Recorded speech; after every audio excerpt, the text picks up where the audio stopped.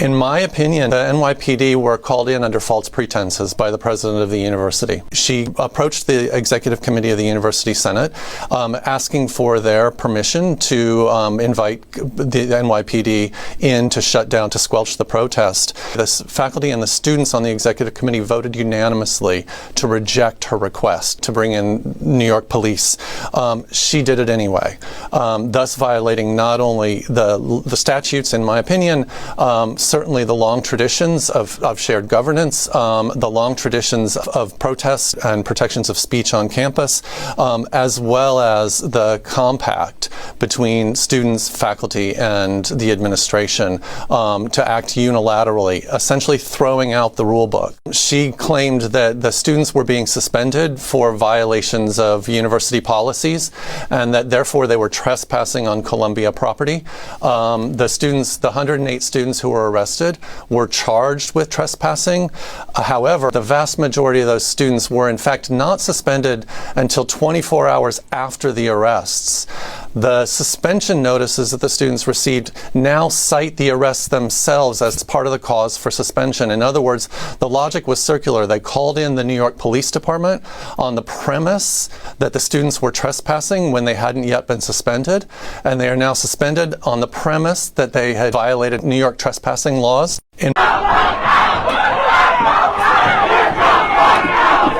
Are you paying attention to how the government is handling the college protests across the country? Because if you're not, it's time to start. I'm not even talking about the reason why they're protesting, because that's a completely different story. Before I play this next video for you, don't forget that this was a peaceful protest where these kids were just occupying space. The police are the ones that showed up there and started pushing on them.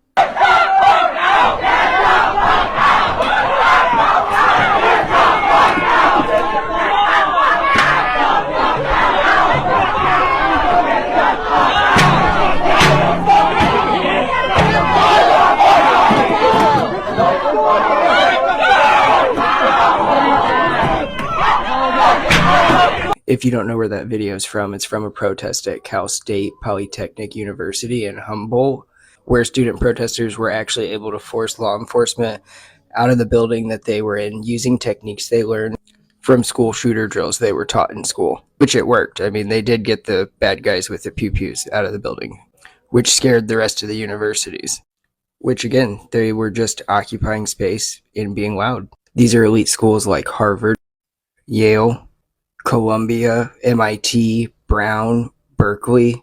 I heard a rumor that there was a leaked email from the president of Columbia University in New York saying that she was talking to the government about bringing in the National Guard. Now, she has since said that they're not going to do that, but we'll see if that's true or not. If you're not already aware, we've been here before, literally at Kent State University in 1970. Kent State University ended up bringing in the National Guard back in 1970 to try and shut down a protest. The National Guard ended up firing 67 shots into the crowd.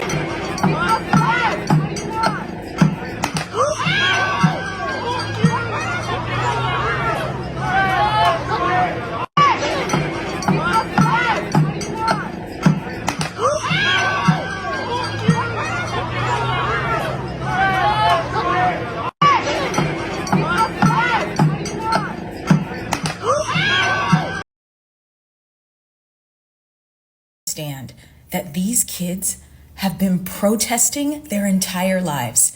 This is the Sandy Hook generation. These kids who are now in college were between kindergarten and 5th grade when Sandy Hook happened. They were between 6th grade and 11th grade when Parkland happened. These are kids who marched in the street in 2018 when Parkland was happening and nobody in the government was listening to them. Their entire experience of education has been under attack, whether they are hiding under desks during drills or barricading doors, or whether their schools are occupied by police officers. They have been in danger their entire education. It is inaccurate and blood-boiling when I hear Bibi Netanyahu call these kids anti-Semitic. Please understand, for context and juxtaposition, Israeli 18-year-olds are mandated to join the IDF. They spend their entire lives knowing that they will be trained as soldiers. American children are trained to be under siege. For these kids, there is no safe classroom to return to. The classroom has always been a space of volatility and chance. This is personal to me because these are my kids. I taught at a New York City public school for 10 years while I taught at Columbia. I also taught at NYU. I know these kids. And if you don't get what they've been through, the anxieties they faced, if you have not had to barricade yourself in a classroom with a bunch of students and make them be quiet so that we could all be safe, then you might not understand what this generation is standing up to. Please understand. You know, somehow I don't think our government expected that the children that they abandoned to be unalived in their own schools for an entire generation would use the techniques they taught them in order to push back against their own fascism. I don't think they saw that coming. Do you know that all of your favorite creators fighting for the cause have been shadow banned? As of roughly 6 days ago, pretty much every major creator fighting for the cause has been shadow banned, along with every single small account. Whenever I go to share one of their posts, the number on shares doesn't change. The only way I've been able to get around this is by duetting or posting to my story or stitching. For one of my recent videos, as long as I kept commenting and engaging in the comment section, it worked, but the comments had to be well above the share number. After it hit a certain threshold, it just let it do its thing. This shadow ban went into effect as soon as they announced that they were going to gear up for the Rafah invasion. I've got a support ticket to try and figure out why. Trying to silence and scare a generation that was born and raised on how to survive mass shootings. Let's read the journal entries that I wrote when I was 9 about the DC sniper. Here's the first entry. Today, on October 3rd at about 10:30, we had a code blue, and it was a real code blue. At first, they just said it was a code blue. Then they said they were continuing the code blue. We were a little more excited. Then they said this was a real code blue, and then we got really excited and a little scared. Miss Canonico was a little scared too. Then they said that the code blue continues for the 4th time, and everybody sighed. I kind of like it because we got to miss math and no math homework. Also, all we have to do for homework is study for the spelling test. That's what happened on part 1. What happened? Heck if I know. Here's the second entry. The reason we had code blue was that 5 people were shot. It was a really sad thing to happen. I felt so bad for those people. Ever since, I have been scared every time I see a white van or a box truck, and I'm sure I'm not the only one. There had been 6 shootings, but only 5 were killed. The one that was missed was at night, and the rest were in the day. Interesting, isn't it? Here's the third entry. Today is once again a code blue. Another person was shot, and it was again a dark and gloomy day today, and once again I have been scared for the past day or two. Afraid for my mom to go to the gas station and to go to the playground. I have been really scared for a little too long. I've been looking for this man or men, but I have no information. Not yet. Here's the fourth entry. Once again, it has been another dark and scary day. Code blue. The evil person or people have yet shot another person. It just breaks me to see these people die one by one gunshot to the other, one person dying every day or two. He was just a nice man, or so we hear. He was taken from his family, 2 kids and a wife, for no good reason, just sitting in his bus. God, I wish they'd catch this guy before he strikes again.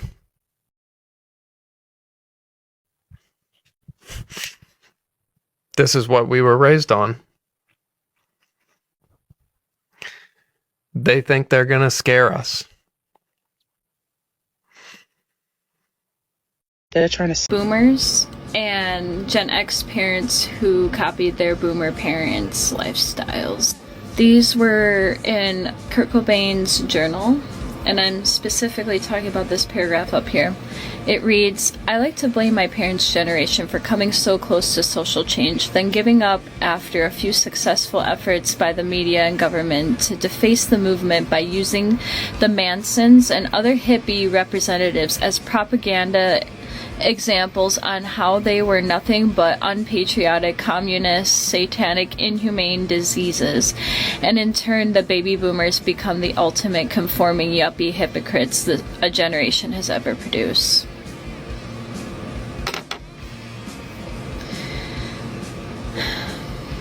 The hippie to right-wing pipeline is very real. But I've seen a lot of rhetoric on this app and on other social media and on the news that our generation is soft. That Gen X boomers and silent generation believe that Gen Z and millennials and this Gen Alpha are soft. And I will tell you what, I think that is the worst thing to assume.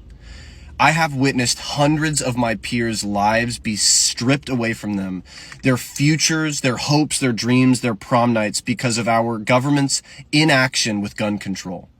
I have witnessed millions of lives taken away and altered and changed and ruined because of our government's inaction with COVID. You guys made us tough. We're tough. And we're tougher than you think, and we're tougher than you like to admit, because we know the government doesn't give a fuck about us. We know the government doesn't give a flying fuck about the future of this country. I don't give a fuck about Biden's campaign, nor do I give a fuck about Trump's campaign, because they don't care about me. They don't care about babies. They don't care about women. They don't care about black people or Native Americans. They don't give a fuck about Palestinian children. I do. I give a fuck about this country. I was born on this soil. I love this place because I love my friends and I love the earth and I want to protect it. And they don't, because they want pocket change. Tough. You think you're tough? You're bootlickers, subservient to the idea of growth. As if we can grow anymore. Our planet is dying. Because you don't give a fuck. Because you're soft. And saving the planet might be a little bit tougher than you thought. I'm ready for that work. You know what I'm not ready for? Another world war. Just because I'm not going to go over and shoot another working class person that I probably have more in common with than an owning class piece of shit like Elon Musk. I'm soft because I care enough to accommodate my differently abled peers. I'm soft because I don't want to joke about women getting abused. I'm soft. If I'm alone in a room with Jeff Jackson, I'm leaving with his teeth in a jar. I'll show you how soft I am. And you want to ban the only place that we found community? Yeah, no. This election year is crazy. Because at this point, I think the entire generation, my generation, knows that you guys are geriatric.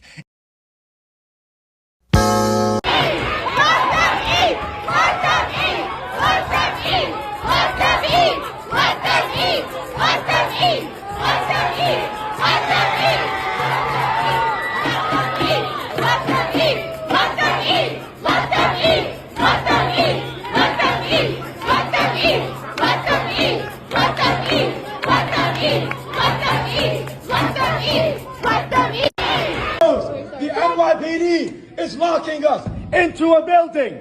Shame!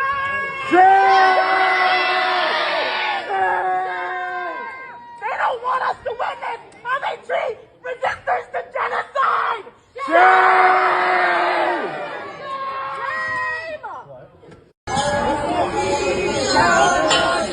Back it up! Back it up! That means you! Back up! Back up! Back up! Back up!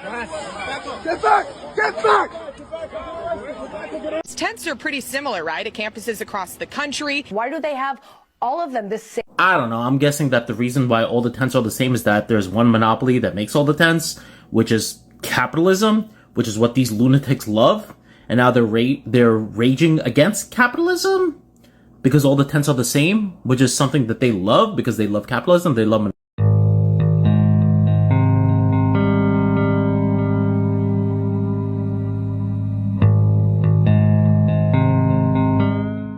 Today at Washington University, police nearly beat a man to death. This is Dr. Steve Tamari, and he has led an international initiative to teach students about Islam. That's an old photo. You can see him pictured here in the brown jacket. He's been standing with the university students, and here he was standing behind the police line, recording the police beating the students. The police then shoved him into the ground, kicked him, and punched him repeatedly. And after they were done assaulting him, they dragged him off to a wagon. According to his doctors, he's lucky to be alive. He suffered several broken ribs and a broken hand. Meanwhile, at Columbia University, it seems that they're taking a page out of Izzy's book, as they have formed a blockade around the school. No food, no water, no fuel. You are allowed to leave the encampment to avoid starvation, but only if they don't want to press charges against you. People have been having to sneak food through the bars. There was a previous version of this video. I had mistaken Washington University for Columbia University. I want to be very clear here. This happened at Washington University, but the blockade around Columbia University is around Columbia University. Today at Washington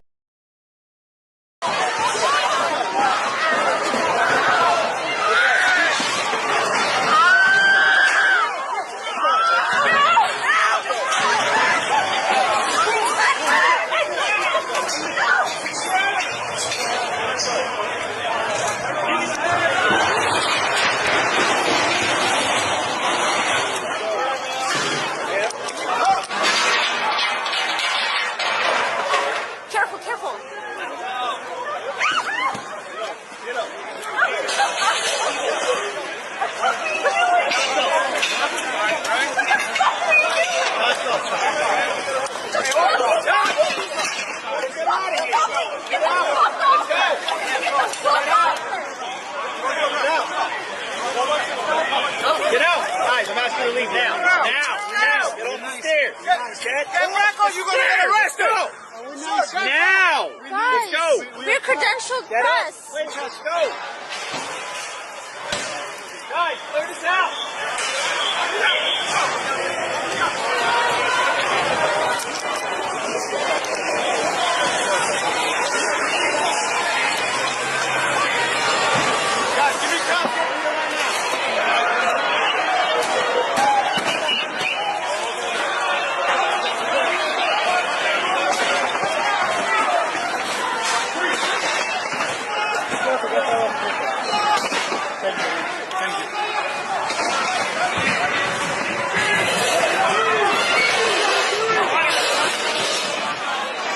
Breaking news out of Columbia University. The NYPD has entered Hins Hall with guns drawn on Columbia students. Columbia University insists that they had no choice in requesting the help of the NYPD. After locking medics in John Jay, NYPD pushed 3 students down the stairs and dragged one passed out student. They threw items down the stairs. They pushed a group of students not resisting arrest. The NYPD has been ordered to stay on campus until May 17th. Due to the events that occurred on April 17th and 18th, NYPD officers will be remaining on campus long after graduation and until the end of the semester. Any and all students that were still in the encampment on Monday at 2 p.m. are now considered suspended and are trespassing. I repeat, the NYPD will be remaining on Columbia University's campus until May 17th.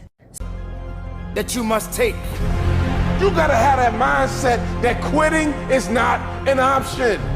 Give up. This is an unbelievable clip from MSNBC in which Joe Scarborough says the college students protesting for a free Palestine today remind him of the students who protested against the Vietnam War in the past. Because they're both wrong. We may halt classes for a few days, we may even halt it for a spring, but ultimately we don't change the foundation of this university, which is essentially an enormous business corporation. That was a Columbia University student speaking to NBC News in 1968 about ongoing protests at the school in opposition to the Vietnam War. I've got to say, it makes as much sense in 2024 having 18 or 19-year-old people running college campuses as it did in 1968, which is to say, doesn't make any sense at all. And you do wonder where the adults are, the adults that are supposed to be running the university. Where are the adults? It's staggering. Not just to me. I know I'm a conservative. Yeah, Joe, we figured that out. You don't got to remind us. As to your question of where the adults are, presumably you mean the adults you support. The ones who are already in charge and the ones who are helping facilitate this obvious case of... Listen to the way these ABC News reporters essentially spend an entire newscast justifying the use of excessive force by the NYPD against unarmed student protesters. And if you can hear us, just wanted you to explain the tactics that we're seeing from the NYPD right now. They have just made access into Hamilton Hall through the window there, and they backed that large vehicle up, that SWAT truck right up to Hamilton Hall.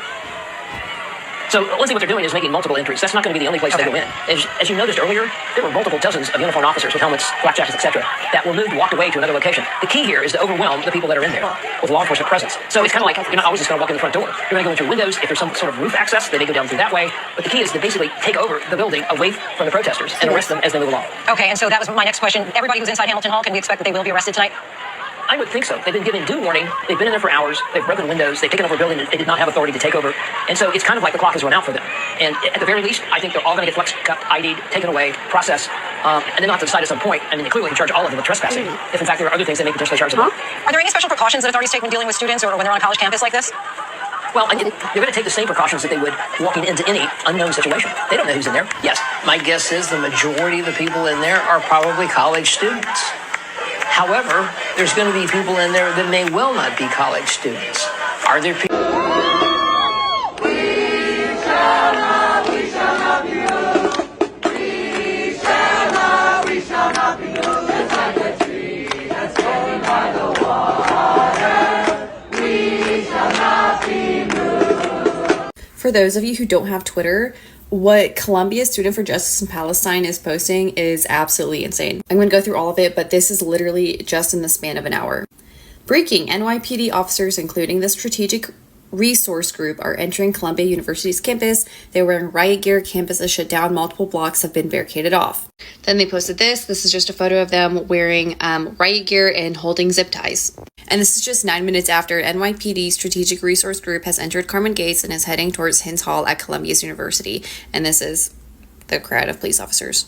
And then 12 minutes after, police at Columbia University barricading observers, medics, journalists, students into John Jay after pushing them all the way back.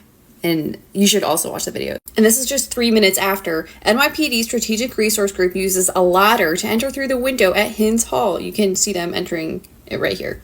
They retweeted this, but SWAT and SRG have invaded Columbia's campus and are entering Hins Hall. They have forced out all the press to prevent recordings of their brutality. Video of police at Columbia University pushing every single person, including legal observers, medics, press, and ordinary students, all the way into John Jay on the opposite side of Hins Hall. They do not want us to witness their brutality. And then about 12 minutes after that, video of arrested students at Columbia University from vantage point of John Jay, where students and press have been barricaded into the building, disclosed, whatever. A few minutes after locking medics into John Jay, NYPD at Columbia pushed 3 students down the stairs and dragged out one passed out student. They threw all items down the stairs, endangering students, and pushed a group of 5 that were walking without resisting arrest. This is another video of what just happened. Videos of police brutality and arrests at Columbia University. You can see cops callously throwing items down the stairs. But yeah, that is absolutely insane. That happened all with... I'm a friend of Hamlin University in St. Paul, Minnesota, where another encampment has popped up. This one is in solidarity with all of the other Palestinian protests across the country, although this one is a little bit different. Behind me, you can see a building called Old Main, named for a reason, I'm sure. And currently, there are 3 students, as well as the dean and another admin faculty, are all locked inside. The 3 students are part of a carryover from a protest that started. Pretty good. So I can't go this way. It's a public sidewalk, right? In this video, this lawyer describes how for at least 6 blocks there are barricades made by police so that lawyers, journalists, and other media are not able to access the encampment that is being held at Columbia University by students. They have been holding this peaceful encampment since April 17th. There's already been multiple videos and tweets that people have been sharing that are on the campus that are students of police in riot gear with tear gas, using excessive force in order to shut down the encampment. Now, I'm just thinking about it. Is that the same Columbia University that houses the Knight First Amendment Institute, wherein they advocate for freedom of press and freedom of speech. Oh, also just thinking about, is that the same Columbia University that gives out the Pulitzer Prize for both journalism and media? Not letting journalists and media on campus because they are going to unleash state-sanctioned violence onto their own students? The only media... You see this right now? No, go ahead. I don't want to interrupt you, but I want you to see on my screen the truck that has just pulled up. A truck that I have never seen in my 8 years of being a reporter in New York City, this is the emergency services unit truck here. That is a very intimidating sight where you have officers with shields on the roof here. It looks like a military grade vehicle that is coming down Amsterdam right now with protesters on each side. So we're about to see. Pro-Palestine protesters at Columbia University have occupied a campus building after threats of suspension the day prior. My name is Caroline Bueller, and this is WKMD Chicago. At the epicenter of pro-Palestine protests on college campuses, at least 200 of the students at Columbia University have entered Hamilton Hall and barricaded the entrance to the building. I'd never seen this one. All right, so we've reached the full fascism phase of this Columbia University protest. So this ridiculous...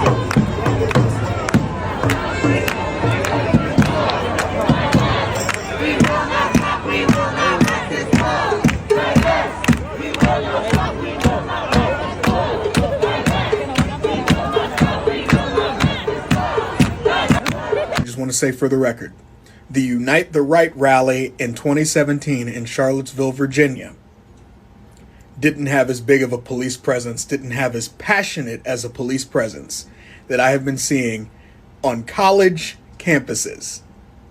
I just open your eyes.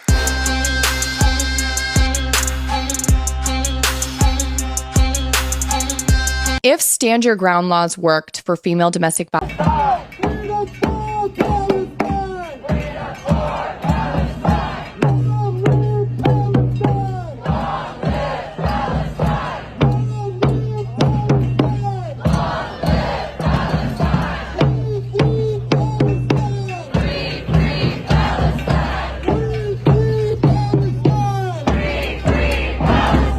Look at this. Hamas guards covered us with their bodies to protect us from our own forces shooting, says a former Israeli captive in Gaza.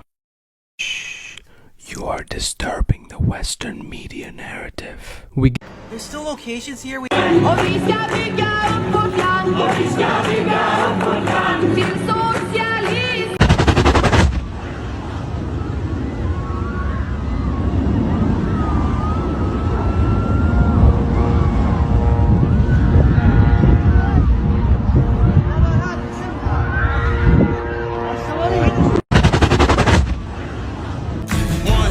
Here comes the 2 to the 3 to the 4. Tell them bring another round, we need plenty more. The students at these encampments have given you the blueprint for a general strike.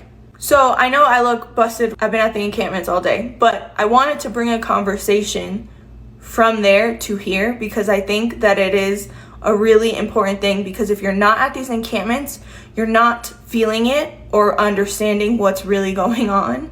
But one of the things that I think really is scaring the shit out of them, and you would only know this if you were at the encampments, is how much this is rewiring everyone's brains to see how easy it is to provide for each other and live in community in a way that gives the people power, and to not rely on the systems that have been enslaving us. You see how all the food is being provided by the community. Everybody's showing up with what they have, cooking for each other.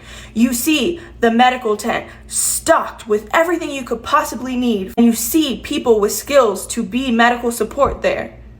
You see people there teaching each other how to protect each other.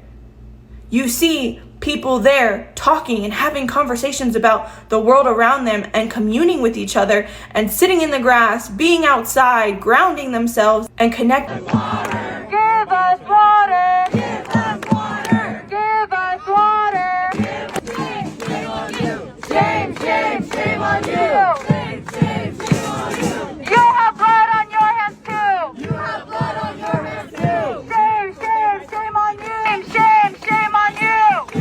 Someone posted shit on Twitter, and I have to say, China really cooked with this one.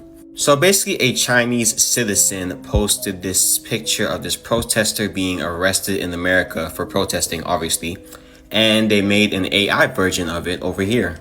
In the AI police are dumber than you could possibly imagine. I was in this group where it was like cops like talking to civilians, like we were trying to like, I don't know, inspire a dialogue. Understand me now. If sometimes you see that I'm mad, don't you know no one alive can always be an angel? When everything goes wrong, you see some bad. But I'm just a soul whose intentions are good. It's happening again, and I hope that people are paying attention to it. When people start protesting in encampments and people start building these communities, people start to all be fed, all be housed. Even I'm hearing stories of people who hadn't been able to get their medicine now because they're in these protest encampments getting their medicine. Like, people do better in these little communities. Anything else you want to add you think that the media is getting wrong, or some misconceptions you're hearing? Yeah, I mean, the media portrays us as some sort of anti-Semitic mob. As a Jewish person, I would not feel comfortable participating in the anti-Semitic mob.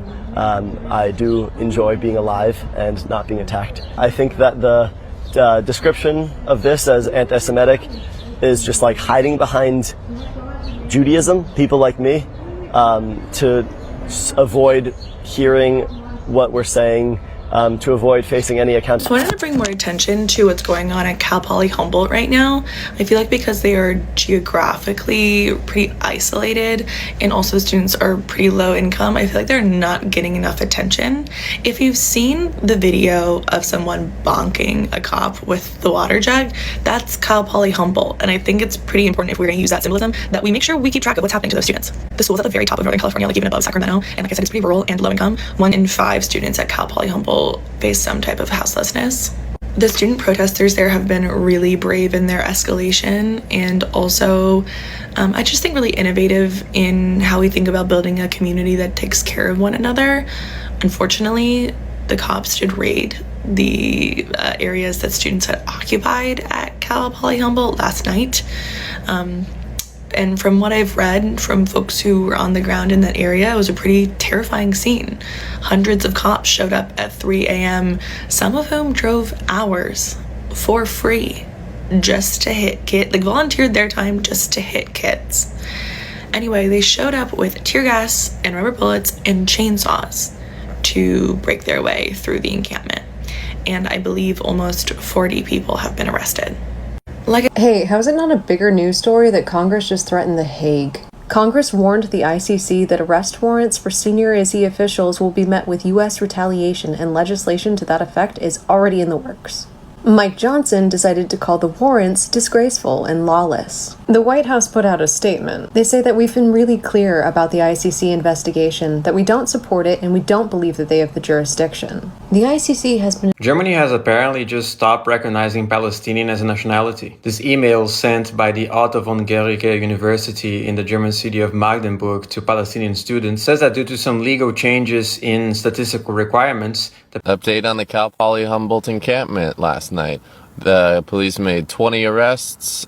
Here's information on who you can call. You give them a call, you demand their release. Here's a call script. You can pause it and screenshot it if you need it. This is also on the Instagram PAL_actions, PAL_actions US on Instagram. You can go find it there if you need to. Call them. Demand these students' release. Like, we gotta protect our own, we gotta help our own, donate to their bail funds, let's get them out. This is, I gotta say, the most impressive part of our struggle thus far. And if we...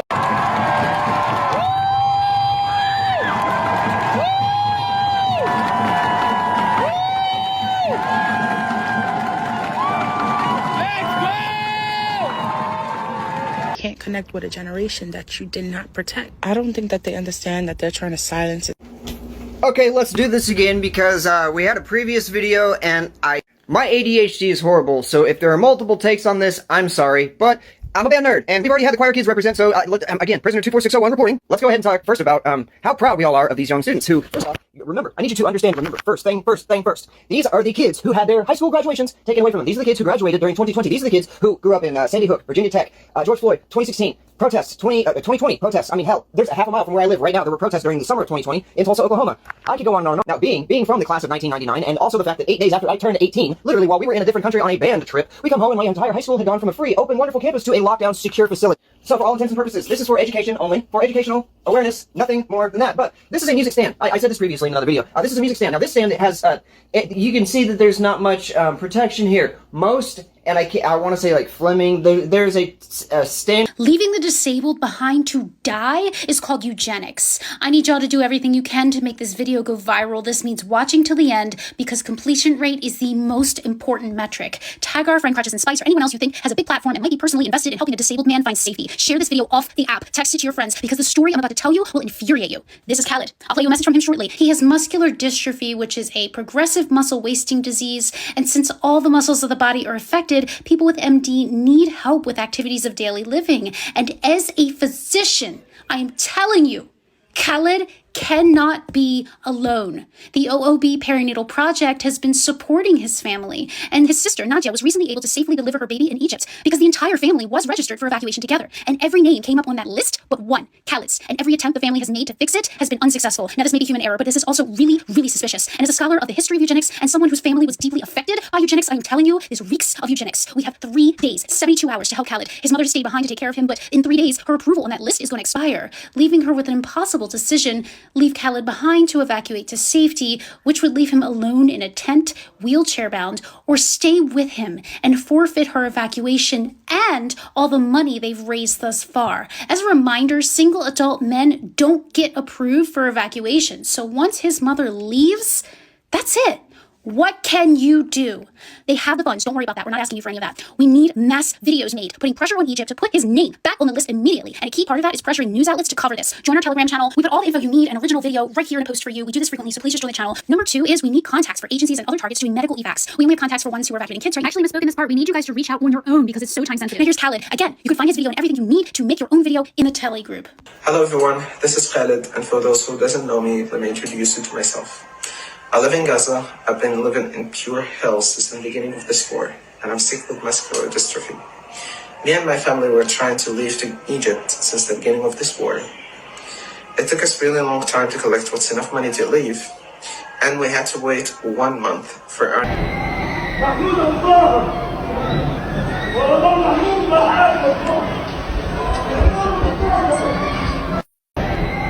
So I got an email yesterday morning from GoFundMe letting me know that one of the fundraisers I had donated to for someone to get their family out of Rafah had successfully surpassed its goal and they were in the process of escaping, which is obviously fantastic for them, but it was also a huge morale boost for me because a lot of times, donating feels like you're just throwing teaspoons full of water on an ongoing house fire. It's like I only have so much money. There's, so many people to help. It's so expensive to get them out.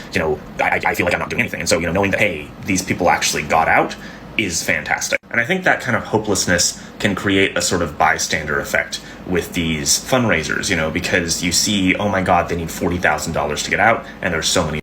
Comment reads, I believe the constant harassment of the court system needs to be stopped, but I'm not sure where to start. For the sake of the algo, ooh, look, pretty Kufia, this is where I can't connect with a generation that you did not protect. I don't think that they understand that they're trying to silence and scare a generation that was born and raised on how to survive mass shootings by a government that would not put an end to them. Do you know how early these children found out in their lives that you prioritize profit over people? They understand me now. If sometimes you see that I'm mad, don't you know no one alive can always be. With a slogan that says, from the campus to the street, it is time to escalate, the first non-university encampment went up in New Orleans today. Just a quick reminder that in 6 months, this is what we're getting. And when this happens, do not let anybody convince you that you have no choice but to vote for one of these two people, no matter what. So sorry, I just want to remind you guys that tear gas does cause abortions.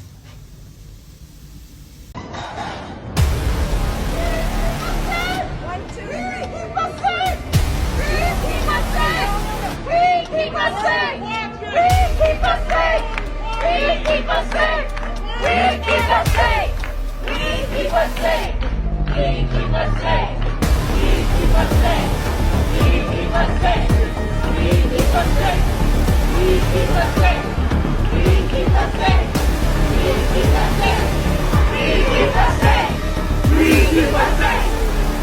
Somebody hurts you, I wanna fight, but my head's been broken one too many times. So I use my voice, I'll be so fucking rude. Cause they always win, but I know I'll lose. And I sing a song and a beat just starts. And I sing along to another heart. And I wanna try, I wanna love to love.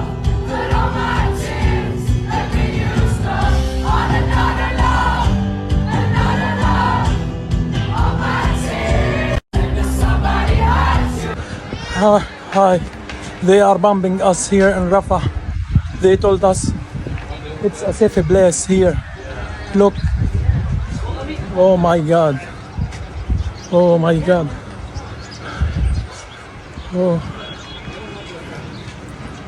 Oh my God. Massive airstrike. We shall not be moved. Mothers, fathers, children, we shall not be moved. Just like a tree that's planted by the. Hey, if you really want to piss off the politicians who are banning TikTok, go to one of these encampments and support the protesters who are protesting for Palestine. Because that's what they're trying to ban, ultimately. And if you show those fucking politicians that if they try and take this away from you, their worst nightmares are gonna come true. Stop calling for a ceasefire. It is not going to get us anywhere. Hey, sing this shit. Put it up.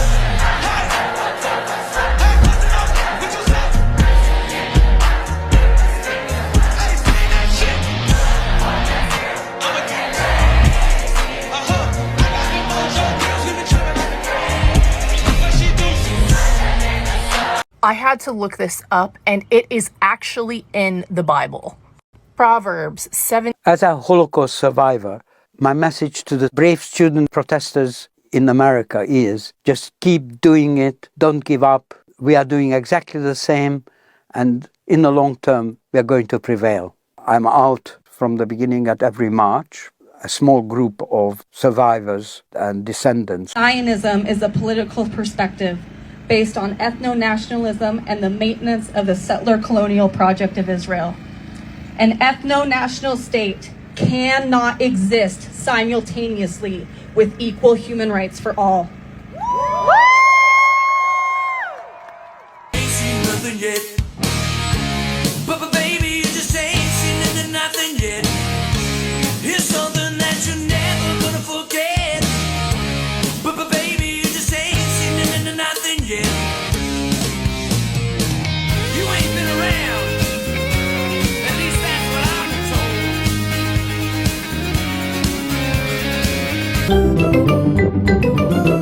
told. I'm Peppa Pig. This is my little brother George. This is Mum. So Tom Morello from Rage Against the Machine knows about my radio station now. I do have to clear some things up. We didn't have to sneak out our equipment. There was a campus closure, and then the dean let us in just in time to grab all of our equipment, and our advisor helped set it up. But the campus is fully closed now. We don't have access to our station, so we are reporting remotely from a very mysterious location. We are KRFH. We are the student-run radio station here at Cal Poly Humboldt, and yeah, we're just doing our best to stop the spread of misinformation and provide factual, accurate information to our community. And we're providing ongoing updates that's coming from the occupation at Cal Poly Humboldt. But this is just objectively so fucking cool.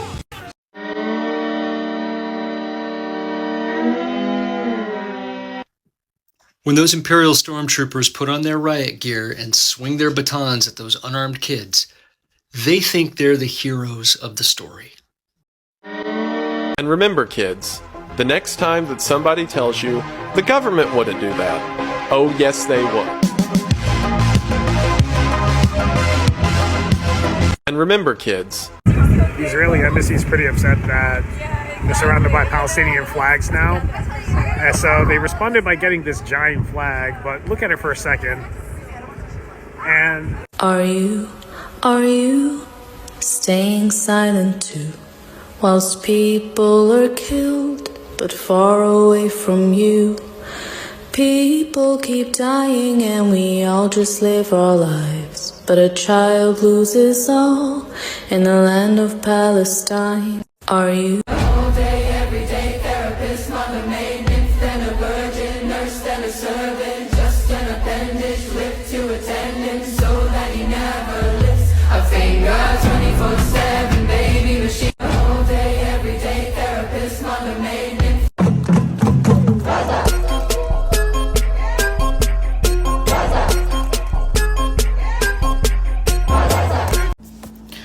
Good morning. Please excuse my bedhead. 4 cops got boo-boos, and one of them got bonked on the head with a water bottle.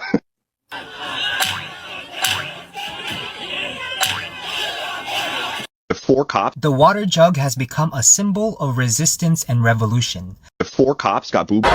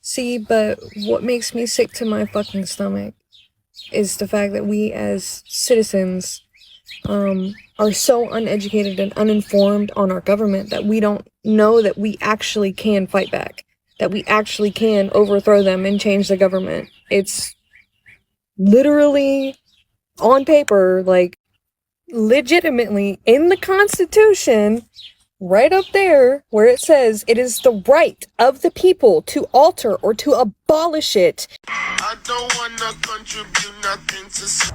So me and others have been going around putting up these warnings.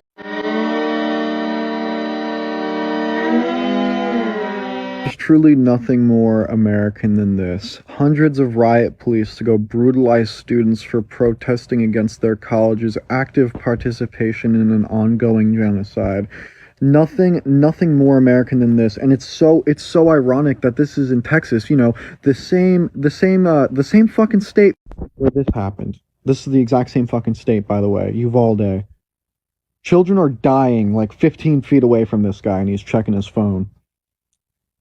But not a single phone in any of their hands right now. No. Why are you in riot gear? There's no riot here. Why are you in riot gear? There's no riot here. Why are you in riot gear? Why are you in riot gear? I've gotten to the point where if a politician does anything remotely fashy, I go check their donation and campaign records. Saw this: Ron DeSantis plans to expel all students from Florida who protest Israel. I said, oh, that was stupid. And then I immediately went to the Googles. It's literally to the point where I have opensecrets.org bookmarked on my phone. All of our politicians' donation records are public information. I went to the Googles and saw that Ron DeSantis has been gifted almost $400,000 and counting from the Israel lobby. Israel literally paid him to do this. Johnson, the Speaker of the House.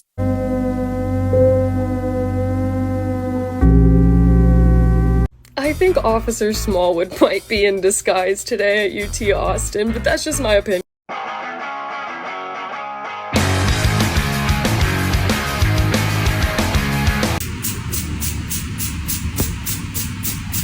So I need to tell you to leave me alone. Take a look at this. I found a cowboy hat and a... This is capitalism. This is not. This is... No. Mom and pop shops are commerce. The big corporations are capitalists.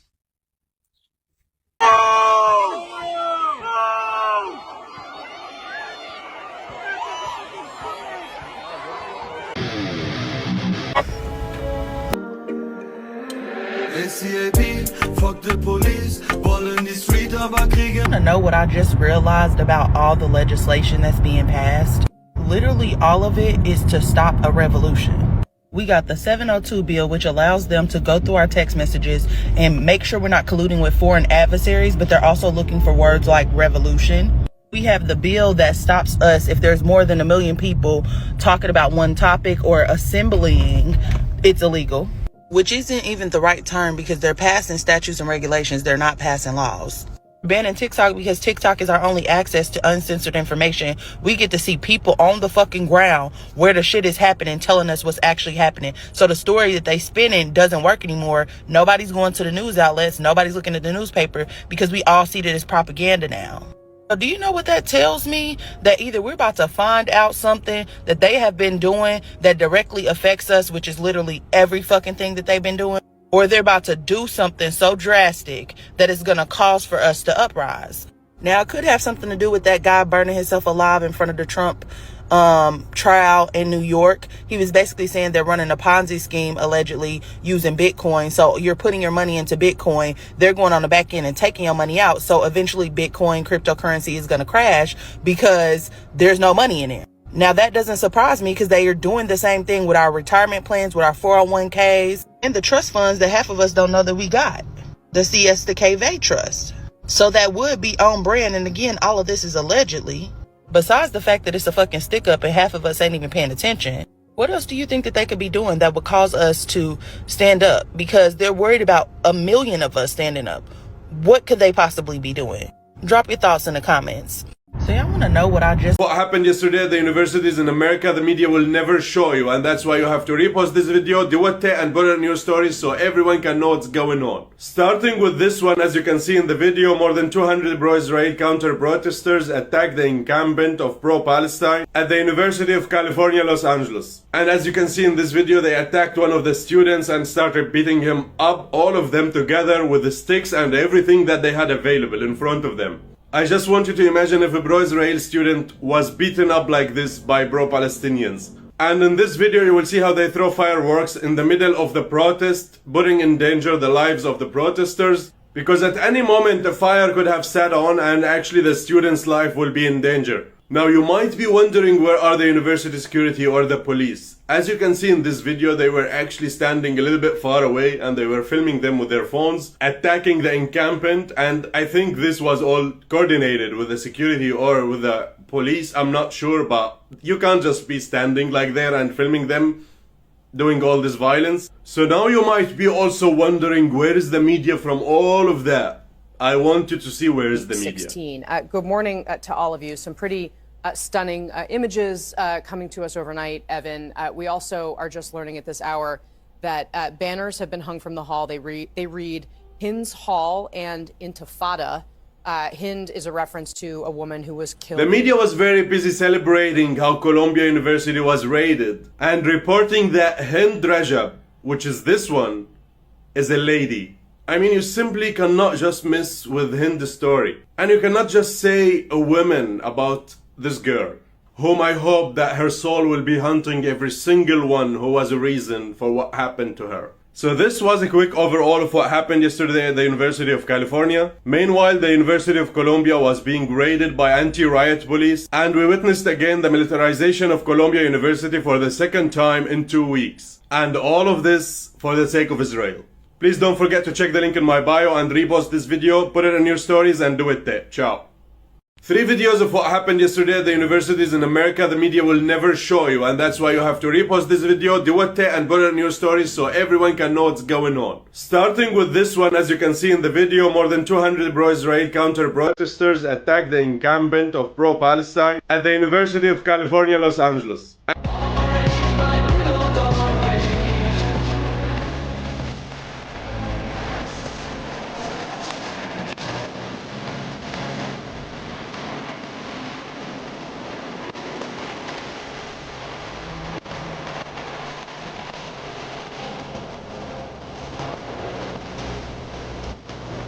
Although for one of you, the darkest pit of hell has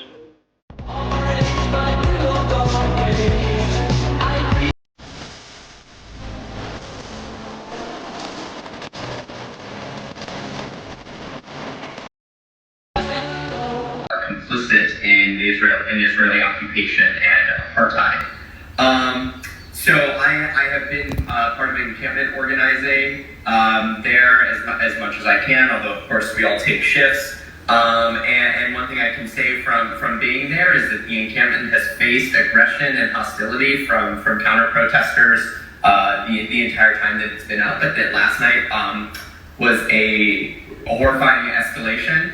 I was supporting from afar, watching live streams, in touch with people on the ground, trying to coordinate supply drops of medical supply and protective gear as late at night started getting calls and alerts that really I think it can only be described as a Zionist militia descended on the encampment and started trying to rip away barricades, throwing projectiles and smoke water and stink bombs. All companies that are complicit in the Israeli occupation.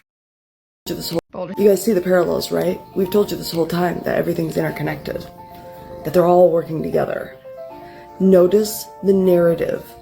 The NYPD saying that they have suspicion of other outside forces in the building with the students at Columbia. Do they have tunnels yet, any? And then not allowing in any journalists or news sites. Really? Really? And then discrediting the journalists that are already in there and barricading them into a building, telling them that if they leave, they'll get arrested. Really? This all sounds very familiar. It's the same handbook.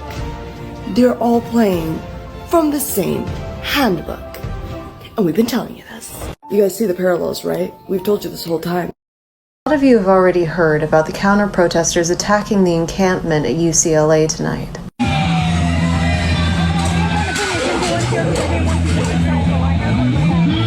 But a lot of you haven't heard the worst part. You see, for days they've been subjecting the encampment to the most horrible sounds you can imagine. They do it all night. They do it until dawn. But tonight I noticed something very interesting. Tonight I noticed that they're emulating their favorite military. And it's not the United States. Who is participating in this movement? I am here with you. I love you guys. I love everyone.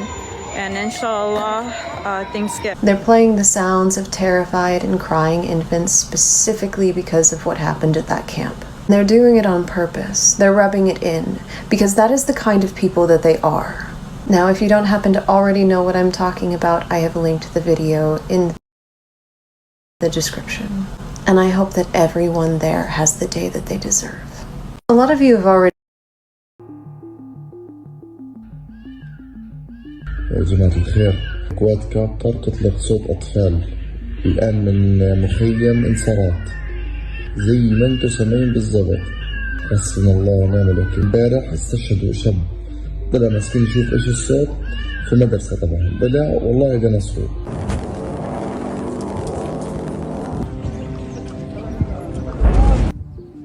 ايش اللي كان بيطلع الصوت؟ قوات كابتر من 4 مرات. هذا على الساعة 1 في الليل. فجأة سمعنا مرة بتزعق في نص الشارع. الحقوني النجدة ومعها عيل صغير، يعني صوت عيل صغير بيطلب النجدة معها. الصوت كان بيطلع من عباب الدار. قوات كابتر من 4 مرات وحاجة.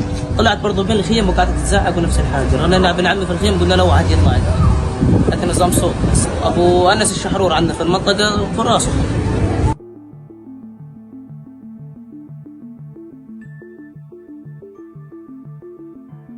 The cops came to Cal Poly Humboldt at around 2:45 in the morning. They came from Founders Hall behind the quad where all the student protesters were. There was a circle of student protesters sitting right in front of the cops, and the cops started arresting them. I personally witnessed 2 students getting arrested and having their hands tied behind their back with zip ties and being escorted off. One of the students had their legs zip tied together too, so the cops were literally carrying them belly face down off the campus. This has been shared by the account humboldt.sque, that's on Instagram. 35 protesters were arrested, and their bail is set at $10,000.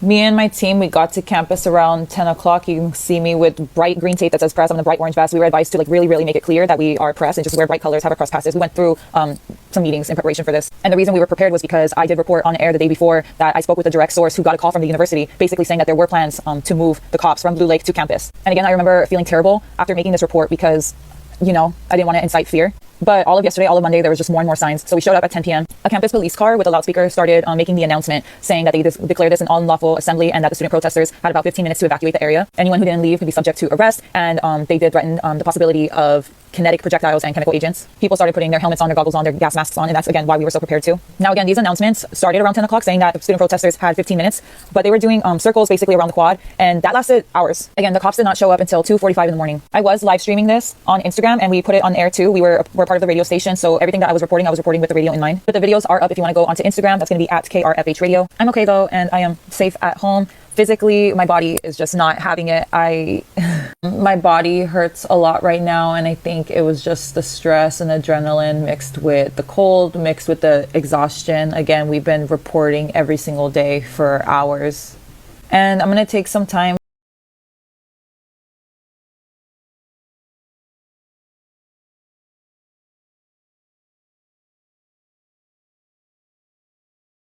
And here is footage of the IOF using incendiary weapons, literally bombing the tents in Rafah right now of the more than 1 million refugees who are living there with fire.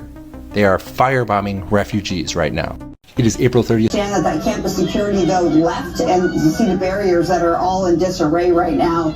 Well, these people, let's call them suspects at this point, they came in and they just were starting to dismantle the encampment. They were throwing down those barricades and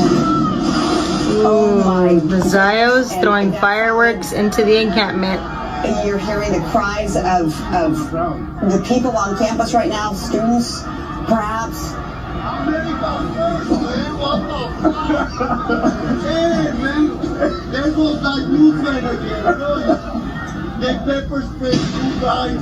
at the Zios. We're hearing bombs go off, it sounds like. If those are fireworks, we're seeing the spark of that as well.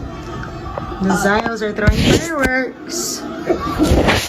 We're hearing coughing reports. This is something that we certainly didn't expect to kick things off. Look who's starting the violence. It was a much Look who's doing it. Scene out there, of course. We do not know the who Zios. these people are, if they are all part the of the Zios. Palestinian movement, if they are students. Look at the Zios. Dressed in black head to toe. We understand that campus security though left, and you see the barriers that are all in. Israel has said they were opening that border to get aid in. Yeah, so we came during the holiday Passover, which is actually ending today and tomorrow.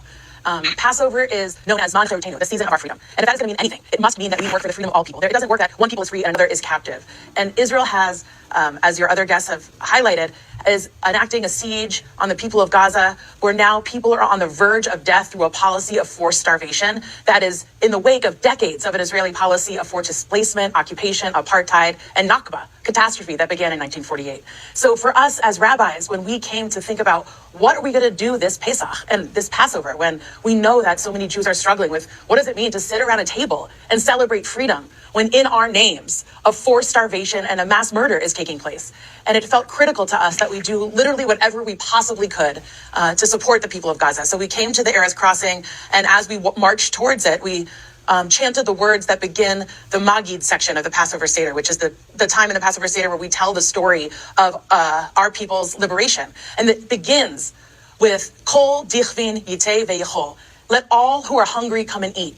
And what does our tradition mean if not our ability and our mandate to speak out against Israel, a state that is speaking in our name? And I think it's doubly important because it kind of betrays the lie that Israel is a Jewish state. Israel is a state that is acting in its own interest that has actually nothing to do with Jewish tradition or Jewish values. Jewish values teach that all people are made b'tselem Elohim, in the image of the divine. And this is not how you treat the divine.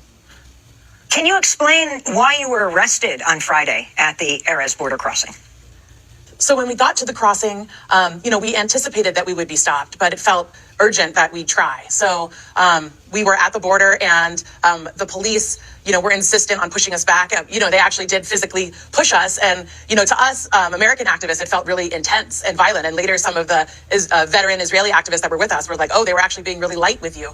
And we're like, wow, I can't imagine what it looks like. But I can't imagine what it looks like. For them to be even more violent. So, they were insisting that we were in a closed military zone, which is, we were freely walking down the road.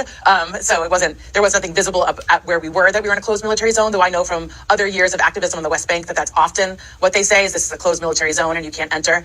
And so they began arresting us and then forcibly removing everyone else who had come. So we had parked our cars down the road and attempted to go on foot. And they pushed everybody back to their cars.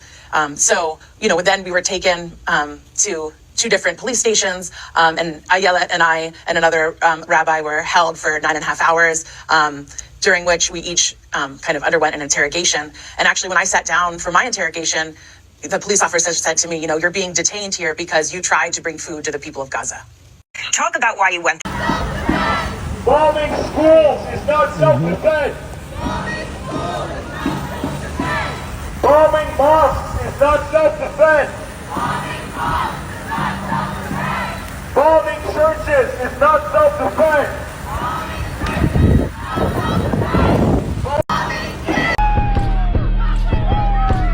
The people united will never be defeated. The people united will never be defeated. The people united will never be defeated. The people united will never be defeated. The people united will never be defeated. You said this was unintentional, so this was a mistake, wasn't it? So you can apologize already. You don't need to know the precise details to issue an apology. Clearly, there are grieving families tonight. There are grieving families, and we grieve with them because clearly something catastrophic has happened. You killed them, right? Well done, Krishnan and Guru Murphy, for getting to the nub of the point. This isn't about, we're grieving for these people because a tragedy has occurred. You killed them, right? You bombed 3 cars with clear markings that said they were delivering food. Now, whoever was controlling those drones didn't seem to mind. They were still fair game. 7 people are now dead. You can't just say, we're grieving. You did it. Let's go back to that interview. Can I ask you as a matter of fact, did Israel bomb the Iranian consulate in Syria?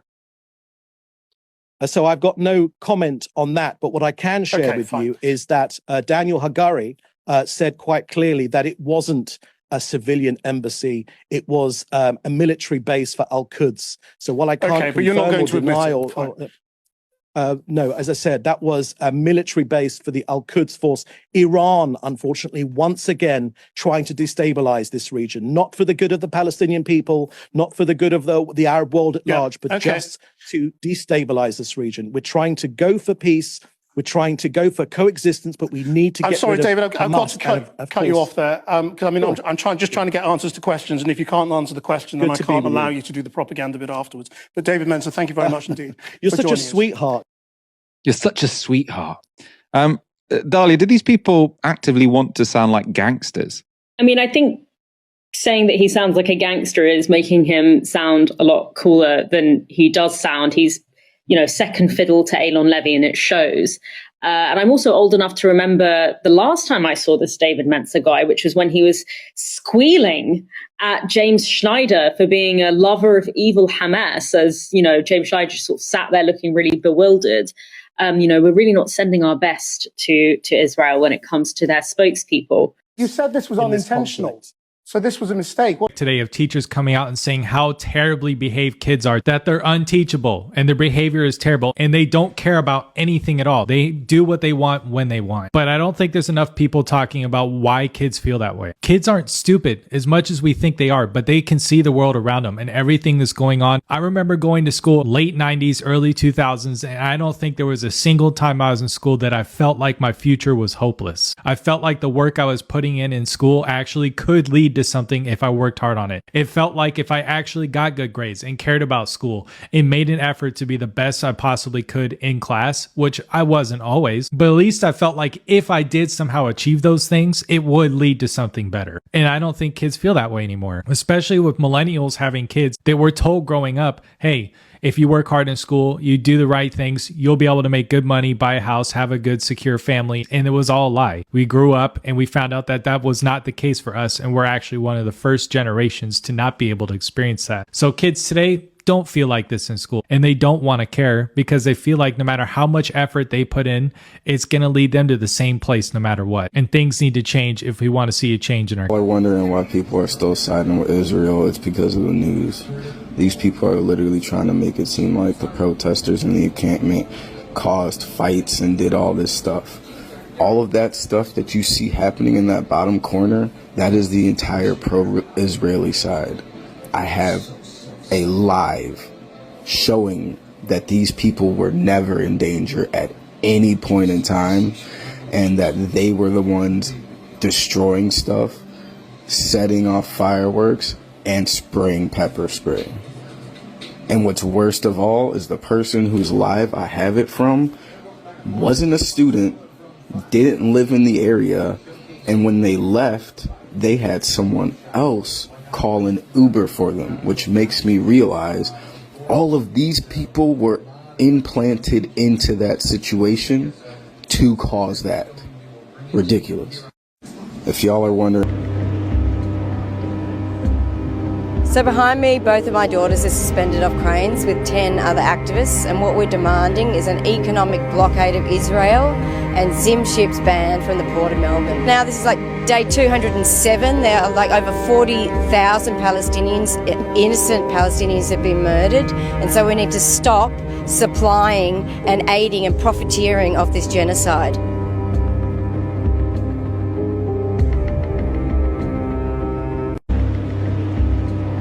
May be eroding public view. If the court of public opinion may be turning against what the president is standing for, and that maybe they're not hearing the anti-Semitism message. I mean, we have been very consistent from this administration about anti-Semitism, calling out hateful speech. Anti-Semitism is hateful speech, calling out hateful rhetoric, violent rhetoric. That is something, when it pops up, when we hear about it from this administration, we've been pretty consistent on calling that out. That should not be, we should not be seeing this in campuses, in communities. It should not be part of the political discourse. I think we've been very clear throughout this administration, before this administration, throughout this president's career. We have to call that out. I can't speak to polling. I can't speak to what is weighing in this poll. What I can speak to is what this president is going to continue to do, and what this administration is going to continue to do is call out this hateful speech, including anti-Semitism, again, which is hateful speech. It is abhorrent. We got to call it out. Corinne, what's your current assessment of the risk to the U.S. milk and meat supply from the bird flu epidemic in cattle? Yeah, so I know that the Department of Agriculture has been on top of this. I know that they are not seeing any concerns to milk or any of the cattle or the meat that we're consuming. Well, I don't consume meat, but some of you, all of you out there, and so obviously they are taking this very seriously. They're monitoring this. The students involved in these campus protests are unarmed. This is reminiscent of many of the Black Lives protests of 2013 all the way up to 2022. We tried to warn everyone that the over-militarization of America's police forces only had a trickle-down effect, meaning that while it was mostly weaponized against Black and Brown communities, it was only a matter of time when it was going to be weaponized against the vast majority of the American public. Meaning, the police are not here to protect you as the citizen. It is only here to protect the interests of the state. And the moment you go against the interests of the state, you become an enemy combatant. You become expendable. And the fact that Columbia University president wants her legacy to be that of weaponizing one of the most militarized police forces in the United States against unarmed students who only are armed with their backpacks and books and their signs to ask the American government to stop unaliving innocent civilians in Gaza. That is what they are armed with. Compassion, love, bravery, the will to fight despite the opposition. And yet, America, New York, the president of Columbia University are sending police officers who are armed to the T as if they were going into battle with students. And this is happening under a Democratic mayor, a Democratic governor, a Democratic president, right?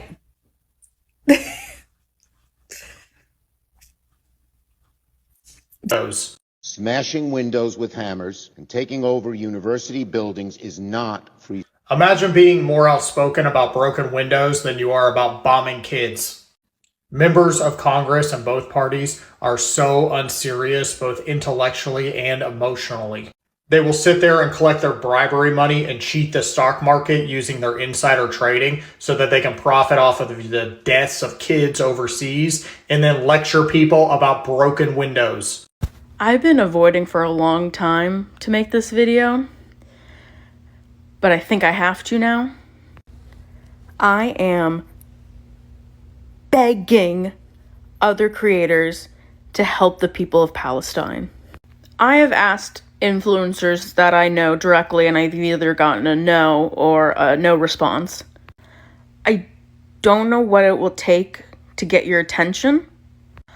I don't know if you're concerned about losing money or losing followers or losing views, but I am begging you to rise above that and help these people. I get hundreds of messages a day. I just did a live and a dozen people wanted to go live with me so they could share their story, and I simply don't have the time to show every single story.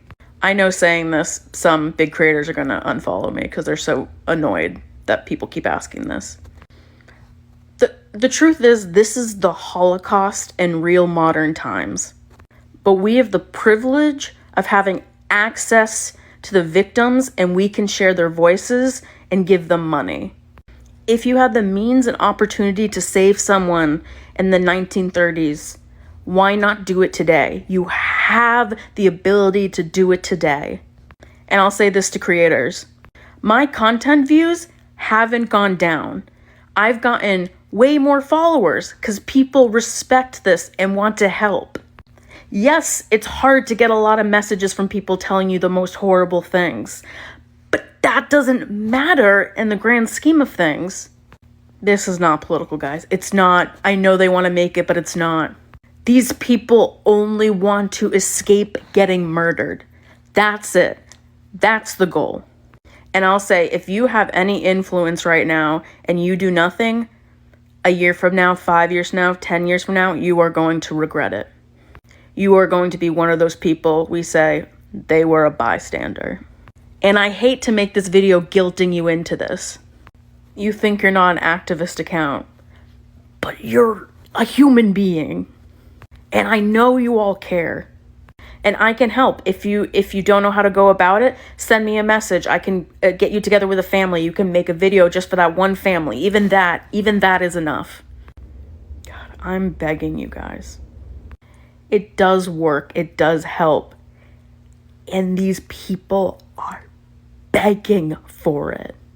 And there are huge influencers that just haven't said anything. But I know there are people with influence that can help. And on behalf of the 30,000 plus people who have died, on behalf of all the children that have died, on behalf of all the Palestinians that have died, I am begging you for them. I don't normally make posts like this, but we need to talk about what the comedian Erin Hadamar is doing on this app. Erin recently reached out to me, maybe she also reached out to you, and she sent me a DM. And in that DM, she laid out exactly how people like me, creators, and people like you can help people in Gaza. Specifically, she laid out how you can sign up to essentially adopt a person in Gaza. This is Fadi. Fadi is raising money to help his family leave Gaza. To do that, he is asking people to specifically donate the amount of money that they are currently saving by boycotting to his fund. Yes, I know that the app is not going to show this to more than like 10 people. So I'm asking the 10 people who are seeing this to please do your best to make sure that more than 10 people see this. So here's what I'm doing today. I am asking you to donate now to Fadi's fund. You will see he has already raised a tremendous amount of money with the donations of other people already, and I think that's fantastic, which means that we can help push him over the line. Fadi's GoFundMe is linked directly into my link tree. Did you save another $7 today because you didn't buy Starbucks? Awesome, send it to Fadi. So I don't normally make... Not only that, is it not top secret that people were in the streets of Israel protesting, hundreds of thousands of people in the streets for months before October 7th. That shows them drone bombing those kids those men, I should say unarmed people that were walking towards the rubble that clearly weren't causing any danger to anybody.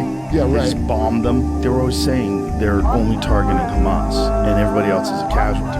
Well, if those guys are just unarmed civilians and they're walking alone, that's what they appear to be, and you just blast them from the sky with robots, this is insane. And no one knows what to think now, because if you can't talk about that, if you can't say that's real, then you're saying that genocide is okay as long as we're doing it. And that is what we're saying. And if you're saying that from a perspective of someone who literally went through the Holocaust, or your people, your tribe, went through the fucking Holocaust, and now you're willing to do it? I hope the irony's not lost on you. It's so... I had guns pulled on me multiple times by law enforcement simply for being a black man in America.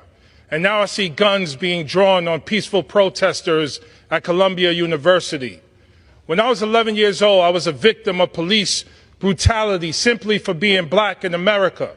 And now I see that brutality being inflicted on peaceful protesters at Columbia University. And for what? Simply exercising their First Amendment rights to peacefully assemble as they protest the collective punishment and murder of civilians in Gaza.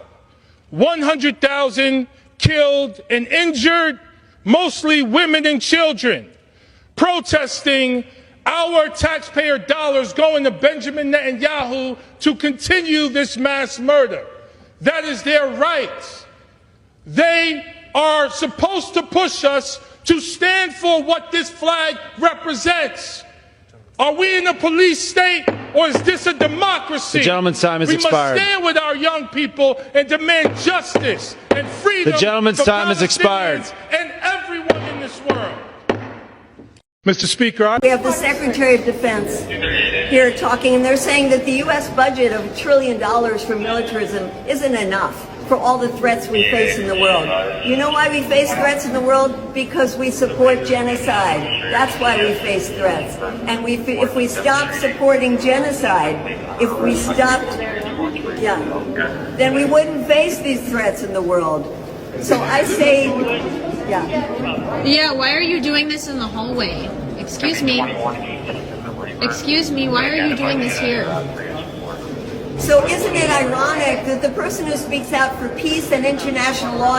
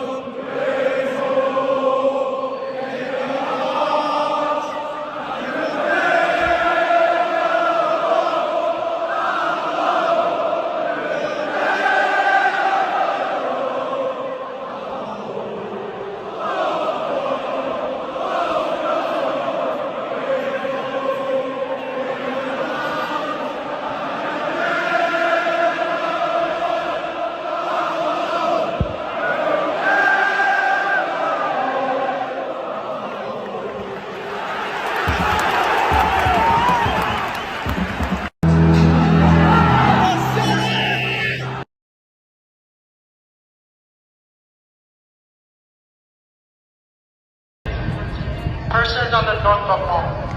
You are currently trespassing and violating the University of Minnesota using leasing outdoor space. This area, 100 Church Street Southeast, is private property. We have spoken with the lawful possessor of the property, and they demand that you leave their property immediately. Minnesota State Statute 609.605 provides that no person shall intentionally trespass on the land of another and refuse to depart from that land without a legal means. When a demand to do so is made by the lawful possessor or his or her agent. We are hereby ordering you to depart from this property immediately. This property includes the interior of the building. If you do not vacate this property, you will be subject to arrest. Thank you for your cooperation.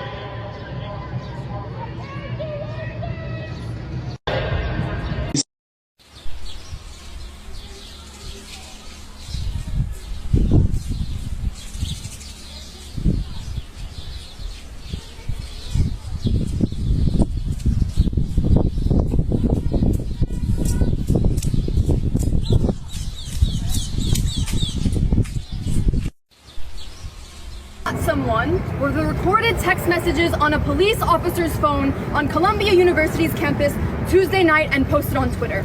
This was one of many officers who also denied all medical access to a student that they knocked unconscious. 2 weeks after being arrested myself, and on the 56th anniversary of Columbia's brutal arrests of over 700 students protesting the Vietnam War and gentrification of Harlem, I was pushed and barricaded into John Jay by riot police, called onto campus by our administrators yet again. I watched as an EMT pleaded to be allowed to treat students, as police laughed and turned off their body cameras, and as press were prevented from bearing witness. Columbia and the cops collaborated to brutalize my classmates in the dark for standing up for what is right. The mainstream media is currently lying about outside detractors and overblowing property damage in order to justify brutality and distract from their complicity in genocide, just as they did with the civil rights movement, Black Lives Matter, and every other social movement for change. I was posting videos of the police throwing tables and breaking windows in real time yesterday.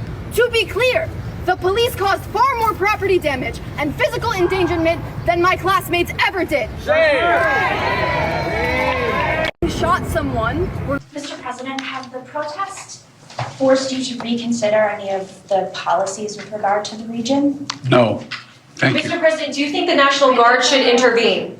No. Mr. President, Hind is a reference to a woman who was killed in Gaza. She was 6 years old. She was not a woman. She was a 6-year-old. That's a child. That's a kindergartner. She was a child. She was a baby. She was in a car with her entire family, 6 members of her family, when her car in northern Gaza was fired upon by an Israeli tank, and every member of her family was murdered. She was the only survivor of that attack, and she used one of her dead family members' cell phones to call an emergency organization, the equivalent of 911, to say, please help me, everyone in the car is dead. There are audio recordings of her pleading for them to save her because every person in the car, she was trapped in this car, everyone around her was dead. She was stuck in a car for 12 days with the 6 corpses of her family members. And when the Red Crescent organization finally received approval from the state of Israel to send a rescue ambulance to save her life, Israel said, yes, go ahead. And then you know what happened? Israel went to that location, bombed the ambulance, and bombed Hind's car, murdering 2 Red Crescent organization aid workers and a 6-year-old. The level of negligent, irresponsible journalism in this clip is astounding. This at best is shitty journalism. It's poorly researched journalism. And at worst, it's fucking racist. It's the adultification of brown children to justify their fucking murders.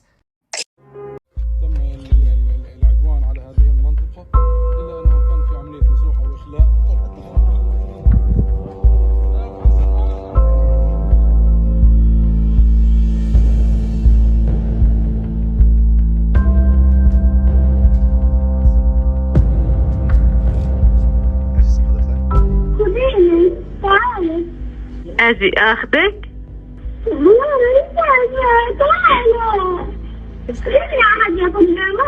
حبيبتي طيب ما انا يا حبيبتي رح اجي اخذك هلا. عمو من الهلال عماله عم بنصك عشان احنا نقدر نيجي ناخذك. حواليكي في ضرب رصاص؟ خديني يا حبيبتي والله بدي اخذك بس مش بايدي هلا. طمنها تقول لي ما تسيبنيش يا ماما انا جعانه انا موجوعه يا ماما. قلت لها انت وين يا هند مصابه؟ قالت لي انا مصابه في ايدي وفي ظهري وفي رجلي.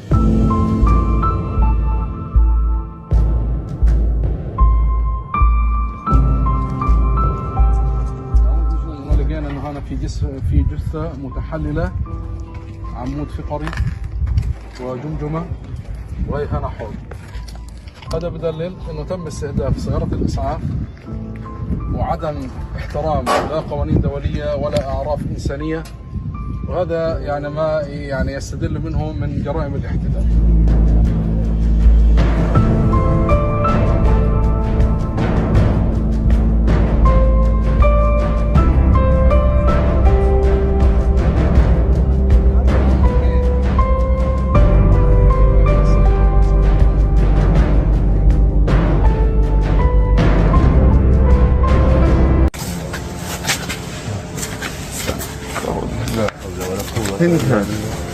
هاي هند.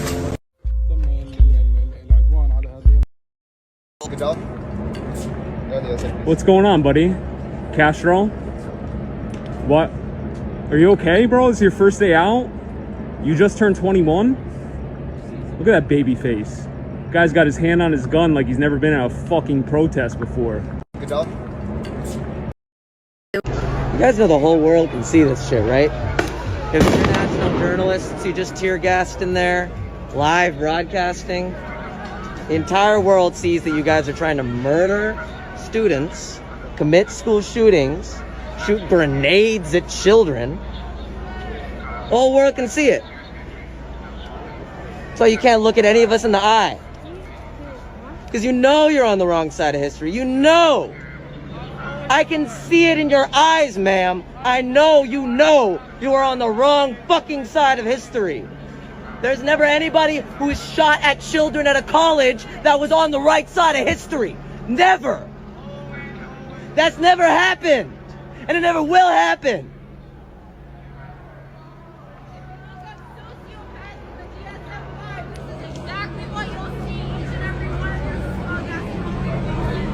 And all for what? You won't even let these kids protest what their own school invests in and how it relates to the mass slaughter of women, men, children in Gaza. That's what you're about? You fantasize that you can do the same thing to the kids here. That's why you're shooting bombs at children in a college. You know how many universities are left in Gaza? None. That's what you're trying to bring here. That's why you know you're on the wrong side of history. You fucking know. You see what you've ignited? You think this is gonna go away in a night? You're fucking stupid. People don't just back away because you hit them with something. Now you fucked up. If you'd done nothing, it might have fizzled out, but now you just radicalized so many people to fight genocide by any means necessary.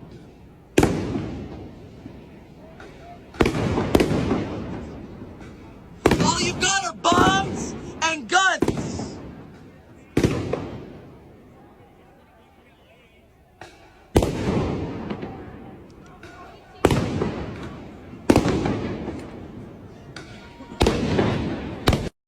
You guys know the whole world can see. The media is purposefully misleading you. Pay attention, because what is this headline? Violence erupts at UCLA campus between rival Gaza protest groups. Like, you read that and you thought, oh, they started attacking each other, right? No, pro-Israeli groups started hitting the Palestinian students with sticks, as the students who were camping out were trying to protect themselves with wooden boards. But you wouldn't know this until you got halfway into the article. When they say the media is purposefully misleading you, LAPD told local hospitals to expect patient injuries starting at 1 a.m. This news, this update, becomes so much more horrifying when you realize that there is a sniper pointing a weapon at these students while this photo was taken, right now, in this very moment. It's currently 12 a.m. So there is currently the riot police moving in. There's tons of jail buses. We have even seen bulldozers around UCLA campus. They are getting ready to unleash some extreme police brutality on these peaceful student protesters and community members. I was there last night. They shot fireworks. They shot explosives into the camp and it caught tents on fire. They threw batteries, rocks, and water bottles at us. I got hit. They maced us with bear mace. I had to help attend to injuries and I had to help evacuate people out of their tents. The police allowed it to happen. The media filmed everything. The helicopters were watching everything. They allowed that to happen. Yet they're pointing sniper guns at these peaceful student protesters. Make it make sense, please. Because these students were victims of a terrorist attack last night. There were IDF soldiers in the crowd, in the pro-Israel crowd. Some of them were being paid to be there and to be violent and assault and attack the UCLA students. And the police did nothing to stop it. I'm really afraid of what's gonna go down tonight. They have spotted people in keffiyehs speaking Hebrew near the police. So I am just really afraid for all of the students. I'm gonna hang tight and provide jail support to students afterwards. I'll be up really late tonight. I don't know, man. Like, this is just such a crazy situation. I don't know, just try to figure out how you can help. It's really scary.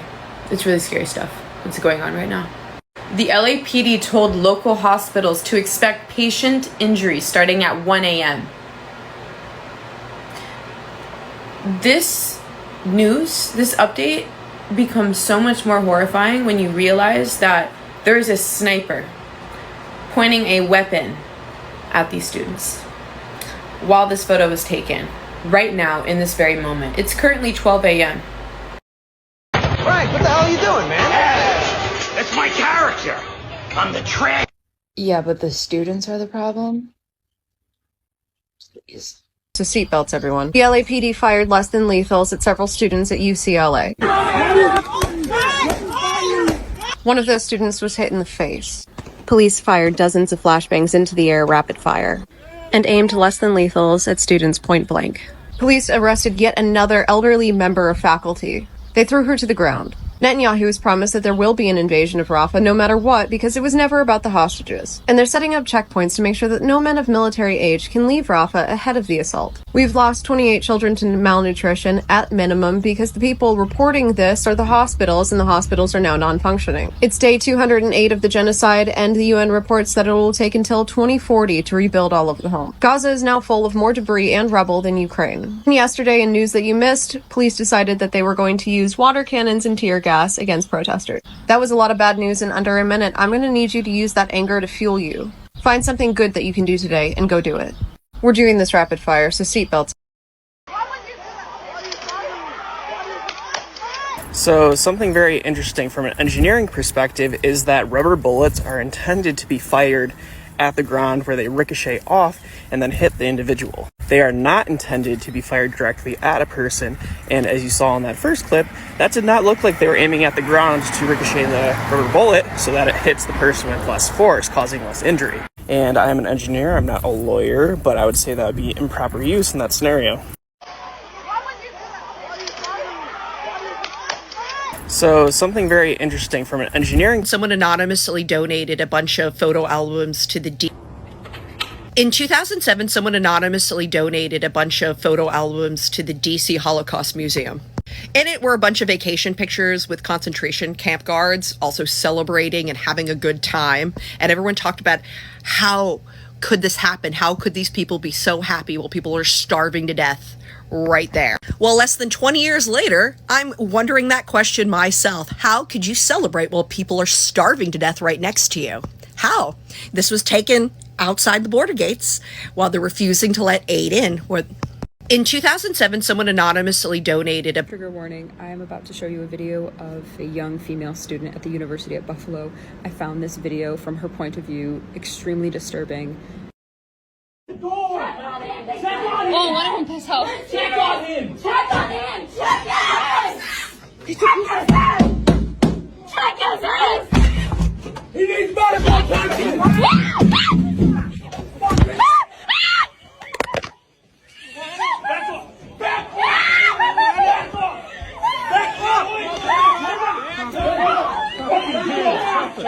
Flip it over. Let's go. Enough out of you. You want to keep talking your shit? Here's your fucking shit. We're doing this together. I did not do anything. Listen.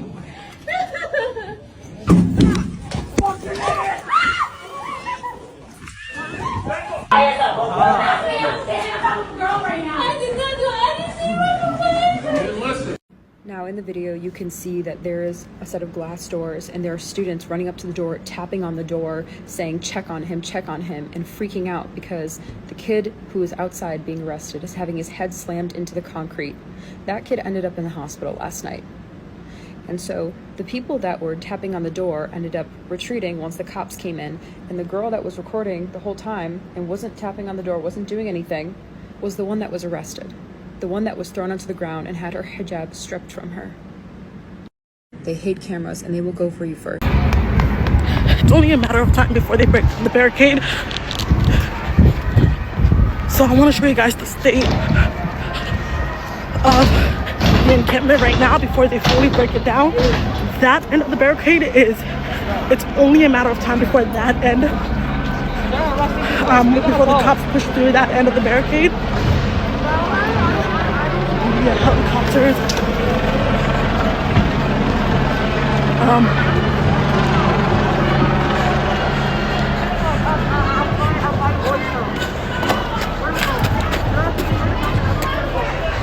This end of the barricade is really weak. They damn near pushed in already. There's cops up there. You see that? There's some up there as well.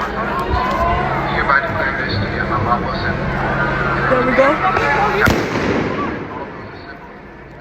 Do you see that? Up there?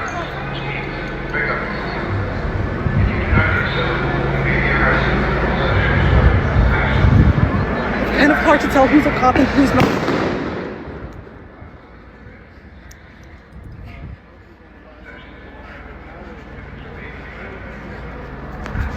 And through all of this,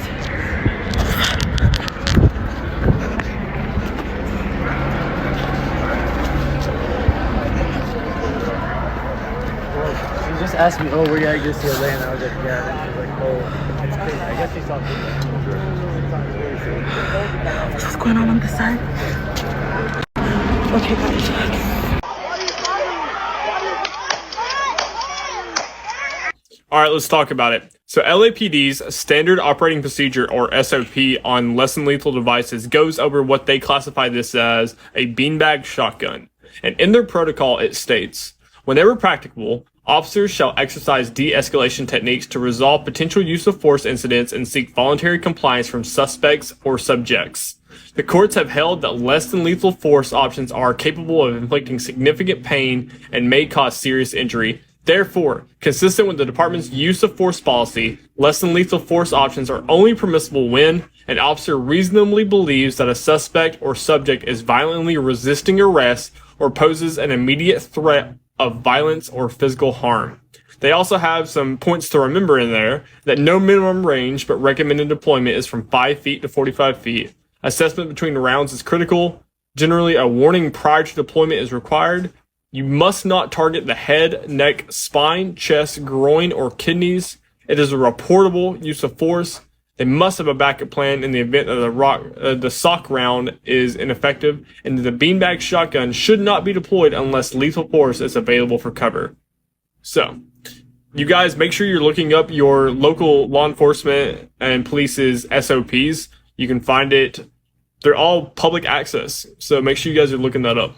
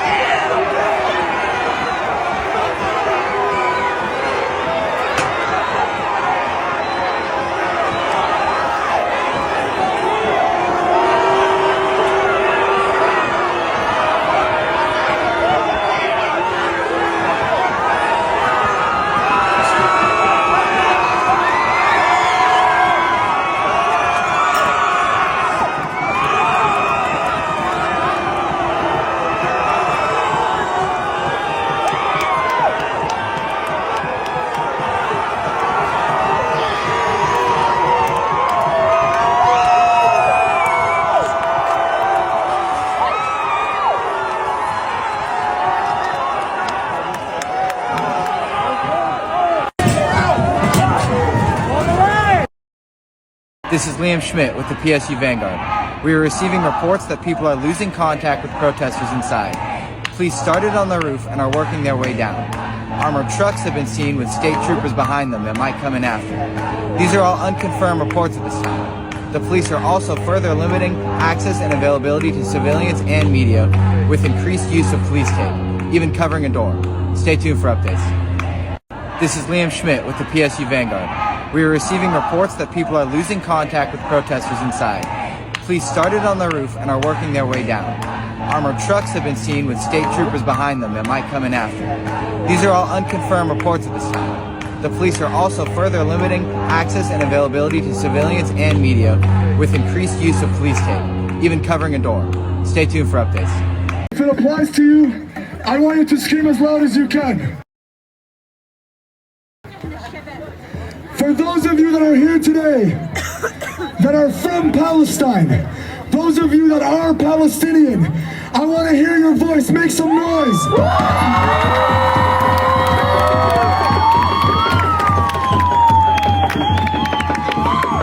One more time. For those of you that are Palestinian, make some noise.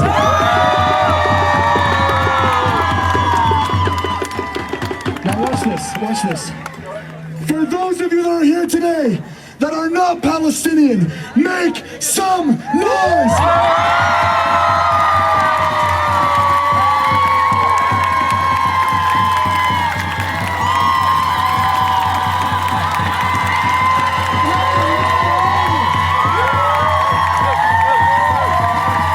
I'll need to put in the work to make sure they do not get away with it. The New York Times posted this photo today, and under it, it has actually since been removed from their timeline article, but it's in other places, I think. They posted this, and under it they said that there were multiple acts of violence at UCLA, purposefully hiding the truth. Now, luckily, most of the articles that I read today about the violence at UCLA did say that it was the counter-protesters that came in and were violent first. But the New York Times has been shady this entire time, starting way back when, but Scream Without Words, for example. There are actually professors, multiple professors who have signed a letter to the New York Times to tell them to look into that article and to fix their shit.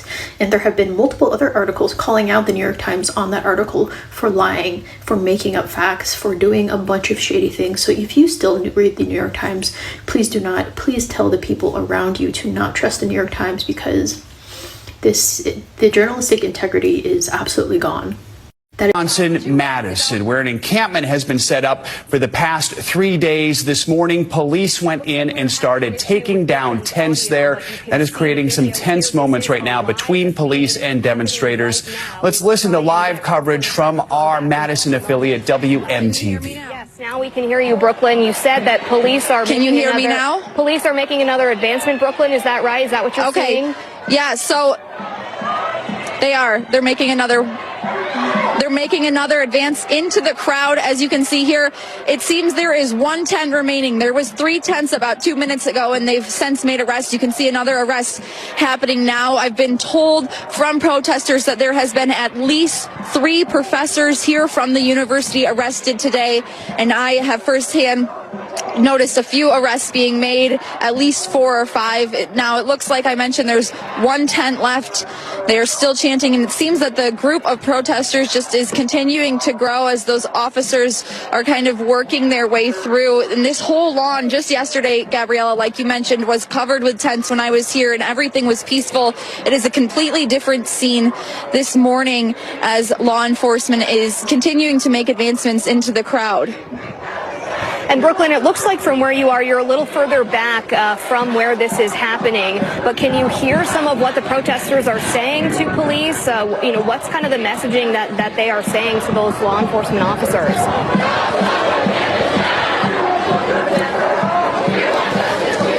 Yeah, Gabriella, we're actually standing on the steps of Memorial Library to kind of get a higher view for you. We were closer earlier, but they're still chanting Free Palestine. Earlier they were chanting, there's no riot here. Why are you in riot gear? And so they've just kind of been repeating these chants. They haven't stopped all morning. Protesters have been going around giving food and water to other protesters. I've noticed they've been writing numbers on each other's hands for the couple that have been arrested so that they can raise money for bail of the protesters that have been arrested and those few professors. And like I mentioned, we are a little bit further back, but you can kind of see the ring that law enforcement has made and the amount of protesters that are still here looking. I mean, there is still a couple hundred, and it just seems to be growing. University of Wisconsin. Your boy right here, 17 allegations. 17 allegations, you're dirty. 17 allegations. He's not here to serve or protect the community. He's dirty. 17, your jacket dirty. Thank you for stepping up. Appreciate it. I need that badge. Yeah. Thank you. 17 allegations. 17? 17 allegations. He's dirty. I don't get tired of repeating it. It's really obvious. Lauren. Nice stick in his hand. 200K. Yo, you cost the city so much money. How much? Oh, man. Over $200,000 God in damn. lawsuits. Over 200,000 in lawsuits. Like to hit black men or Hispanic men. Thank you for stepping to the plate. Okay. All men. He stepped to the plate with the bat in his hand. Yes, he did. You step back. You struck out. You struck out. You did. Thank you. You struck out. Very good.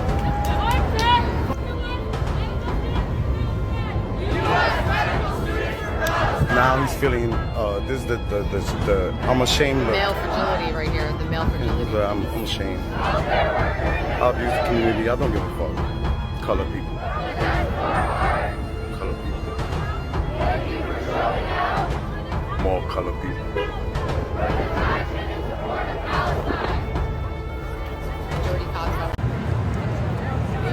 Was trying to make come up with it, but the point is, I just like follow my intuition. Just some kind of top to bottom, sometimes to top. Sometimes I think it's balls. It does depend on the nature of the question and on like how much confirmation I'm looking for. So at the beginning of the reading, usually whenever it falls out, and I might read like a tarot deck, like I'm talking to a skeptic, and I feel Why don't like we I'm have the whole chicken one? I might be I like, ate the steak one. yeah, you know, like it's just as full to reflect your attention back. It's like It was more full. don't do that for a second. I'd already eaten half the steak one. They have. I have to shout out my local students. Like, this was at U of A about 3 in the morning. The students made a line barricading themselves from the police, and you see all the community members. I am just so proud of them. Let me show you the video.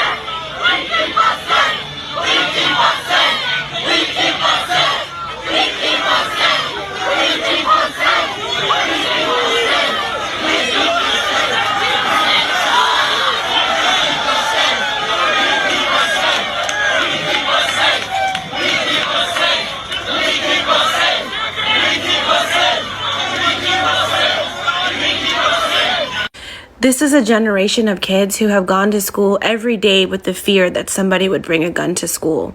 And now look, it's the police that are bringing the guns under the order of their administrators.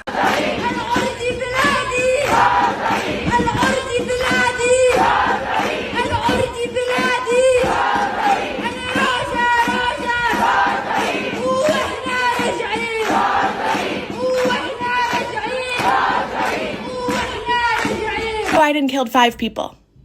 America dropped aid on Palestinians, literally hit them and killed them. Joe Biden's PR stunt, it wasn't just completely ineffective, it was deadly. It was genocidal. Joe Biden and America, you have killed Palestinians. I tried to make a video about it, and it was deemed ineligible for their For You page because they don't want people to know. On the night of Joe Biden's State of the Union address, they don't want people to know he's a murderer. I want you to know. Make sure you spread this to everyone. Make sure they know what Joe Biden did. Joe Biden killed 5 people. America dropped aid on Palestinians, literally hit them and killed them. Joe Biden's PR stunt, it wasn't just completely ineffective, it was deadly. It was genocidal. Joe Biden and America, you have killed Palestinians. I tried to make a video about it, and it was deemed ineligible for their For You page because they don't want people to know. On the night of Joe Biden's State of the Union address, they don't want people to know he's a murderer. I want you to. This is a lot more calm now, but she said the green was unrecognizable last night. She also wanted to address Governor Sununu saying all these protests are anti-Semitic, saying she's Jewish and she only felt unsafe when police intervened. I was mad because they had taken my phone, and I was mad because they just body slammed me and it hurt. And so I went, I was like, give me back my phone, that I'm trying to get my phone back. I did, and at that moment, 3 police lifted me up in the air, slammed me down onto the ground. I mean, threw me down onto the ground on my bad shoulder. They said I was resisting arrest. Video captured by News 9 shows the moment Dartmouth College professor Annalise Orlek was arrested by police during last night's protest. The 65-year-old says she was among a handful of professors who showed up to support students at what she says was a peaceful protest until law enforcement arrived in riot gear. It's really shameful in a sleepy little campus, you know, in a rural area like Dartmouth, that they brought in this ridiculous show of arms and strength and violence. Orlek, who's been a professor at Dartmouth for more than 3 decades, says part of her bail condition is being banned from Dartmouth's campus. She says her emails to the institution have gone unanswered. I've been employed here for 34 years, long before the current senior administration came here. And, you know, I am told I'm not welcome on that property. My message is stop weaponizing anti-Semitism, talk to your students, talk to your staff, don't assault 65-year-old women in the name of keeping the campus safe. We've reached out to Dartmouth College several times for comment, and they've referred us to the president's statement, which said in part, quote, "Last night, people felt so strongly about their beliefs that they were willing to face disciplinary action and arrest. While there is bravery in that, part of choosing to engage in this way is not just acknowledging, but accepting that actions have consequences." Got you slipping now. Look what I'm whipping now. This is America. Don't got you slipping now. Don't got you slipping now. Don't got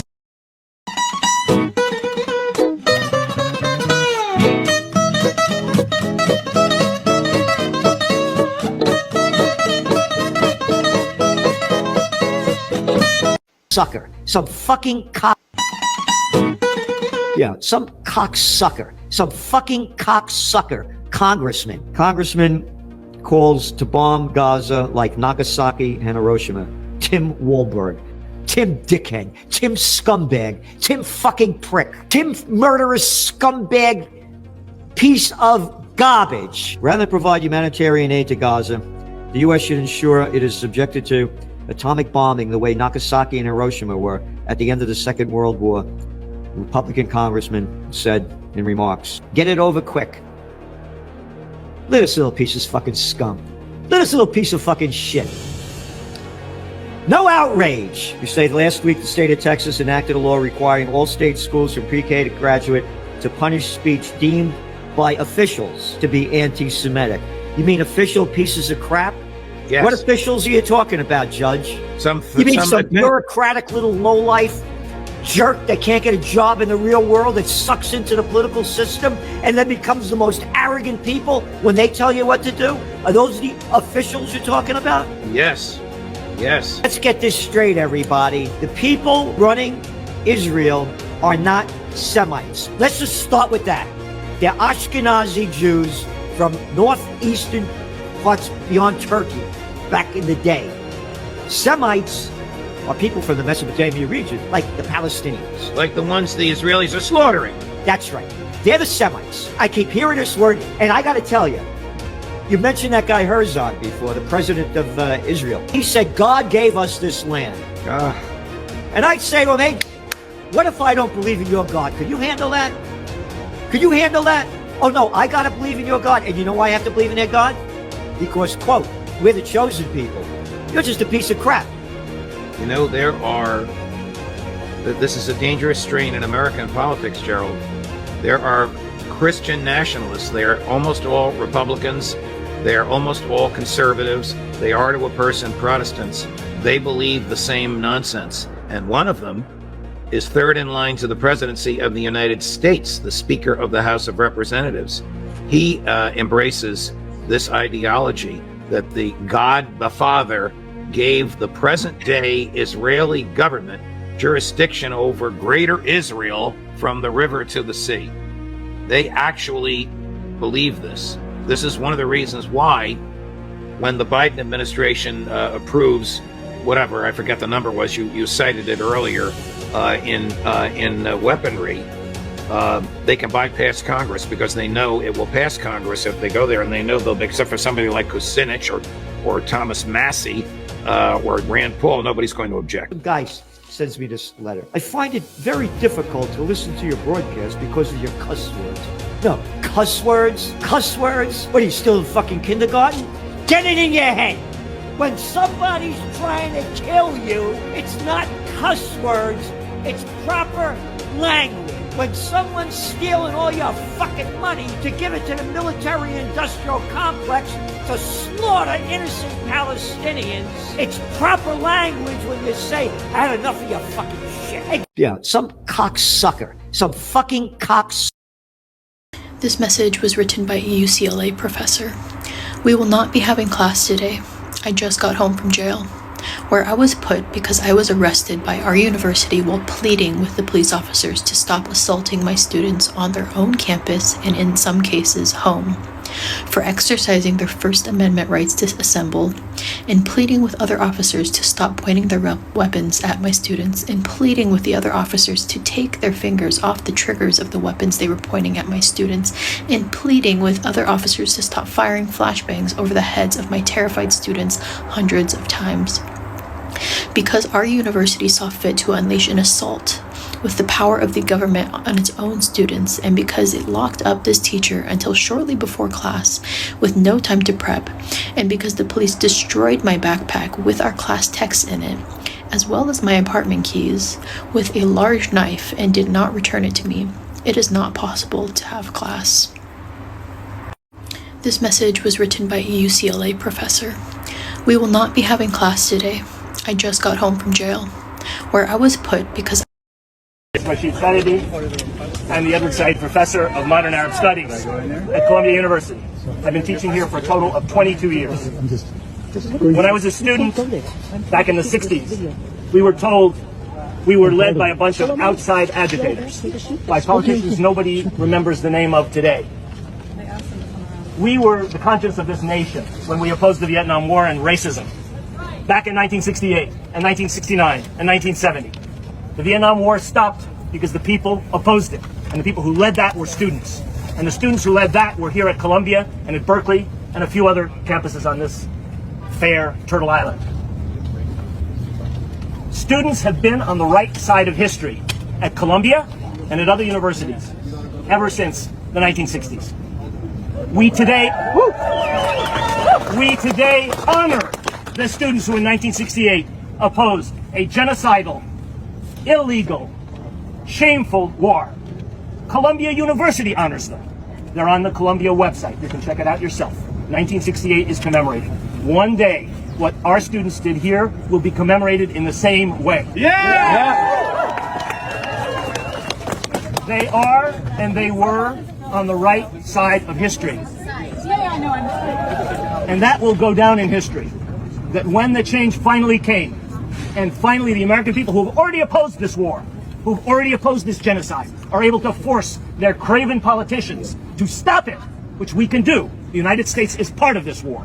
Every plane bombing Gaza is an American plane, F-16s, F-15s, F-35s. Every helicopter, Apache, is American. Every bomb drop is American. Those are our taxes. Those are our representatives. Shame on them. And shame on the administration of this university. They will go down in infamy for having done what they did the other night. Today, nobody remembers the names of the administrators and the trustees who ordered the police onto the Columbia campus on 1968. They have gone down in ignominy. So will these leaders, President Shafiq and the Board of Trustees. And the students will be remembered one day on a Columbia website as the people who helped change the course of this country. Together with the brave students up at CCNY, we should shout out to them. Together with the students at NYU, FIT, all over this country. What we are witnessing in terms of police repression is a tiny fraction of what people under occupation in Palestine have been experiencing for 56 years. The kettling, the checkpoints, the blockades, the police dragging students out. Many of them were injured last night.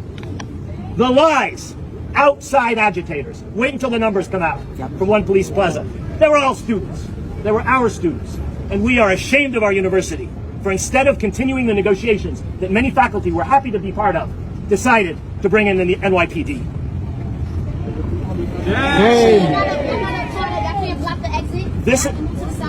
This administration has brought disgrace on Columbia University.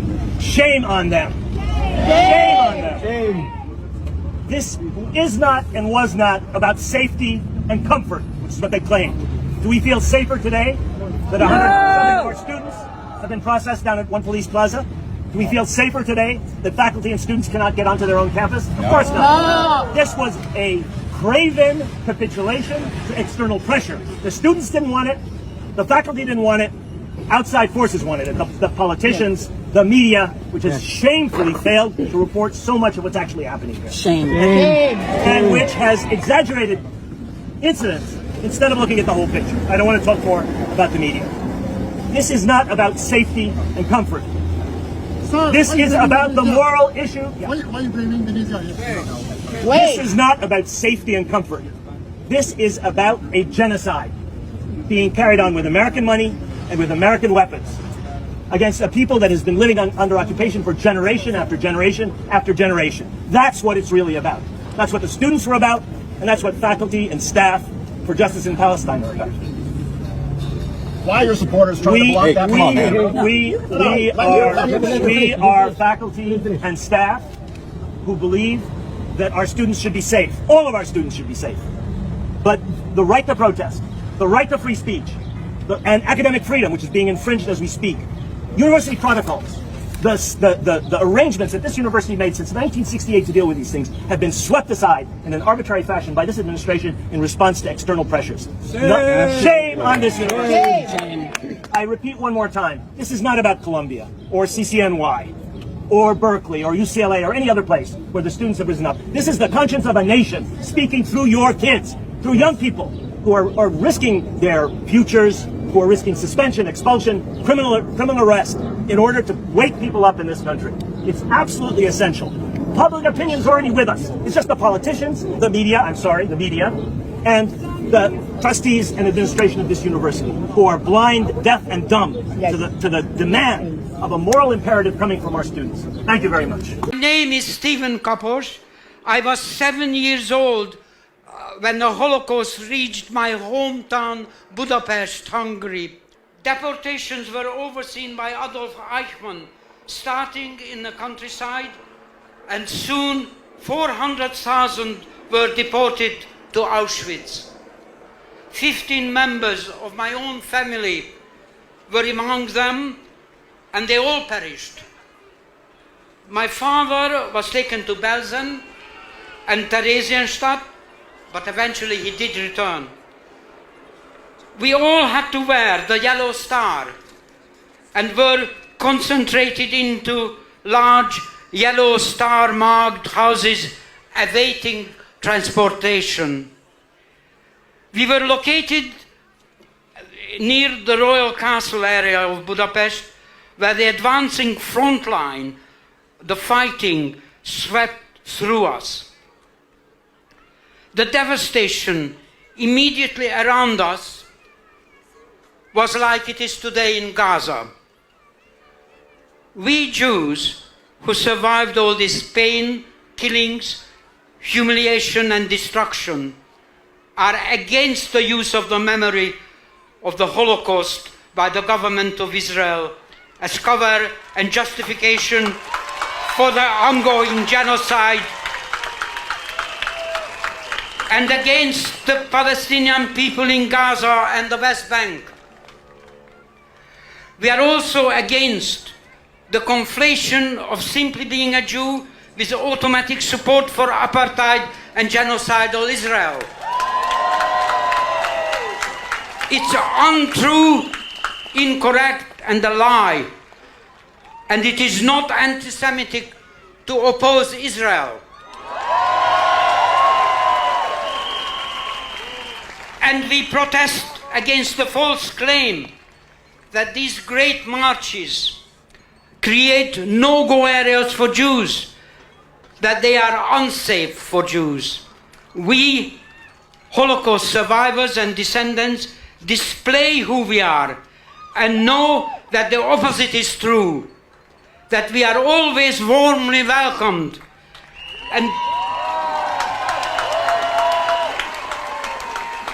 and join the demonstrators time and again to prove it and to express our solidarity with the people of Palestine. From the river to the sea, Palestine will be free. My name is Stephen Kapos. I was 7 years old when the Holocaust reached my hometown, Budapest, Hungary.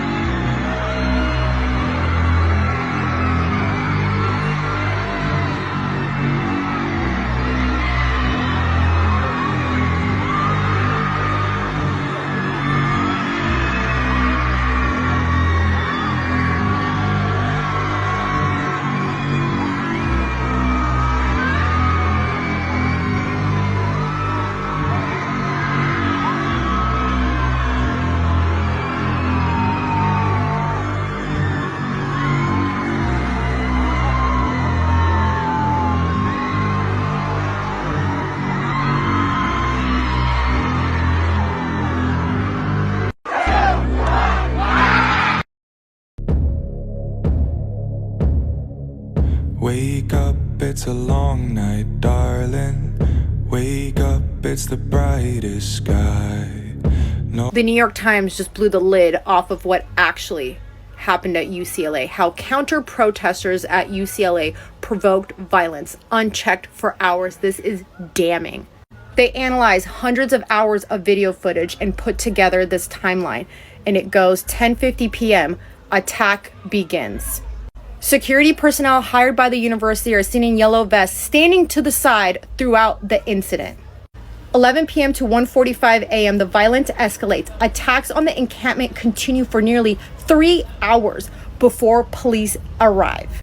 1:45 a.m. to 2:50 a.m., police are on scene, but they don't intervene. They just let things continue. But the LAPD said that they responded immediately. These are lies. These are all incidents that happen as the LAPD's there, and they stand around doing nothing, dozens of feet from officers. 20 minutes after police arrive, counter-protesters spray a chemical towards the encampment. Again, police do nothing. It's not until 2:50 a.m. that police actually begin to stop this attack. They stood by idly. I just want to take a minute, let you guys know, down here with LASD, and everybody here is ready to do whatever needs to be done. What you just saw was a clip of a video that is simultaneously very interesting and troubling. Let's talk about it. That video was tweeted out by a man named Aaron Cohen. Alongside it, he said, ran a quiet infiltration operation into the UCLA encampment, and now down here with the LASD, who's staging now and preparing to make entry into the encampment to begin taking down the pro-terror, anti-Semitic encampment. Also had a good chat and a deep dive with Dr. Phil, who came down for a debrief, which I'll share soon. See, Aaron, in an operation that he had undergone, infiltrated the UCLA encampment and then went back to coordinate with the LAPD before they raided the encampment, brutalized students that were there, and arrested many of them en masse. But who is Aaron Cohen? The answer is actually incredibly important. See, Aaron Cohen is an Israeli-trained career special operations and intelligence veteran who served in the counterterrorism space for over 2 decades. He began his training and his service in so-called Israel's Arabist unit, which is the name given to Israeli elite counterterrorism units that operate undercover. Important to note here that by counterterrorism, what this means is subjugation of Palestinians, in this case through the infiltration of Palestinian spaces. In effect, Aaron is an Israeli intelligence veteran who is now assisting the LAPD as they attack students on campuses in the United States. And I just need to point out just how insidious that is, right? You have Israeli-trained veterans assisting U.S. police departments as they violently brutalize and arrest students who are starting encampments in an effort to protest an ongoing genocide being perpetrated by the very settler colony that veterans like Aaron represent and serve. In essence, Aaron is an operative, working at the behest of the interests of a foreign entity who is helping domestic U.S. police forces brutalize students that are protesting that very entity. That in and of itself is really shocking, but it's far from the first time something like this has been the reality, right? Police forces and federal agencies across the U.S. have for years exchanged tech and tactics with their Israeli counterparts in what's oftentimes called the deadly exchange. The result of that has been that the tactics and tech that are utilized against Palestinians as they are brutally subjugated by a colonial entity is being exported over to the so-called United States for police forces and other law enforcement agencies to use against its own population. Aaron is one example, but truthfully this problem is and has been much larger. And it's yet another example of why the Palestinian liberation struggle is so intrinsically tied to the liberation struggles in the so-called United States and why these movements are so seriously connected together. But yeah, just something we're thinking about next time you decide to go out and protest is that your local police department has probably benefited from so-called Israel's occupation and colonization of historic Palestine. Anyway, though, as always, free Palestine, Assalamu alaikum, and have a great day. Get back! Get back! You're not allowed to grab your bag. Get back! Back up! Get back! Get back! You're not allowed to grab your bag. Get back!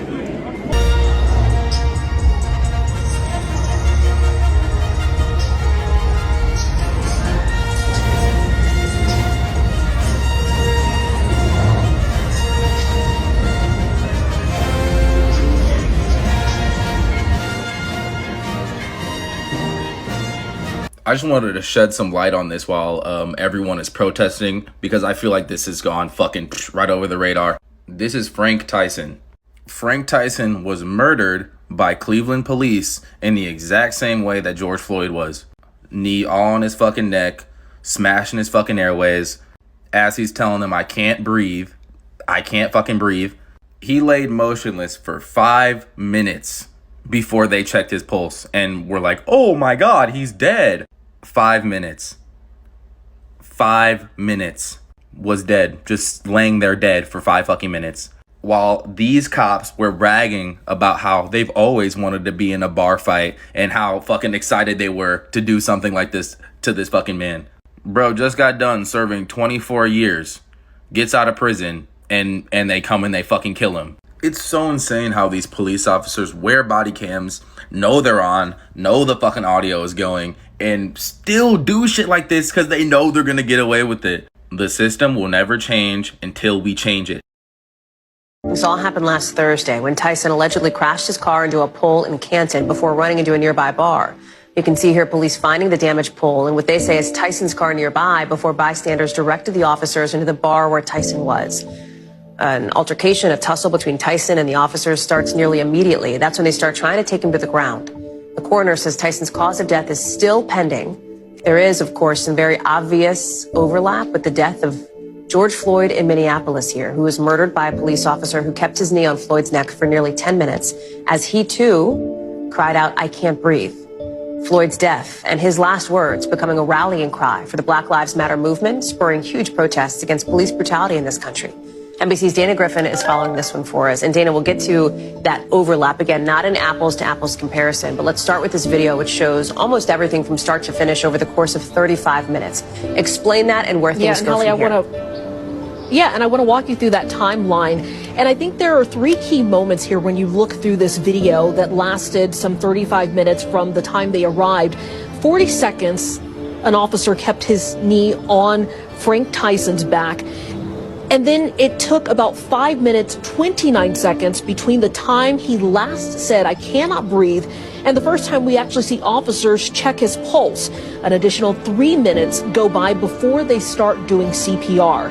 Now, I think what's most disturbing about this video, as you mentioned, they weren't holding him down for several minutes as people pleaded with officers to ask them to get off, but it's the what happened after he was in handcuffs. And did he calm down? Yeah, he might be out.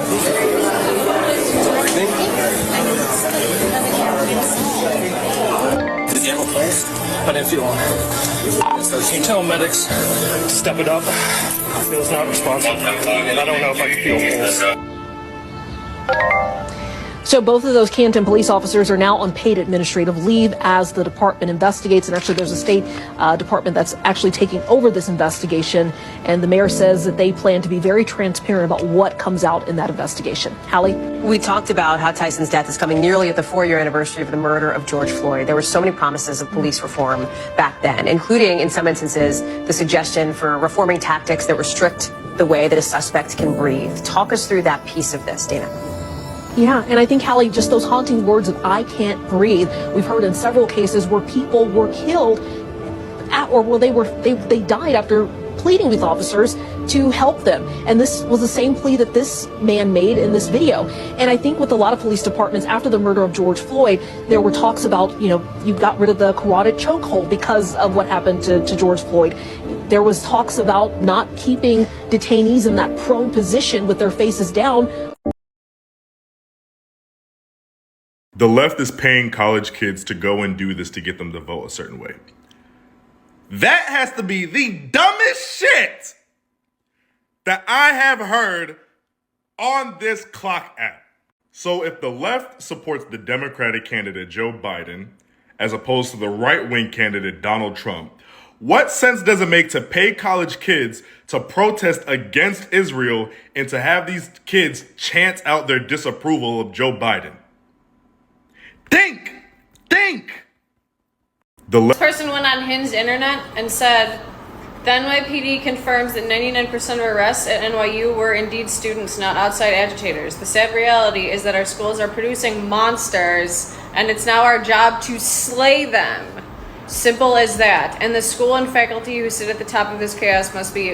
Anyway, read the rest. So as an ex-professor for the last decade, I said, hi, this person must be replaced immediately. No tolerance for fashionistas. Our students deserve better than her. She had the absolute gall to reply back, not to me, but to other people that were calling out how fucking eugenics and fascist her rhetoric is, and say, I don't understand why people are making a big deal out of me saying that people who are doing what they're doing, advocating against the genocide of Palestinians, why they're making such a big deal out of it. I wasn't saying it. I just said everything that I said. That's not a big deal, you guys. That's what she did. It's fucking ridiculous. No tolerance for fascists. And it's despicable that schools will allow another country flag to fly in our country.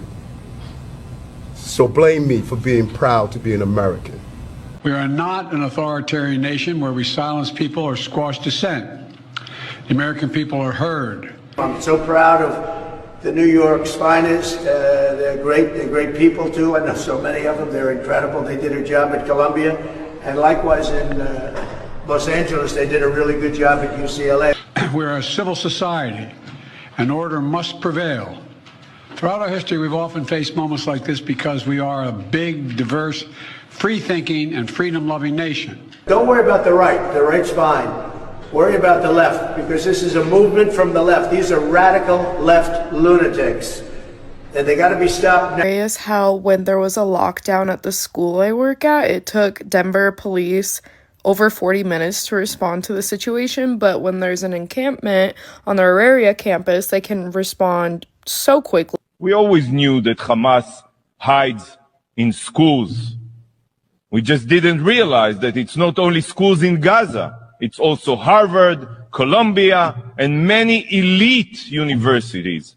Using this very claim, Israeli forces were able to destroy every single university in Gaza over the last 6 months with U.S. weapons. What will they be doing to American universities with American aid and the support of American politicians? What you accept for the people of Palestine is what you are signaling to the dominant powers is an acceptable future for yourselves and your children.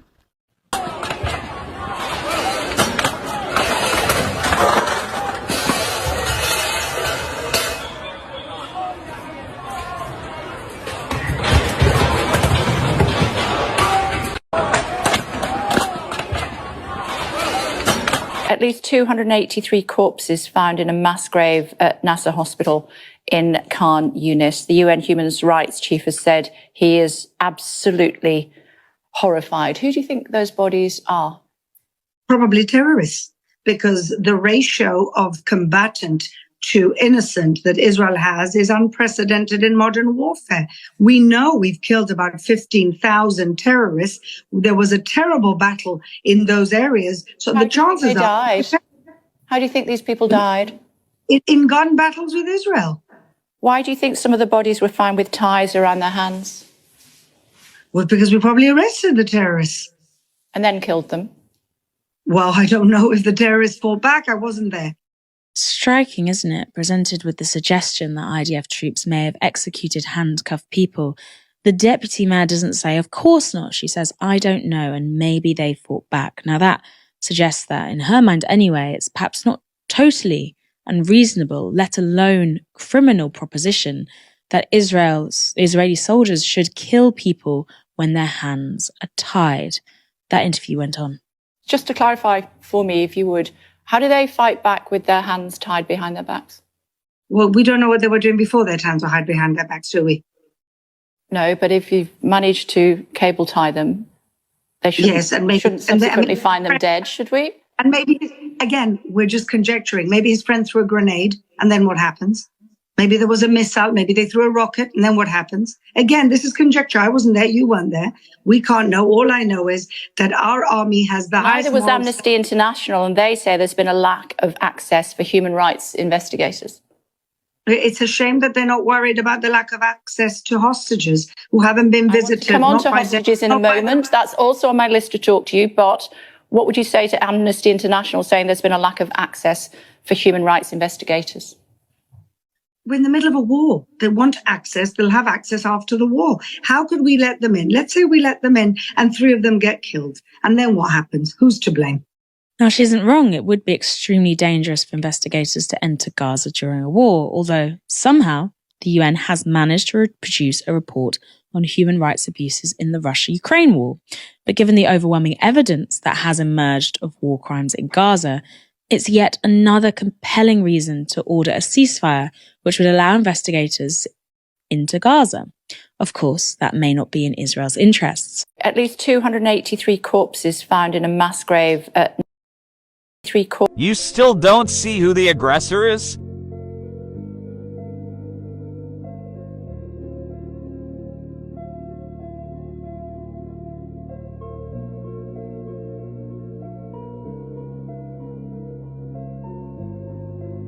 You still don't see who the aggressor is?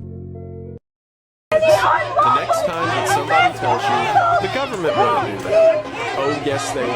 Go around them, go around them.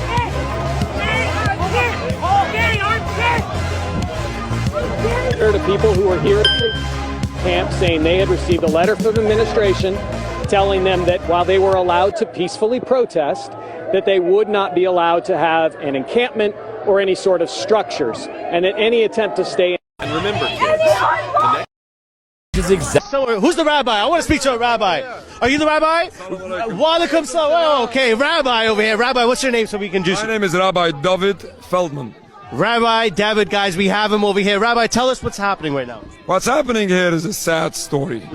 We are having here a synagogue, a Jewish synagogue, and instead of spending all the time and all the efforts on religious activities, what is happening there is a convention, a conference on real estate. Wow. Selling stolen property in Palestine. So they're literally having a conference in there to sell the stolen land that doesn't even belong to them. Exactly. So they're making a profit off of something that's not even allowed to profit off of. According to Judaism, we say, okay, the one that shares with a thief is considered a thief. Wow, wow, what a saying, Rabbi. Okay, talk to me about this, right? Is that, like in Islam, we have the word halal and haram. What are your versions of those words? Like, what's halal called in yours and haram in yours? It's kosher. Kosher, halal. Okay, what would be haram? And treif. Treif. Is haram. Okay, so is it treif for them to sell something that doesn't belong to them? It is absolutely treif. Wow. It is absolutely unacceptable. Wow. It is absolutely not Jewish. It's not a Jewish thing to do. It's not Jewish, it is anti-Jewish. It's anti-Jew. So look, this message is clear. It's from the Bible. It's from the Torah, right? It's from these holy texts. Then why are they so brainwashed? Why are they so, like, believing that they're correct when it's obvious? Now, this is part of the tragedy. The tragedy is not only what is happening to Palestine. The tragedy is not only the occupation of Palestine. The tragedy is not only this horrific genocide, which is calling. What are you talking about? He's an animal. How can it be an animal? He's one of the nicest persons. You're not animal. Jewish. You're an animal. Really? Everything about you is an animal. Really? What you're doing is thrife. Do you know what thrife is? Yeah, of course. It's haram. It's haram for you to do. You're selling stolen. He's mentally. This doesn't belong to you. He was in an institution. What? No, he was not. What? You belong in an institution. He was in an institution. You belong in an institution. This guy was in an institution. You're a nobody. You are a dirty animal who's killing people. Yeah, get rid of this guy. Extinct him. Get it gone. Ah, okay. We're back to you, Rabbi. I was actually about to explain what this gentleman wants. Okay. That's basically the perfect. Now, in addition to all calamities and all crimes being committed to Palestine, this horrific genocide, where masses, tens of thousands of innocent men, women, and children being mass murdered. The next level of tragedy is that these people are so misguided. And they try to be Jewish, some of them. They're misguided Jews. Well, they're not even Jews, maybe. Well, some of them are not even following Jews. So they've left the fold. Right. But unfortunately, they think and believe that in order to be Jewish, you have to support Israel. Now, regardless whether it makes sense or it doesn't, you have to support Israel in order to be Jewish. But this, unfortunately, is one of the tragedies that we are facing. That's the brainwash. It is. So, my friend, I want to ask you, do you support this type of behavior of the killing that Israel is doing? I think this whole protest is a shtickle retarded. Okay. So if they're selling real estate that doesn't even belong to them, land that doesn't belong to them, is that correct? I'm not. You don't know? Well, then what are you doing here? Either educate yourself or get gone. if they are selling stolen land, is that correct? Is that thrift or not? What? Is that haram? What's the word? Thrift. Is that thrift? For you to sell Kosher or thrift? Kosher thrift. For you to sell something that doesn't belong to you, is that thrift or kosher? It's mutter. It's mutter. Wait, what does that mean? Is that the middle? He says it's kosher. Is kosher for you to sell something that doesn't belong to you? Mutter and usher and it's different. It's a bid'ah, guys. He's just doing bid'ahs right now. He's doing the Jewish bid'ahs right now. Okay, look. Somewhere. Who's the rabbi? I want to speak to a rabbi. Are you the rabbi? Wa alaikum salam.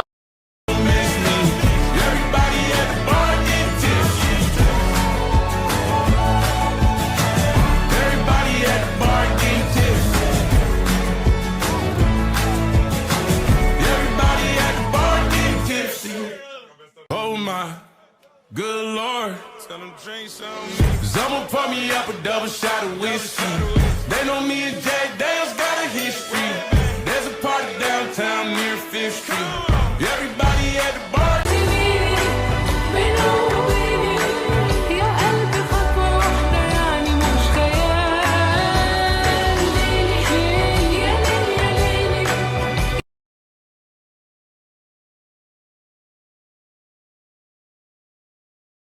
For your safety. For your safety.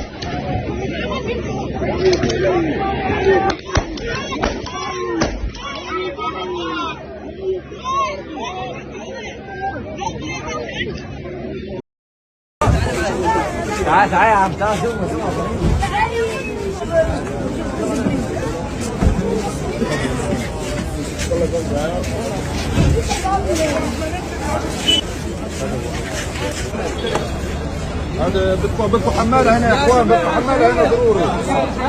بدكم حمالات يا اخوان. هنا في طفلة يا اخوان. انت حصلت حالك عندهم حمالة يا اخوان. تعال يا عم تعال شوف.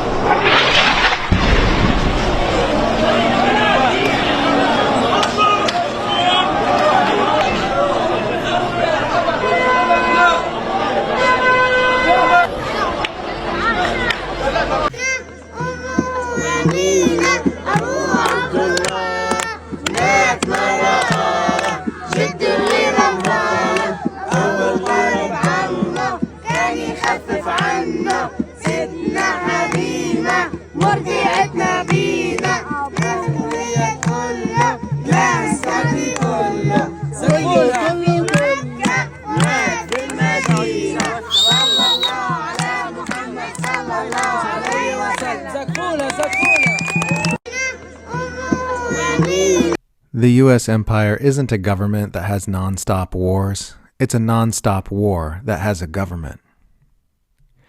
It clears up a lot of confusion when you understand that the U.S. empire is not a national government which happens to run non-stop military operations.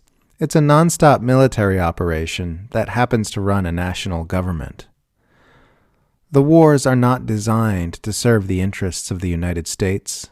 The United States is designed to serve the interests of the wars. The U.S. as a country is just a source of funding, personnel, resources, and diplomatic cover for a non-stop campaign to dominate the planet with mass military violence and the threat thereof. This campaign is not waged to benefit the American people or their security, but to benefit the loose international alliance of plutocrats and unelected empire managers whose wealth and power are premised on the world order of continuous violence, exploitation, and extraction, which the campaign of global domination upholds. This campaign of global domination and its manifestations as a whole may be referred to as the U.S. empire, which has very little in common with the U.S. as an individual nation. Until you understand this, nothing the U.S. government or the U.S. war machine does will make sense. You won't understand why military operations are being waged which don't seem to benefit the American people in any way, and which, if anything, actually harm the national security interests of the United States. You won't understand why U.S. foreign policy remains the same no matter who's in office, regardless of party or platform.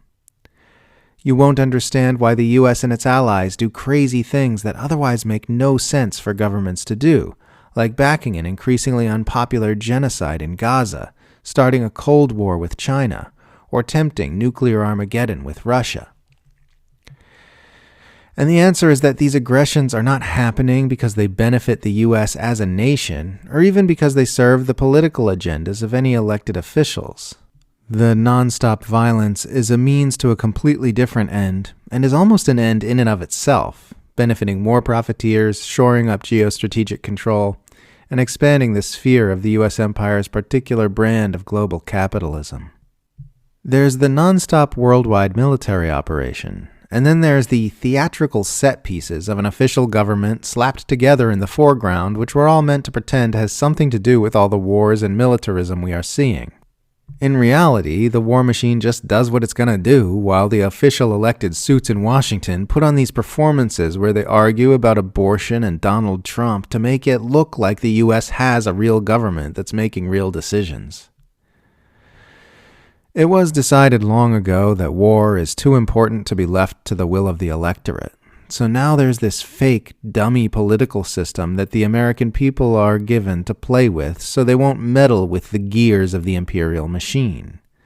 The local inhabitants of the hub of the globe-spanning empire are kept too propagandized, entertained, distracted, busy, poor, and sick to have a truth-based relationship with what's being done in their name around the world. And if they do make some space in their life to become politically engaged, they are herded into a kayfabe two-party system where both factions support war, militarism, imperialism, plutocracy, and ecocidal capitalism, but put immense amounts of energy into empty culture warring over issues that nobody with any real power cares about. Trying to talk about this to people who are still plugged into the mainstream imperial worldview is like if Amazon had a children's cartoon show called Andy Amazon and Friends, and the public believed the cartoon show was Amazon. They didn't know anything about the sprawling, trillionaire megacorporation that's devouring the global economy. You'd try to talk about the gargantuan e-commerce company and they'd think you were trying to talk about the cartoon, and object that what you're saying doesn't line up with what they know about the show and its characters. Once you see the corporation behind the cartoon, once you see the empire behind the performative puppet show of official politics, you see it everywhere. You see it in the movements of the imperial war machine. You see it in the news headlines.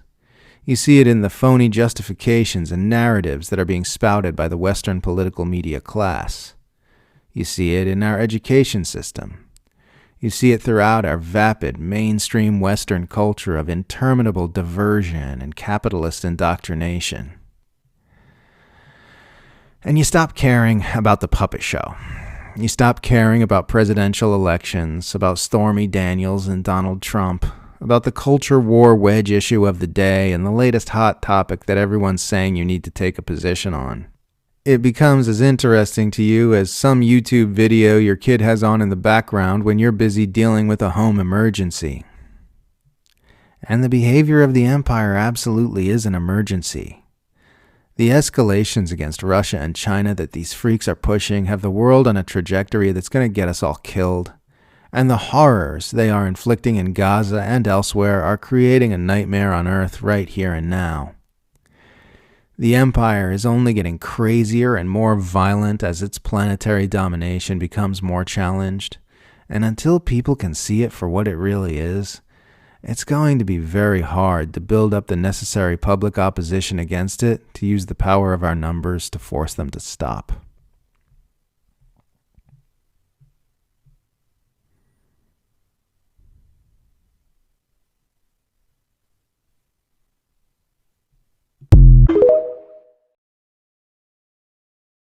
It is well known nowadays that what happens on Facebook, Twitter, and YouTube has great influence on events as they occur on the ground. The internet, too, is a battleground. It is thus comforting to learn that the IDF employs soldiers whose job titles are new to the military world. The IDF now has soldiers who tweet, share, like, and more. I just wrote a tweet about how many suspected terrorists were arrested in the West Bank last night. about every day we update the Twitter first thing in the morning, how many were arrested, and I just wrote a tweet about it. What kind of comments do you get to that kind of tweet? For the most part, we get retweets, which are basically when the user takes what we tweeted out and they make it their status on Twitter. And then most of the comments we get are very polarizing. We get very positive comments like, good job, and then we get very negative comments. We meet the soldiers of the IDF spokesman's unit, New Media Desk, on another routine day in which they surf the web's blogs and social networks. I also do all the routine things, updating the blog, updating the Twitter. I'm in constant contact with the film unit for pictures and videos and items. And I also do more emergent things like when we have questions from bloggers, when we need to set up phone briefings or face-to-face briefings. We deal with bloggers and we try to treat them the way that we treat journalists.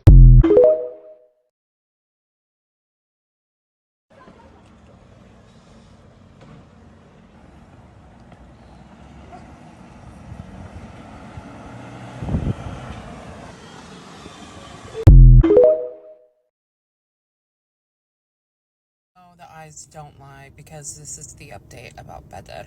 Turns out Bedr is married and also has a child. And I'm guessing yesterday was a bad day for him, because when the journalists went to go and visit him to check up on him, they entered his tent and he was sitting there with his daughter staring off. And of course there is a video, and I'm going to show it to you in a second, but I literally want you to just focus on Bedr's face. And then I want you to rewatch it and focus on his gorgeous daughter's face. And while you're at it, focus on his wrists and how they're still healing from being bound for so long while imprisoned. But the initial update that we got from Bedr, where he was smiling and doing better, sadly is not the reality in his situation. This is the reality.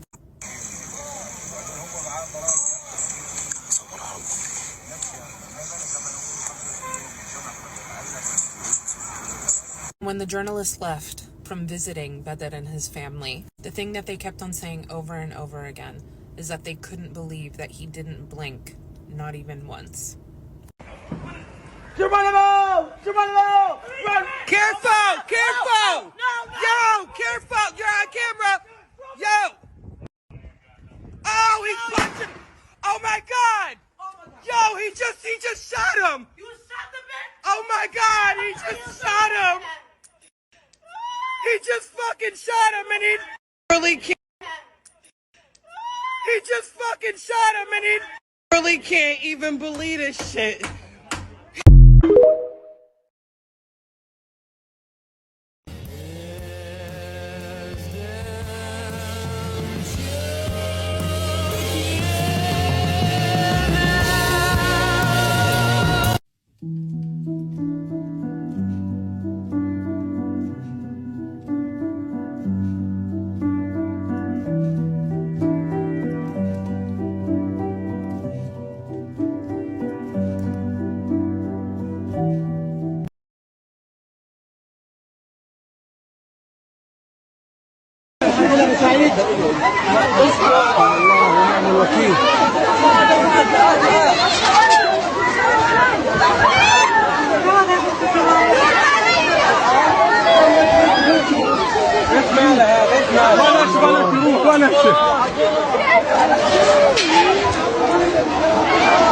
حسبنا الله ونعم الوكيل.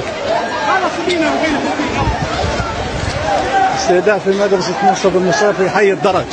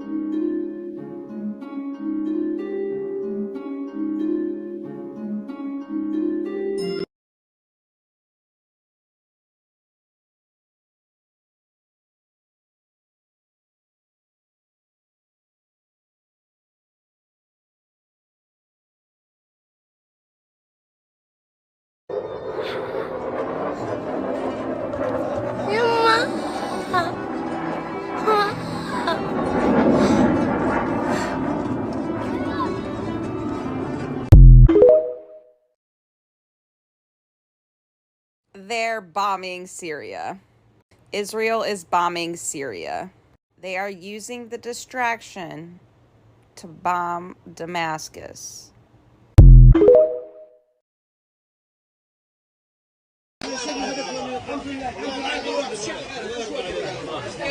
ابو محمد استنى لا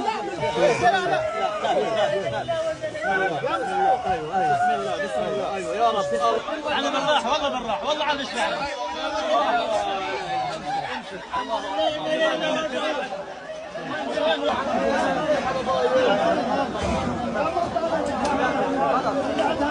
In the words of Liam Neeson, they're going to take you now. Your choices are submit or fight. I'm telling you this now because so many people are operating under the impression that they'll be able to just rest and forget about all this in a couple of months. That is not happening. And the sooner you understand that, the sooner you accept that you are either going to have to submit to fascists or fight them, the sooner you are going to be able to materially prepare while we are still allowed interstate travel. At least as free as interstate travel as we can come up with right now, because I have a feeling certain states are going to be hostile towards other states. Certain states are going to get an influx of people fleeing from other states. Just don't get in the way of anybody actually making real change. Don't narc on us. That's all. If you can't hurt them, at least be incompetent to their... يا رب يا ساتر يا رب يا رب قصف مربع كامل في مواسي خان يونس حسبي الله ونعم الوكيل حسبي الله ونعم الوكيل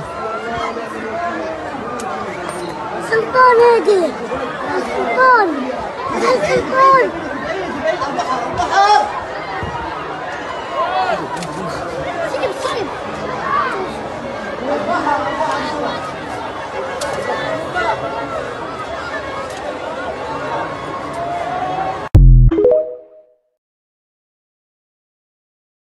وأخيرا يا الله كم شعور بجنن أخيرا في القدس. الحمد لله، الله يعطيها للجميع، الله يوفقكم ويسعدكم يا رب، ينولها لكل إنسان عن جد نفسه إنه يزور مسجد الأقصى. ما في أحلى من هذا الشعور. الحمد لله الحمد لله. الله أكبر الله أكبر الله أكبر. دعواتكم لإلي وراح أدعي لكم من كل قلبي. الله يوفقكم يا رب ويجبر بخاطركم جميعا.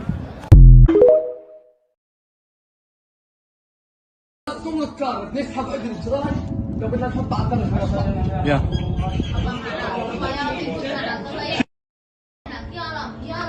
شدوا معاه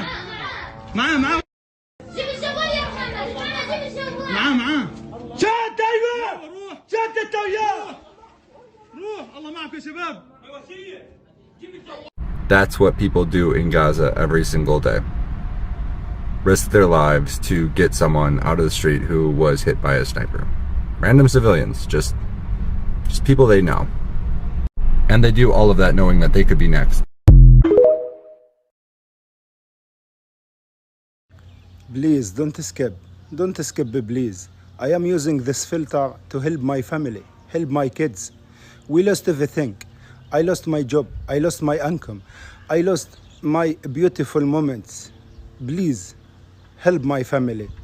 Donation, the link in bio. Thank you.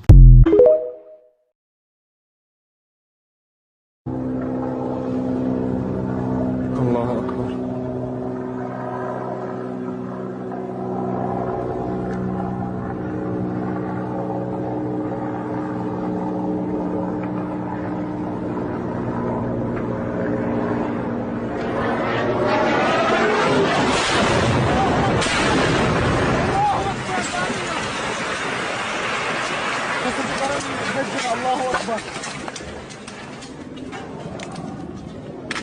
الله أكبر.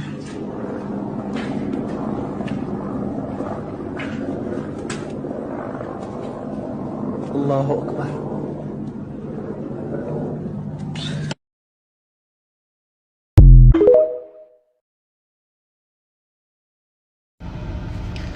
This was the image from a few days ago showing the arms shipments arriving in Israel from the United States. Since then, there have been a series of massacres consecutively for days.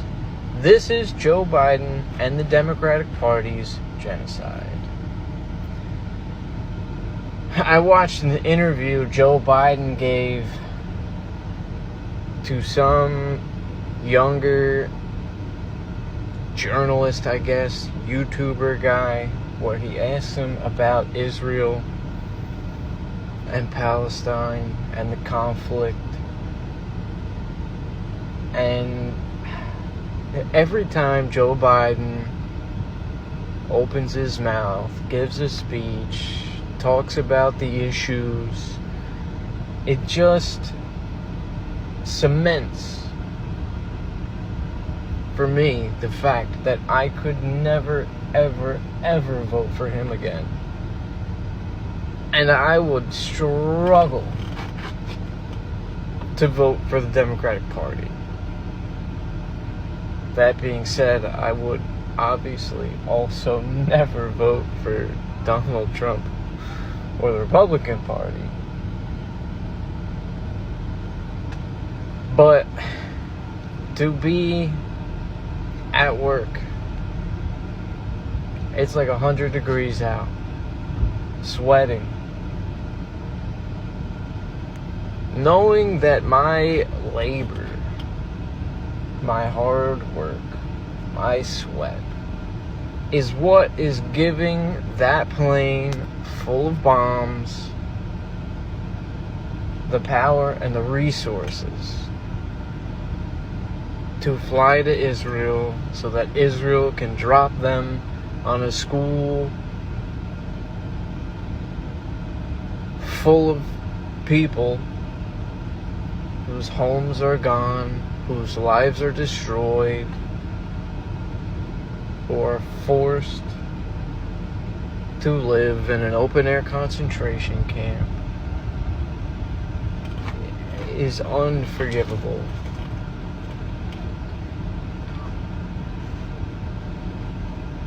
Thinking about how Joe Biden spent $320 million on the aid pier, which barely delivered even a truck's worth of food to Palestinians, instead of making Israel allow aid to cross the border. Thinking about the tens of millions of dollars our government is spending a day on the aircraft carriers, on the fighter jets that are bombing Yemen. It's unforgivable. Fuck Joe Biden, free Palestine. Just watched a video of a little boy the same age as my son being dug out of rubble. He's crying, screaming, legs crushed. At some point, we stopped looking at the victims, and I know a lot of that is media manipulation, but don't stop looking. It may take a little more work to sift through the internet, but there's people posting it.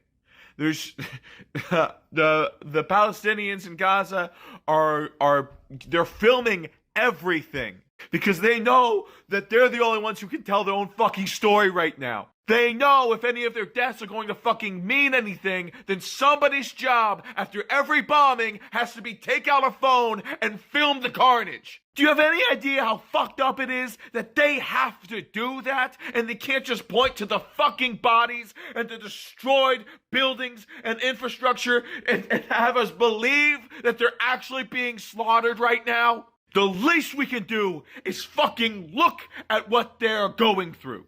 And then make sure every fucking person knows what they are going through too. Get fucking angry. It feels a lot better being angry about this shit than being numb. So get so fucking angry. And use that anger to fuel some fucking action. The TikTok index is going off. Let me explain what that means. If you are a creator, you have been getting engagement on weeks old and months old videos. If you are not a creator, you've been seeing weeks old and months old videos.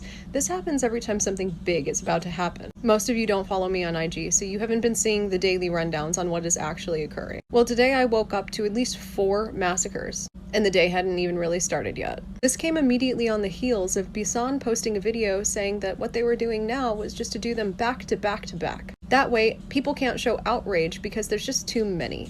And she's right, because immediately after that video went up, there were at least 5 others. But all the news wants to talk about is how Saudi Arabia is planning to recognize Israel as a state in exchange for United States protections. Or Trump's poor ear.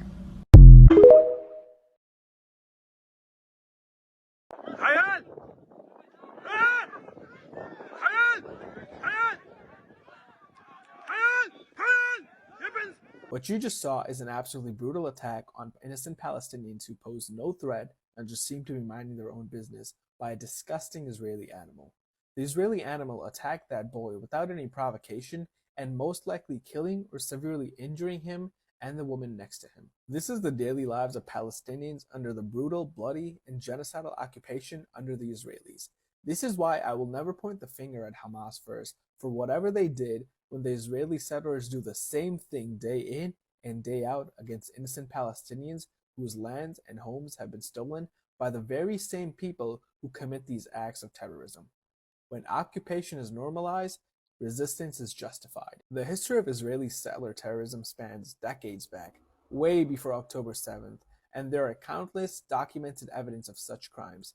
These settlers are by all definitions terrorists because they regularly carry out violent crimes against Palestinians which lead to death and mutilation of all Palestinians, including children.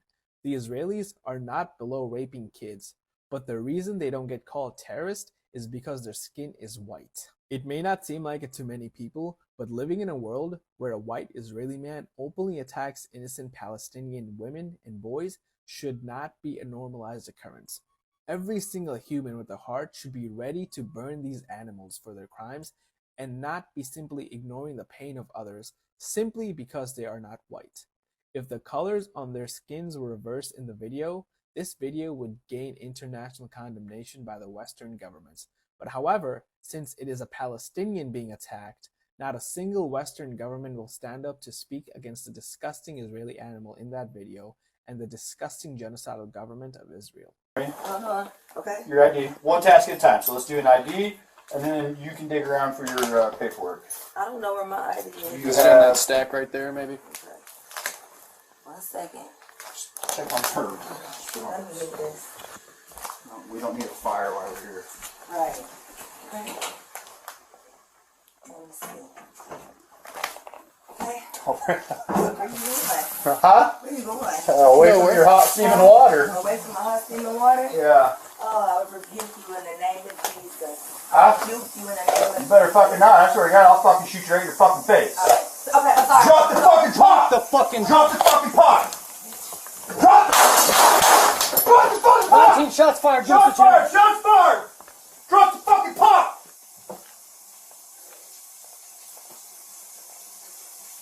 Bring EMS now. We got a headshot wound to the female. Headshot wound to the female. 1078. Fuck. I was on. I'm gonna go get my kit. No, headshot, dude. She's done.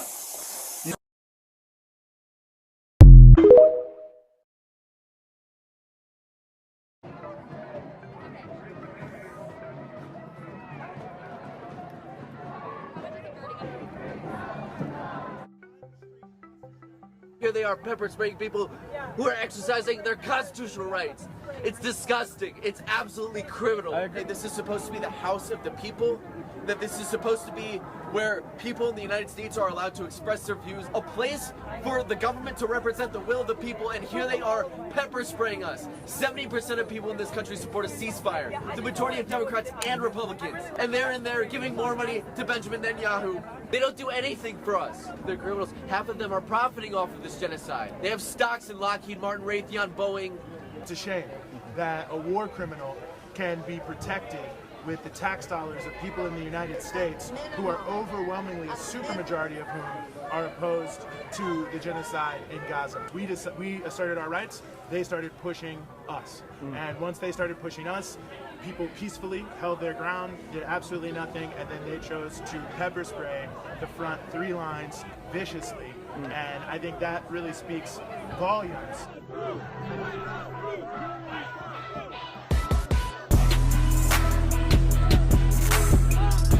January 6th, they just opened the gate for some of them and let thousands of them rush through. But here, people who are peacefully trying to oppose a genocide are heavily, heavily repressed. They care more about destroying the Palestinian people and erasing the Palestinian cause than even re-election. This building right here is one of the only water reservoirs left in all of Rafah. And today we got a silly little video from some IOF soldiers inside of the reservoir. And what were they doing? It looked like they were like fixing it. Were they messing with it? No, they were wiring it up so it could be blown up. The soldier just so happened to be a combat engineer, and he's the one who shared the images and the video to his personal account, basically letting everyone know that he was doing this for Shabbat. And he captured the video, destruction of the Tal al-Sultan water reservoir in honor of Shabbat. So again, we have literal proof of war crimes, but nothing will probably be done about it. But at least you're seeing this, hopefully you're seeing this. And this is so legitimately frustrating because we all know how scarce water is in Gaza, not only in Gaza, but in Rafah, where the entire population is squeezed.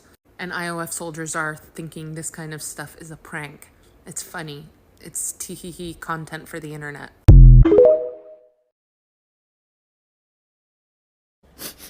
It's bad, guys. It's a real Miller body camp, but it's just bad. Okay, prepare yourself. It's not very long. And I apologize about the weird narration over it. It came on the video. Gain access to the east side stairwell and are met by a person who ushers the officers inside and points upstairs.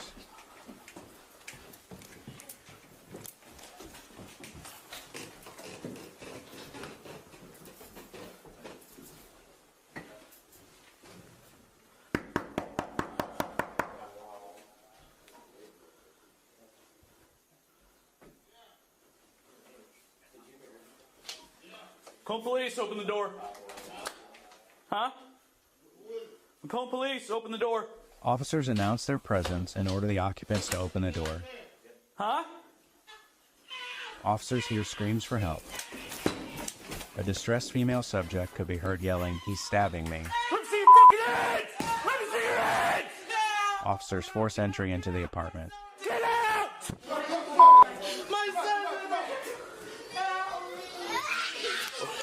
A Macomb police officer discharged a single bullet. We will stop the video at this point. He knew that baby was in there. You could hear the baby screaming before he even came around the corner. Why? Why did he fire? Sorry. This was a hard one. And yet they say he did everything right, that there was no wrongdoing, that they're not going to charge him with anything. Kiana screamed that her child was there. You could hear that baby crying. And instead of taking a moment to assess the situation, he saw brown skin come around that corner and he fired into that baby's head. Please do not let him get away with this. Make them change their minds. Stop. As Hadley approaches the deputy, he is asked to show his hands. At this moment, the 17-year-old throwing to the side what looks to be a gun, later found to be an airsoft pistol. But the deputy shooting Hadley 4 times. Hadley collapses to the ground. 42 innocent, shots fired, shots fired. The unnamed deputy informing OC SO he's unharmed. Mason, send me help. I'm not hit, subject down. As the deputy waits for backup, he can be heard telling Hadley not to move. At this point, the 17-year-old has been on the ground for more than 3 minutes until shots are fired again. Don't go to that military base and shots fired, shots fired. Hadley then shot more than 15 times as he lies on the.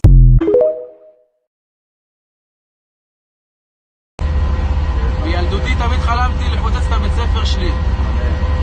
היום אני מפוצץ בית ספר. כולם תקינים? כן.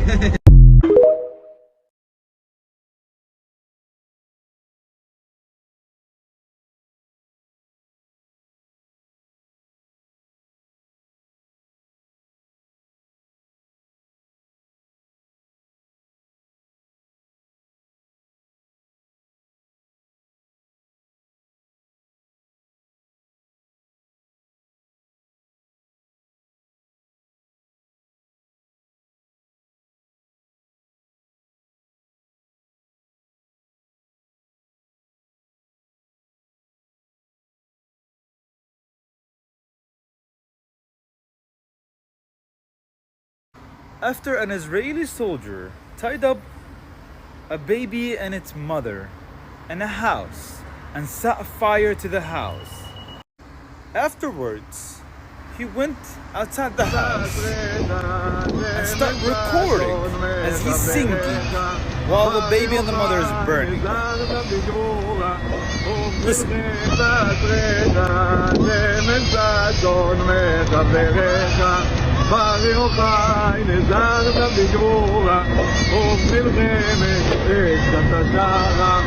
This is exactly the definition of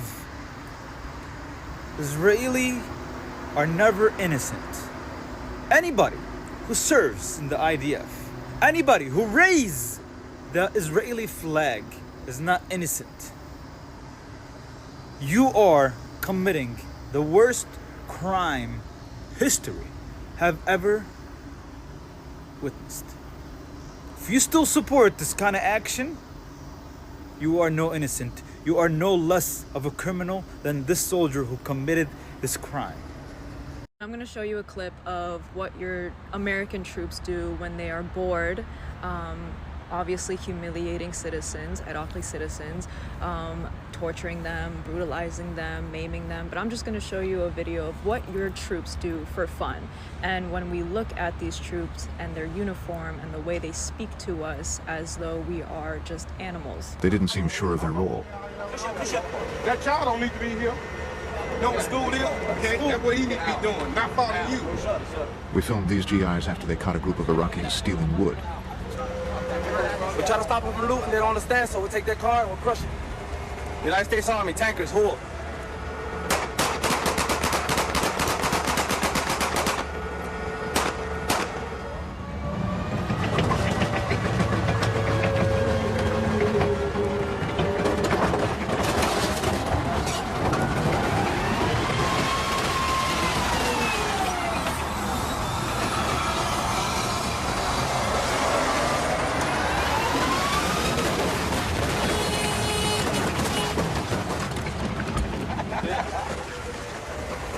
That's what you get when you loot. Later, the car's owner told us, I'm a taxi driver. The car was my livelihood. Just for context, that was a taxi driver's car in Iraq, and that was his only means of income. And those were American troops in those uniforms, representing what America does on my land. When they are not shooting at us, they are doing this to us for fun. And obviously, I don't expect American news outlets or the American education system to teach you of these atrocities that happen in my lifetime and in your lifetime. And if you're one of those people that will continue upholding those type of evil systems against people that are oppressed and against you as well, I don't know what to say.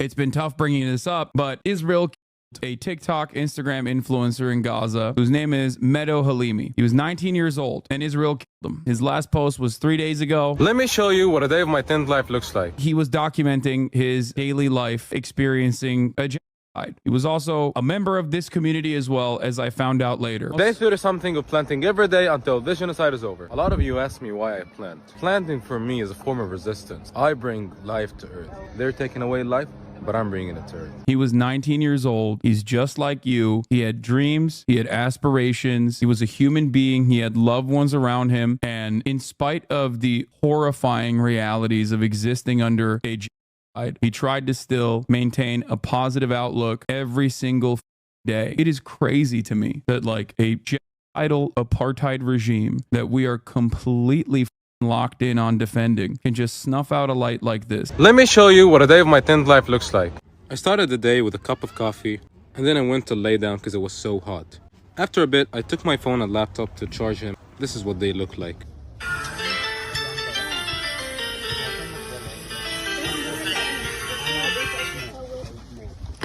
And when I got there, I ordered a lemonade. So refreshing. As I waited for them to charge, I started working on designs for my new secret project. I then got the phone and went to get a haircut. I need one. Tell me how it looks. Right now it's 6 p.m, so I'm almost done with everything in my day. I went to the tent cafe to get connected to the internet, and I edited the video. Then I went live on TikTok. And that's it for today. Don't forget to drop a follow and like the video.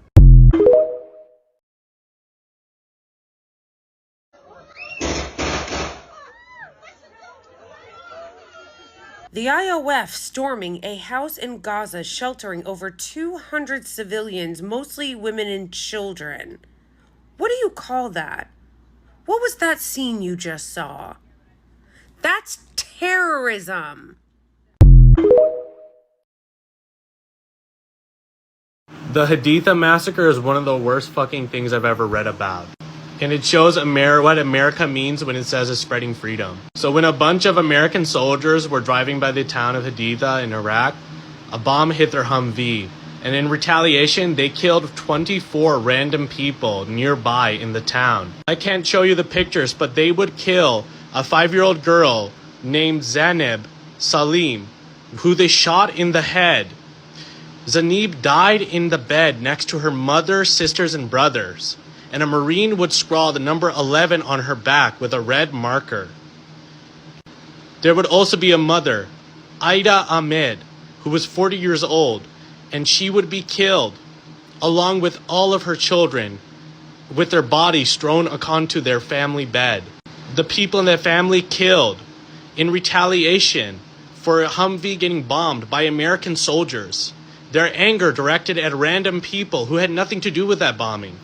Just innocent civilians, would include Saba, 10 years old, Aisha, 3 years old, Zaneb, 5 years old, Muhammad, 8 years old, and Ida, the only survivor, would be the 11-year-old Safa, who hid in the corner as her family was killed by Americans. 3-year-old Aisha Salim would be shot to death. A Marine would write the number 12 on her cheek to mark the number of bodies that he had killed. 15-year-old Noor Salim. I can't read anymore, I'm sorry, but these are the people walking in our society telling us to call them heroes. Expecting us to call them heroes. Expecting us to worship them. These are people telling you that they got PTSD from the war. They don't have PTSD. They have guilt. This is breaking news from Gaza at 4:47 a.m. Palestine time, August 29th. This is the sound of the Gaza Strip tonight. The sound of people trapped in a burning residential building in Gaza City, northern Gaza. After occupation, warplanes funded by the U.S. bombed them.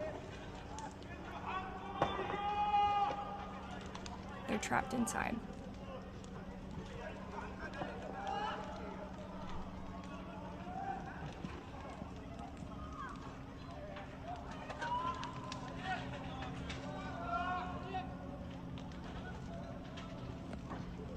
This is in northern Gaza. While the aggression continues in the West Bank, it continues in Gaza as well. It hasn't let up for a moment. Airstrikes have pounded the strip from the north to the south to central Gaza. And don't for 1 second let the headlines trick you that there's some kind of temporary 3-day pause to vaccinate kids against polio in the Gaza Strip. Netanyahu came out today and said that's not true. They're setting aside parts of the strip to vaccinate kids. He seems to be inferring that they won't bomb those parts. We don't actually know that. There's no temporary pause even to vaccinate kids, which it's important to remember that the only reason these Western countries and Western international, but really Western serving organizations have pushed for this mass polio vaccination campaign is because it would affect kids outside the strip. If this becomes a huge outbreak, it's already an outbreak, but a huge outbreak, it's because it would affect kids that aren't in Gaza, that aren't in Palestine. That's the only reason the Western world even tries. Obviously, it's not for the kids of Gaza or they'd stop fucking bombing.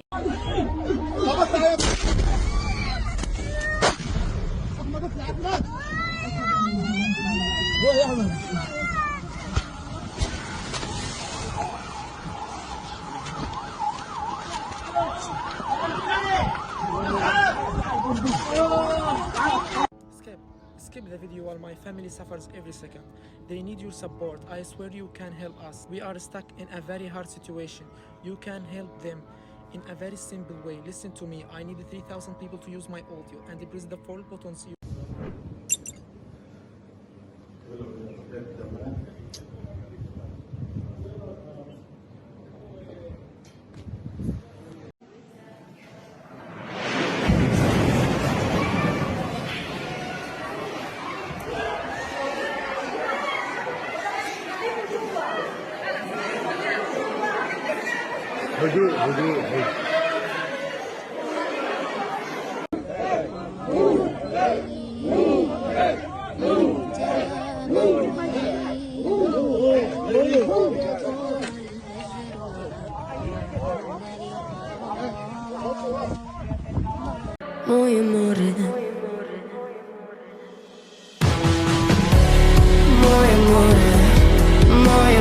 The way that this image should be front page of every single newspaper in Britain, in America, in the West in general, and it's not, because Israel did it. This is a UN vehicle. This is a humanitarian aid vehicle that is clearly, obviously marked as United Nations.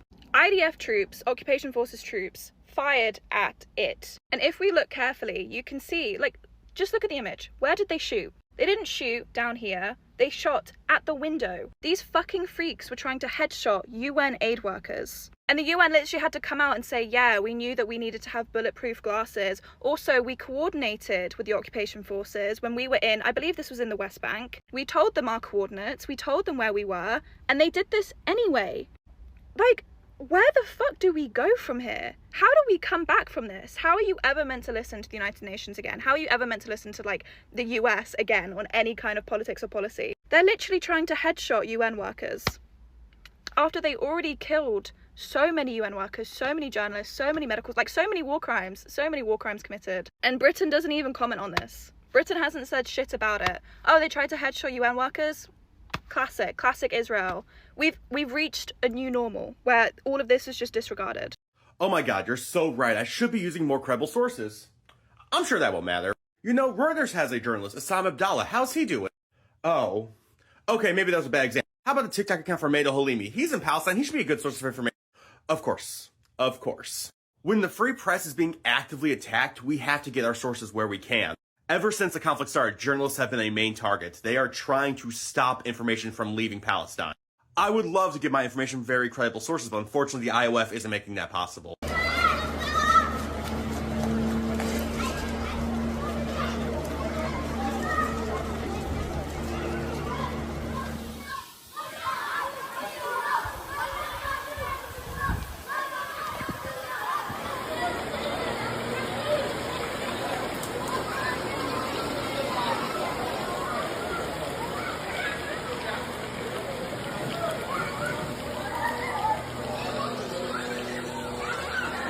Support genocide? Yes. You support the killing of innocent civilians? Do you support 7 October? Do you support 1948? Do you support the Sabra and Shatila massacre, the Yafa massacre, the Haifa massacre, the Safad massacre, the Gaza massacre? Blood is on your hands. Shame on you for being complicit in a genocide. You do not represent Judaism. You do not represent Christianity. You do not represent anything. You do not even represent humanity, war criminals.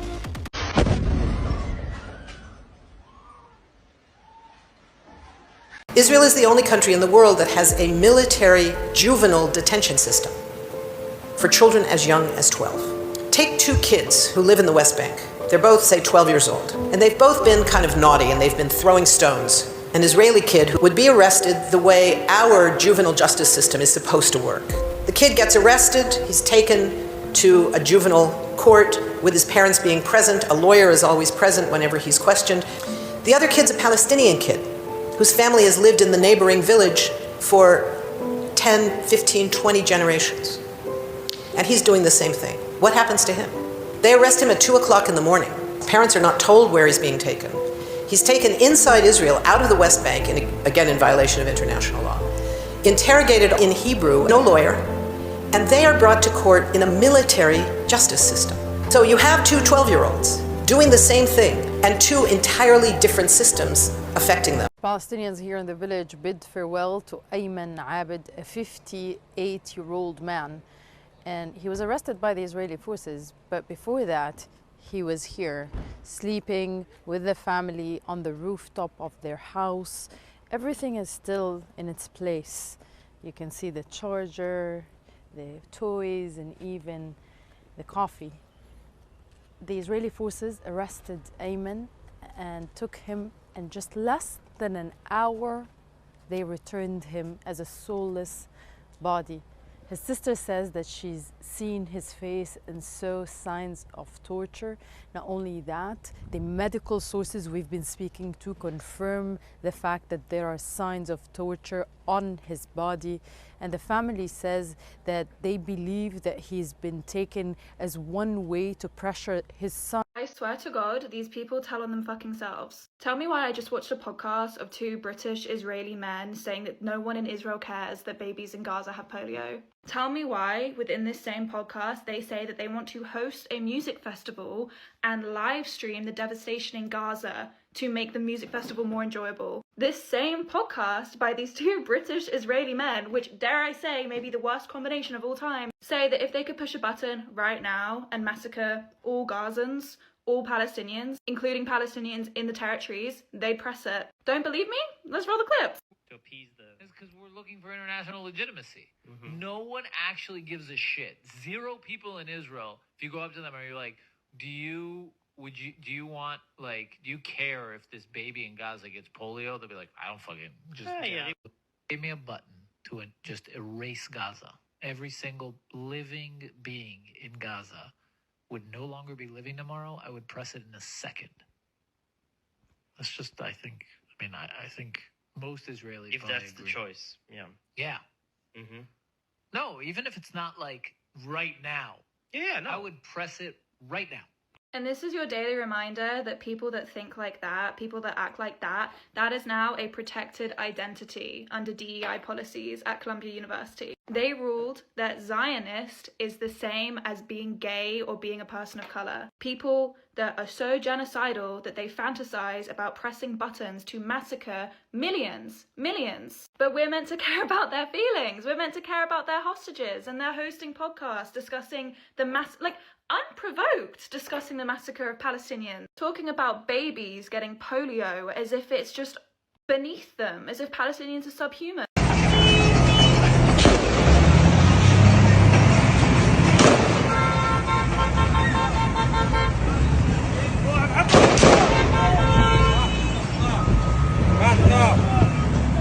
Hello.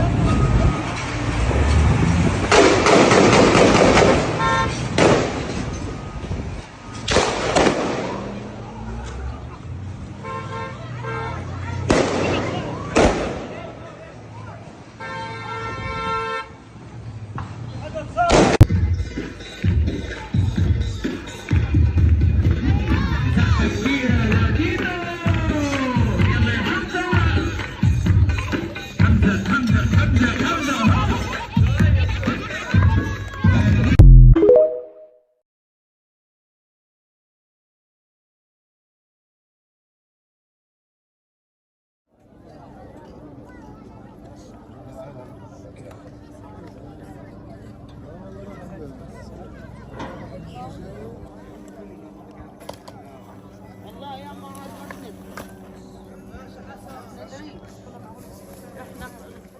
I need this on the For You page. Israeli occupation forces are disguising themselves as members of the Red Crescent and other organizations and relief funds, claiming that they are helping Palestinian families to evacuate. They are using their data and personal information, such as ID, location, passports, and otherwise, to track them down in person and targeting them.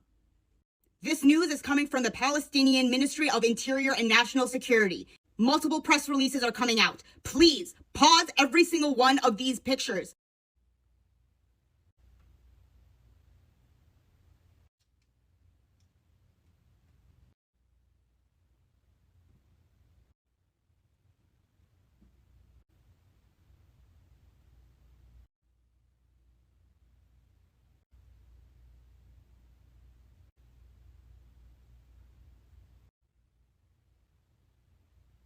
Please spread this around. We have told you time and time again, do not verify through these dangerous means. You could get hacked, you could get infiltrated. One of your members who you do not verify, they could be an infiltrator. You are putting people at risk, as we have told you time and time again. We don't give a fuck about you protecting yourself. We are trying to protect our family and our people. For the third time since October 7th, a person have self-immolated themselves in front of an Israeli consulate. The first person being a protester in Atlanta, Georgia, and of course, everyone remembers Aaron Bushnell in Washington, D.C. being the second person. And this time, a man has set themselves on fire in front of an Israeli consulate in Boston. But the crazy thing is, the news is being purposely obtuse and misleading about it. Specifically here, NBC Boston is reporting that this person set themselves on fire in front of the Four Seasons Hotel and that they don't know the motive yet. But right across the street from the Four Seasons is, of course, an Israeli consulate. So regardless of how much our political elite, the ruling class, and mainstream news try to ignore the Palestine issue and the genocide going on, the people will not ignore and they will never forget. My name is Matt Nelson, and I'm about to engage in an extreme act of protest. We are all culpable in the ongoing genocide in Gaza. We call ourselves the greatest nation in history, yet we spend more on weapons of war than we do on educating our children, helping the homeless, ensuring all Americans have equal rights, and protecting the environment combined. We are slaves to capitalism and the military-industrial complex. Most of us are too apathetic to care. The protest I'm about to engage in is a call to our government to stop supplying Israel with the money and weapons it uses to imprison and murder innocent Palestinians, to pressure Israel to end the genocide in Gaza, and to support the ICC indictment of Benjamin Netanyahu and other members of the Israeli government. I urge any of you who are of the same mind to call your senators and representatives and demand that they introduce and advance legislation to achieve these goals. If sitting lawmakers won't, vote for those who will. A democracy is supposed to serve the will of the people, not the interests of the wealthy. Take the power back. Free Palestine. Was genocide in Vietnam, just like the genocide that's happening now in Palestine that our government is complicit in.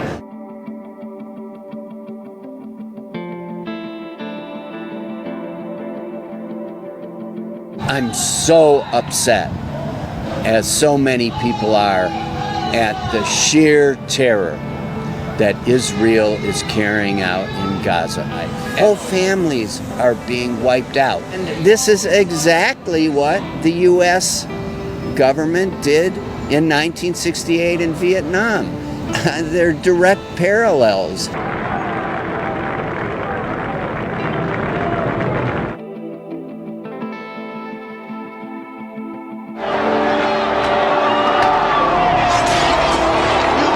You can't let powerful, evil forces intimidate you out of it. Then you're just allowing them to win and get away with horrible policies.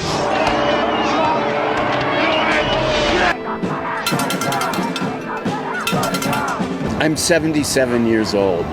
What I've seen is the government, for that matter, corporations, the military, the powerful forces that run our society, they only listen when there is mass popular protest.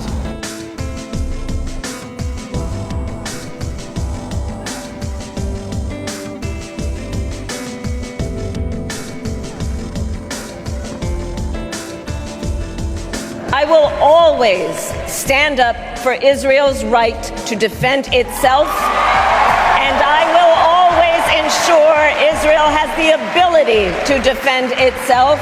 We're living in a time of endless war. It's systemic to an oppressive system. So I don't think Vietnam was a mistake. I don't think the Israeli government killing civilians in Palestine is a mistake. I think it's intentional.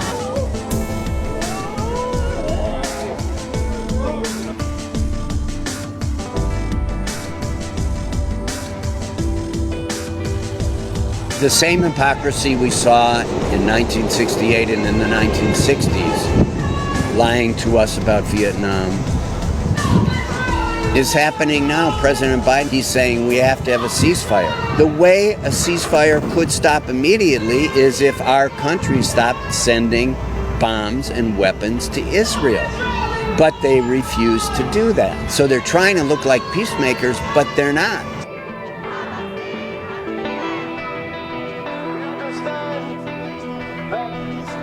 Did you know that Holocaust survivors learned how to speak English and went onto social media just so that people would believe them about the Holocaust? Yeah, they're filming everything, live streaming it every single day, just so that we'll listen and pay attention. The other day, somebody left a very special comment on one of my videos, basically saying that he doesn't believe what the Holocaust survivors are telling us because there's lies coming out of everywhere, right? And he's seen humanitarian aid workers delivering food and diapers and formula. And he goes, "You're telling me they don't even have diapers and formula?" Yes, because it's a Holocaust. And there is a Holocaust survivor by the name of Lena. She is tagged below, and her campaign is number 4 in the place that will transport you elsewhere, right? The magical portal on my page. I can't say certain words anymore, otherwise they tell me the video is not eligible for the FYP. So if you could please interact. If you have 5 to give, she needs help. She is more than halfway there on her goal for the campaign overall, and it's not that much more. And I can't even show you like a photo of the campaign page anymore because the AI has figured out that that's what we're doing and they won't push those videos.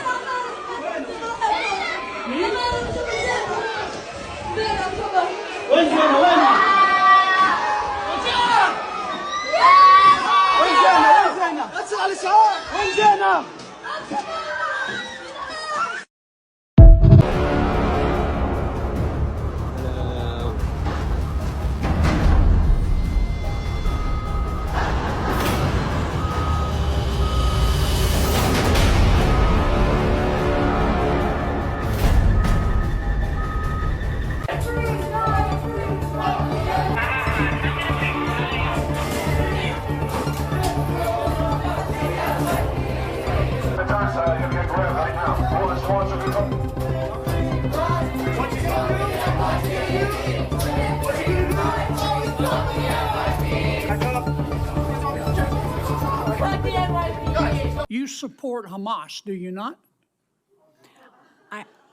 Senator, oddly enough, I'm going to say thank you for that question because it demonstrates the purpose of our hearing today in a very effective way. Let's start first with a yes or no. Hamas is a foreign terrorist organization that I do not support, but you asking the executive director of the Arab American Institute that question very much puts the focus on the issue of hate in our country. Well, I got your answer, and I appreciate it.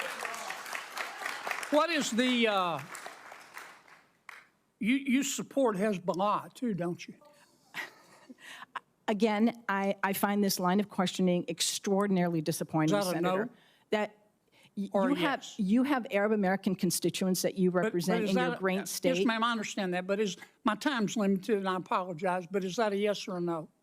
Yes or no question to do I support Hezbollah? The answer is I don't support violence, whether it's Hezbollah, Hamas, or any other entity that invokes it. You can't bring yourself to say no, can you? No, I can say no. I can say yes. But what you I can haven't. say is You just your can't line make of yourself do questioning. it. Do you Senator, support or oppose Iran and their hatred of Jews? Again, I'm going to emphasize Iran, Hezbollah, Hamas, none of them is going to, this you discussion. You can't bring yourself to say no, Sir, you? I don't support. It's real simple. Excuse me, I'm going to, if I may, as a Muslim woman, sir, I'm going to tell you I do not support Iran. But what I will tell you is that this conversation. I'm running out of time. I'm sorry. You called our decision to cut funding. You called our decision to cut fund. Well, first, what's the United Nations Relief and Works Agency?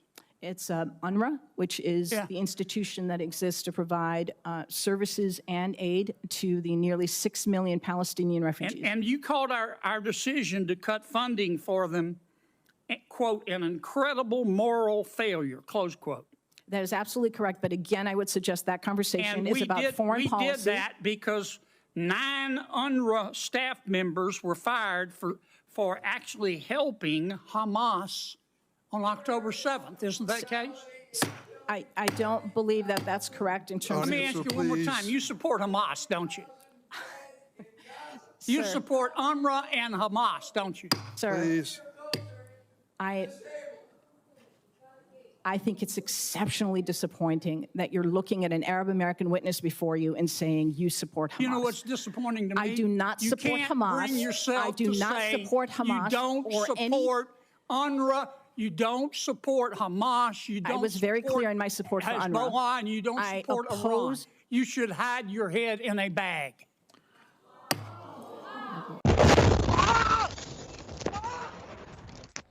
Hezbollah firing a barrage of rockets from Lebanon into Israel overnight, targeting the northern port city of Haifa.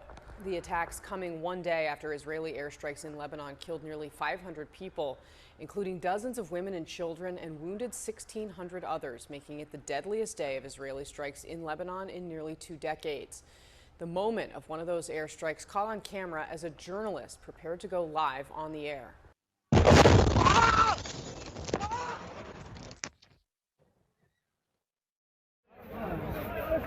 What once was a shelter for the displaced, now ablaze, after a deadly airstrike by the Israeli military targeting a hospital complex in central Gaza.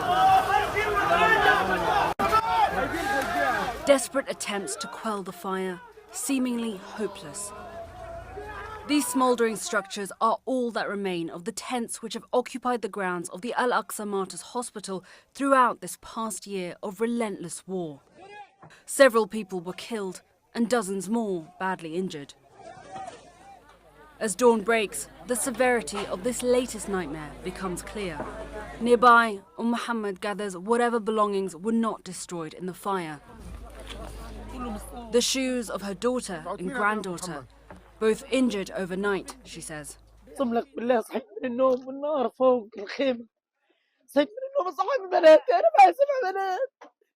صاحب بنات واجري يما الحقوا يما النار يما شردت انا وبنات على المستشفى شو هالقصه اتفاجئت هذا شيء شظيه وهذا محروق وهذا مصوب جيراني كلهم راحوا انحرقوا من يمين.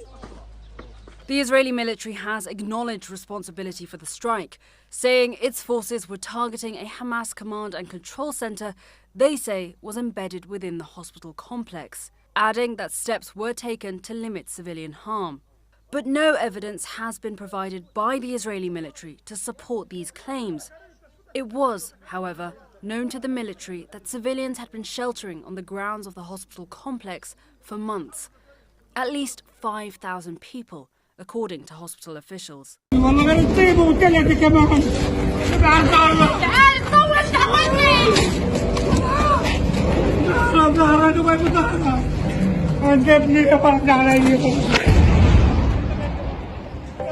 داخل المدرسة جوا المدرسة جوا المدرسة بسرعة بسرعة يلا خذها خذوها يلا يلا ظهرها ظهرها اللي واقفة ظهرها وظهرها اللي واقفة ارفع ابو بكر ارفع يلا ارفع اطلع حمزة اطلع حمزة انت معايا سلمى يلا معاك انا معاك معاك انا اطلع اطلع يلا يا حمزة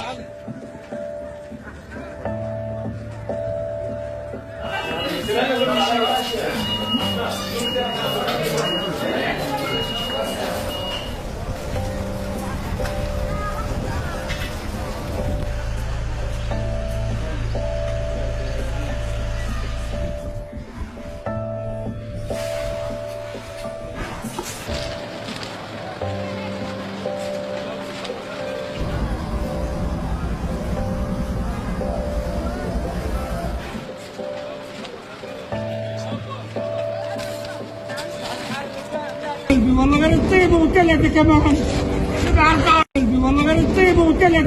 you love Palestine and Gaza, please don't scroll. We're trying hard to send our message to the world. We're trying hard to survive. And we're trying hard to tell the world we deserve life. So today I'm asking you to help us to spread our voice to the world, because we spend a lot of times just to charge our phone, to get internet, to send our message to you. So please help us to spread our voice to the world. I'm sure we can do it. First thing, follow me and share this video everywhere and put 5 supportive comments, because I'm sure if we're still alive, we will be great. And we are near to 1 million followers. That will help me to spread our voice more and more to the world. I'm Kareem and I'm survivor in Gaza. Goodbye. Israeli military forces are making, first of all, they're separating women and men and children. They're also numbering Palestinian men with numbers and calling them with those numbers, interrogating them, and they're also separating them from their children and wives, which is making it very horrifying for those Palestinian families. Oh, I'm sorry. That's not good enough for you? Here's some video footage. There's the men they've lined up. The women and children separated. Oh, I'm sorry, was that too far away for you to see? Here's a close-up. You can even see how they're all zip-tied behind their backs and blindfolded. And if that's still not enough for you, there's this young boy named Ahmed. He cannot be more than 15. I couldn't find his age on his page. But yesterday he posted videos. He is in that separated crowd of women and children. This was yesterday. He hasn't posted any updates since yesterday. This was their last video. All of the women and children. No men. No older boys. And just wait.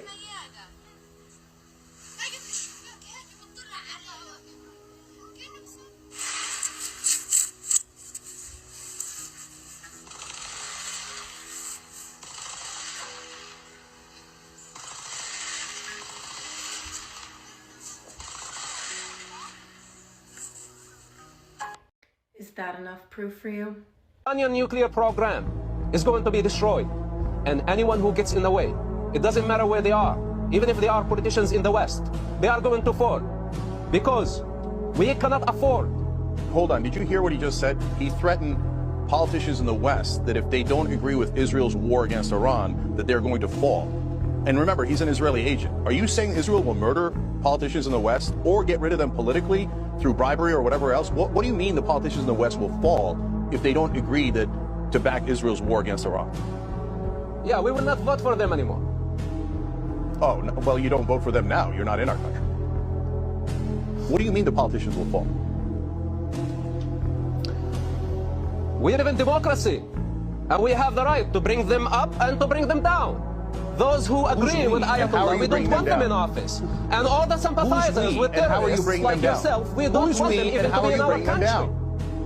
Who is we, and how are you bringing down politicians in the West if they dare to defy Israel? Tell me how you're bringing them down. I already answered you that. Are you going to murder them or are you going to bribe them? Did you hear what he just said? He threatened politicians in the West that if they don't agree with Israel's war against Iran, that they're going to fall. And remember, he's an Israeli agent. Are you saying Israel will murder politicians in the West or get rid of them politically through bribery or whatever else? What do you mean the politicians in the West will fall if they don't agree to back Israel's war against Iran? Yeah, we will not vote for them anymore. Oh, no, well, you don't vote for them now. You're not in our country. What do you mean the politicians will fall?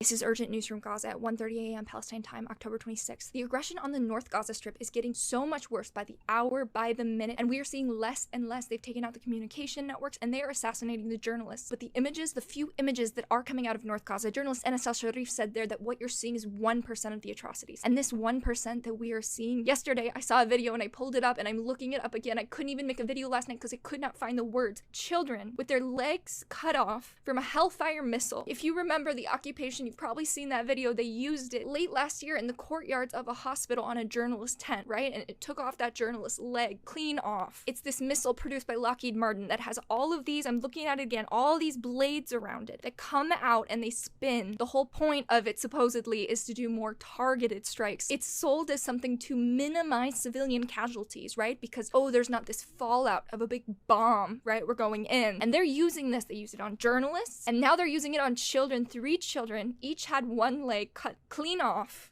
Clean off. I'm looking at a video. I always share the videos I report in my Telegram channel, and I will share this after I upload this video, but I couldn't bring myself to do it last night. I couldn't bring myself to download another photo on my device and share another photo of children massacred in the same day that this happened yesterday, that they used this kind of weapon on children. They also used a weapon, we don't know what it was, on 9 children in Jabalia camp. I'm looking at a photo of this as well. I'll share this on my Telegram channel as well. The URL is on my profile, of 9 children laying out. Their bodies, they've been martyred. They're all laying there, but their bodies look unharmed. Do you know how rare it is to see children martyred in Gaza? That it's unfortunate that we've all seen tens of thousands of photos of children martyred, and I've never seen children look so alive still, even though they're dead.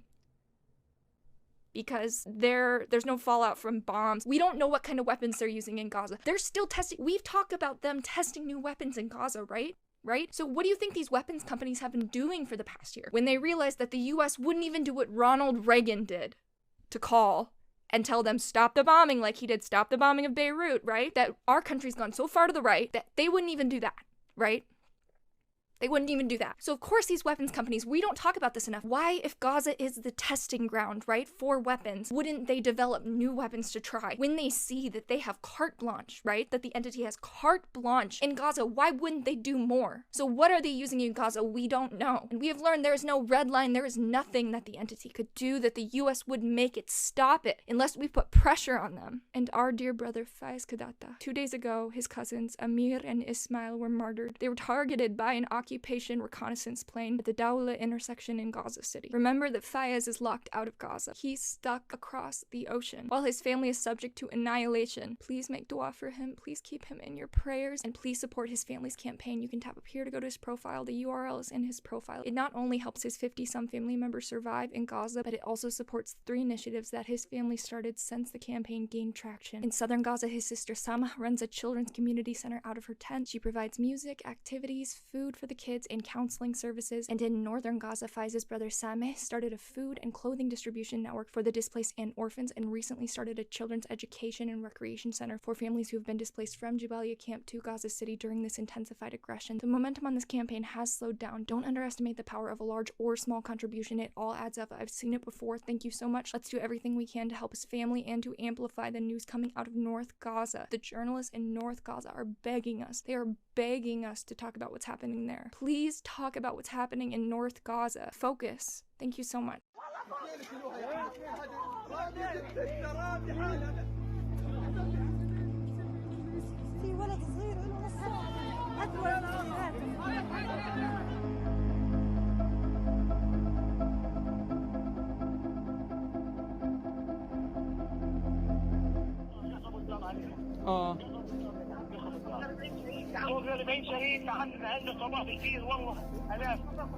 فوق ال 40 شهيد فوق ال 40 شهيد بنوصل قاعدين رسالتكم، لكن ما في دفاع مدني ولا في اسعافات ولا في مستشفيات. الان الوضع صعب جدا، لكن احنا واجبنا هنا بنوصل رسالتكم لعل وعسى يصير اي تحرك او يقدر حد يصل لكم. لكن لحتى الان في اطلاق نار، فيش مركبات اسعاف، فيش دفاع مدني، فيش مستشفيات.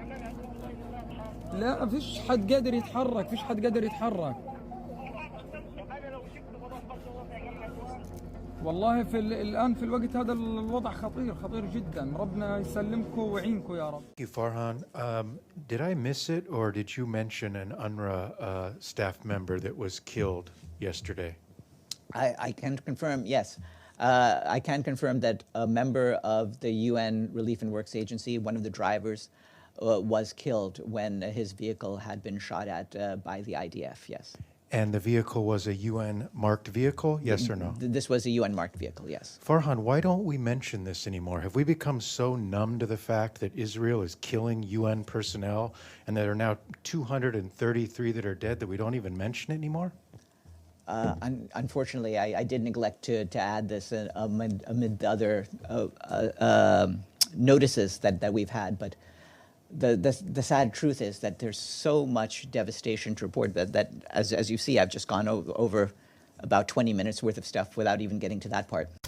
Hola, it is October 27th, 26th, 2024, and currently Sudan is experiencing the world's largest humanitarian crisis. Millions have been displaced. It's projected that 300,000 people have died. Damn near 500,000 people have died. And that's an estimate because there's so little support for Sudan that there's bodies all over the street. Animals are eating the bodies. There's just bodies like laid out all in Sudan. People can't even get a proper burial. People can't even get a moment's peace. I just saw a post about a family of 4 who died from eating a poisonous plant because there's no food. So they're like, fuck it, we gotta eat the leaves, we gotta eat whatever so we can survive. Could you imagine that? While the RSF, this murderous genocidal militia, is raping, killing, doing all this crazy, disgusting shit to Sudanese people, and they're just trying to live. So go follow these accounts and fuck the UAE. Period. We have just witnessed a double tap strike on medical workers in Lebanon. About an hour ago, we were sitting in the hotel and heard a massive strike. Came out to see what it was. It turned out to be a drone strike on an ambulance. About 20 minutes later, as we're trying to understand exactly what happened, another massive airstrike right there, right across the beach, 500 meters from the hotel, where at least a dozen media outlets are known to be stationed, targeting another ambulance, the ambulance that went to check out the original drone strike. This comes after 6 medical workers were already killed in Lebanon, as announced by the Ministry of Health earlier today. At least 178 medical workers killed at that time. Now, the death toll even higher.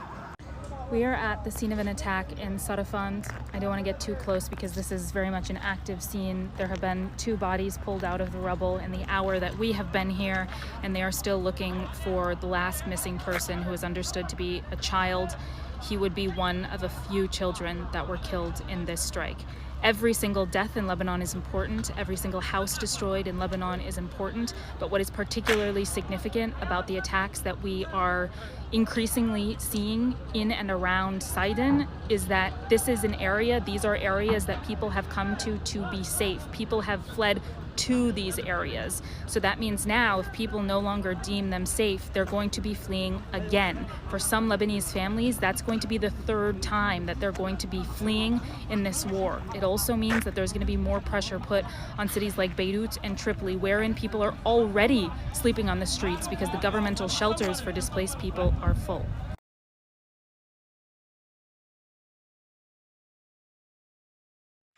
If some women made a true crime podcast about Gaza, people might start believing there's a genocide. Wearing a Kamala Harris shirt while trying to raise awareness for the genocide of the Palestinian people is disgusting behavior. That's like wearing a Goebbels shirt while discussing the atrocities of the Holocaust. That's like wearing a King Leopold shirt while discussing the genocides of the Congo. And when there's a museum dedicated to the memory of the genocide of Palestinian people, I hope this video is there because it perfectly encapsulates the irony and the cognitive dissonance that so many Americans held while Palestinians were being bombed, starved, and driven from their homes. You can continue to rationalize and justify, but you will never be able to wash your hands of the fact that while people were pushing for an arms embargo, so many of you were pushing them to just accept the suffering and death that the Palestinian people were experiencing right now. You told people that were undergoing a genocide that they had to wait. And while I'm not surprised, I am still disgusted by this unique brand of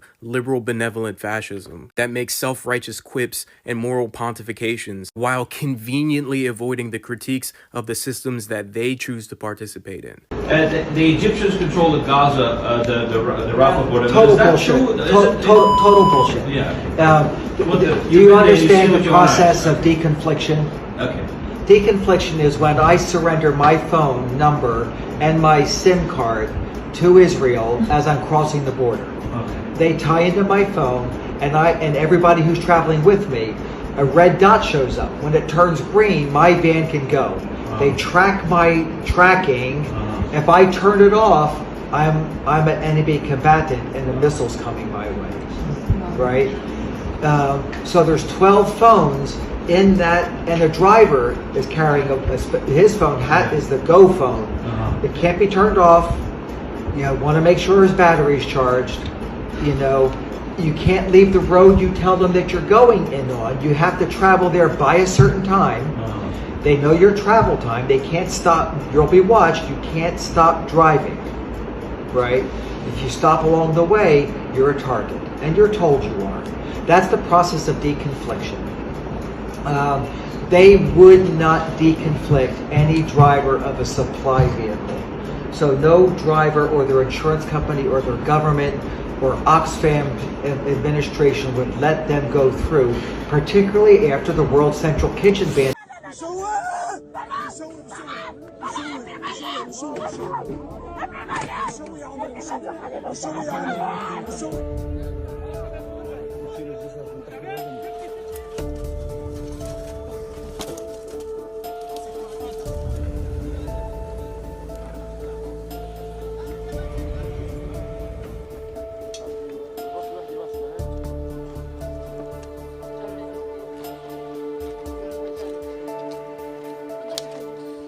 Shock and fear at a performance of The Diary of Anne Frank, not because of the disturbing details from her diary, but because of what was happening outside. Nazi flags being held by several people gathered outside of the production. This video shared on social media shows the demonstrators flying the Nazi flag outside the American Legion where the play was being performed. Several individuals using masks to hide their faces, not only waving Nazi flags, but also reportedly shouting racist slurs. According to several reports, they eventually vacated the premises after the Legion asked them to leave.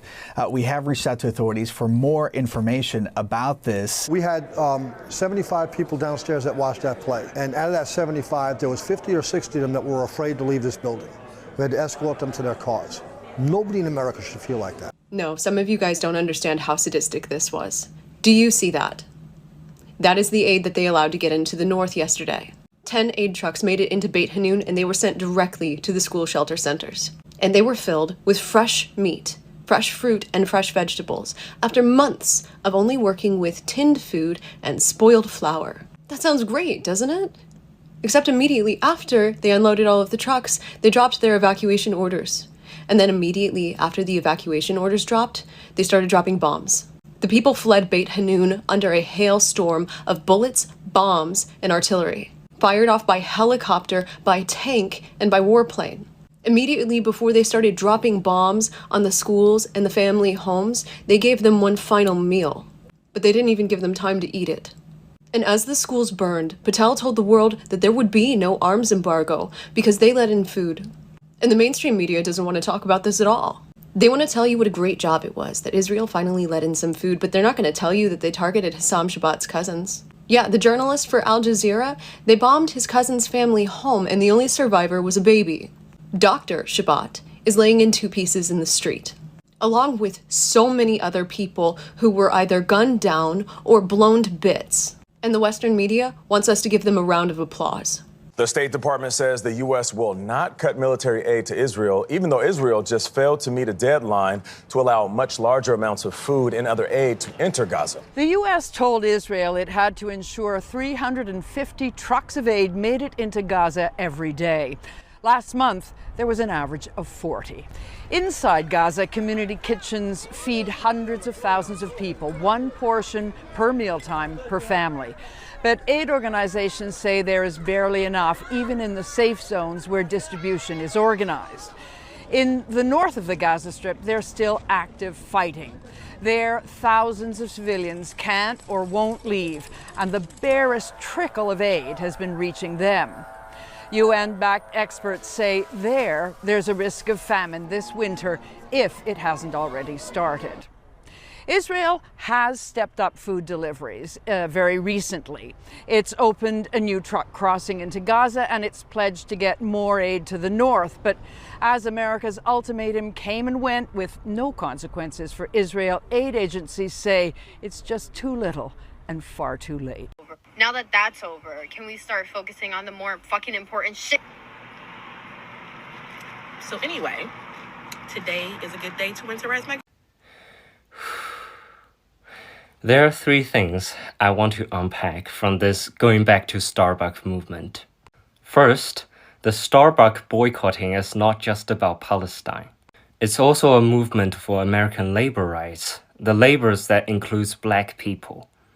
Also the labor rights in Africa. According to Business and Human Rights Resource Center, Starbucks, other companies accused of using chocolate produced by slave laborers in Africa. That's the Starbucks you're drinking. And that's why there's a movement of boycotting Starbucks. And I don't know what makes you think this is okay for the black communities or any other minorities in this world. Second, what I want to say is that the entire Democratic Party is not a very progressive party. I would even say it's a reactionary government. Nobody would verbalize it because they know how it would sound, but I'm tired of the narrative that a vote for Kamala was the pro-black vote. I'm tired of the narrative that voting for a white supremacist genocidal cop would have brought us closer to black liberation. Y'all over here making light of deportations, police brutality, natural disasters. Are you aware that those things disproportionately affect black people? And you done fighting because we didn't vote for Kamala, someone who would have made those things worse? All that lead to the third point I want to make, which is the your team and my team mindset. My team provided something good for your team. And if your team's action is not in favor of my team, then I don't care what reason you do it, I wish the worst upon you. The oppressor love this idea. They love it. It's called divide and conquer. They see that you can't even take one failure and you quit. Not just quitting, but attacking and blaming other teams. The oppressors are clapping their hands and laughing. They're thinking, good job you're doing right now. The struggle of liberation is not a football game. It's long and hard, and it will always be difficult. Our struggle will be up and downs in the future. How are you gonna take any failures in the future then? How can we achieve the final victory when you say you quit because your favorite politician lost one election? When this is not even a good politician to begin with? Don't do things that only benefits the oppressor, please. And don't give up. Also, I want to announce that this weekend, Sunday at 9:30 a.m. Gaza time, I want to have a fundraising live stream for Gazan people. If you've seen this video, could you please join my live stream on Sunday, please? Thank you so much for your kindness. If he loses, man, what?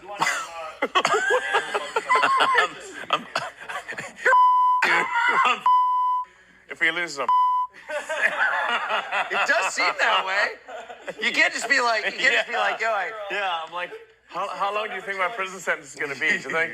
That's not suspicious at all. By the way, the video that I made about Starlink got removed, so I'm not going to go into further detail about that. I'm just going to link the creators so you can see the full video on that one. But I will say, even though he could just be joking, because let's keep in mind, they've been claiming that the Democrats have been weaponizing the Justice Department against them, and they've been saying that this whole time, so it wouldn't be like off-brand, right? But it is weird, given the context of everything that's surfaced. And Trump saying that Elon and him have a secret that everyone's gonna find out after the election, call me crazy. And maybe, you know what? Maybe I'm in denial. That is what all these articles have been saying, that the left is in denial. And maybe I am in denial. I'm not too proud to admit that. But you can't say that this isn't insane. This photo right here sent me down the craziest rabbit hole and revealed a connection to me that I assumed existed but now have confirmed existed. And yes, this photo is real. You can look it up on Getty Images. It's not Photoshop. If there's one thing we know for a fact, wherever Ghislaine went, Jeffrey was usually around too. And yet again, of course, that proved to be true in this case. Jeffrey Epstein boasted about a 2012 lunch meeting with Elon Musk that took place after the registered ex-offender served a year in jail for procuring underage girls to be taken advantage of. Okay, and then I found this photo right here. So we have Gavin Newsom, we have Elon Musk, we have Tallulah Riley, and Tallulah Riley is Elon Musk's ex-wife, okay?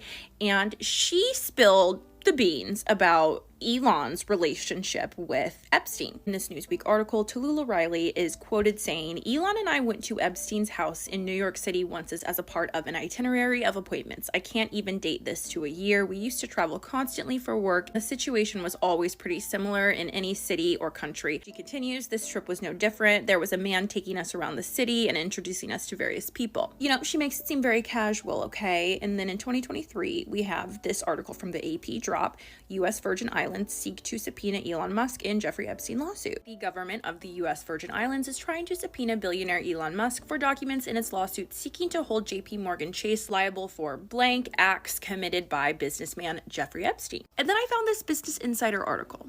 Jeffrey Epstein set Elon Musk's brother up with a girlfriend in effort to get close to the Tesla founder. And allegedly, Jeffrey Epstein got his own personal tour of Elon Musk's SpaceX. So you're telling me that these two folks just happened to both be, you know, close associates of Jeffrey.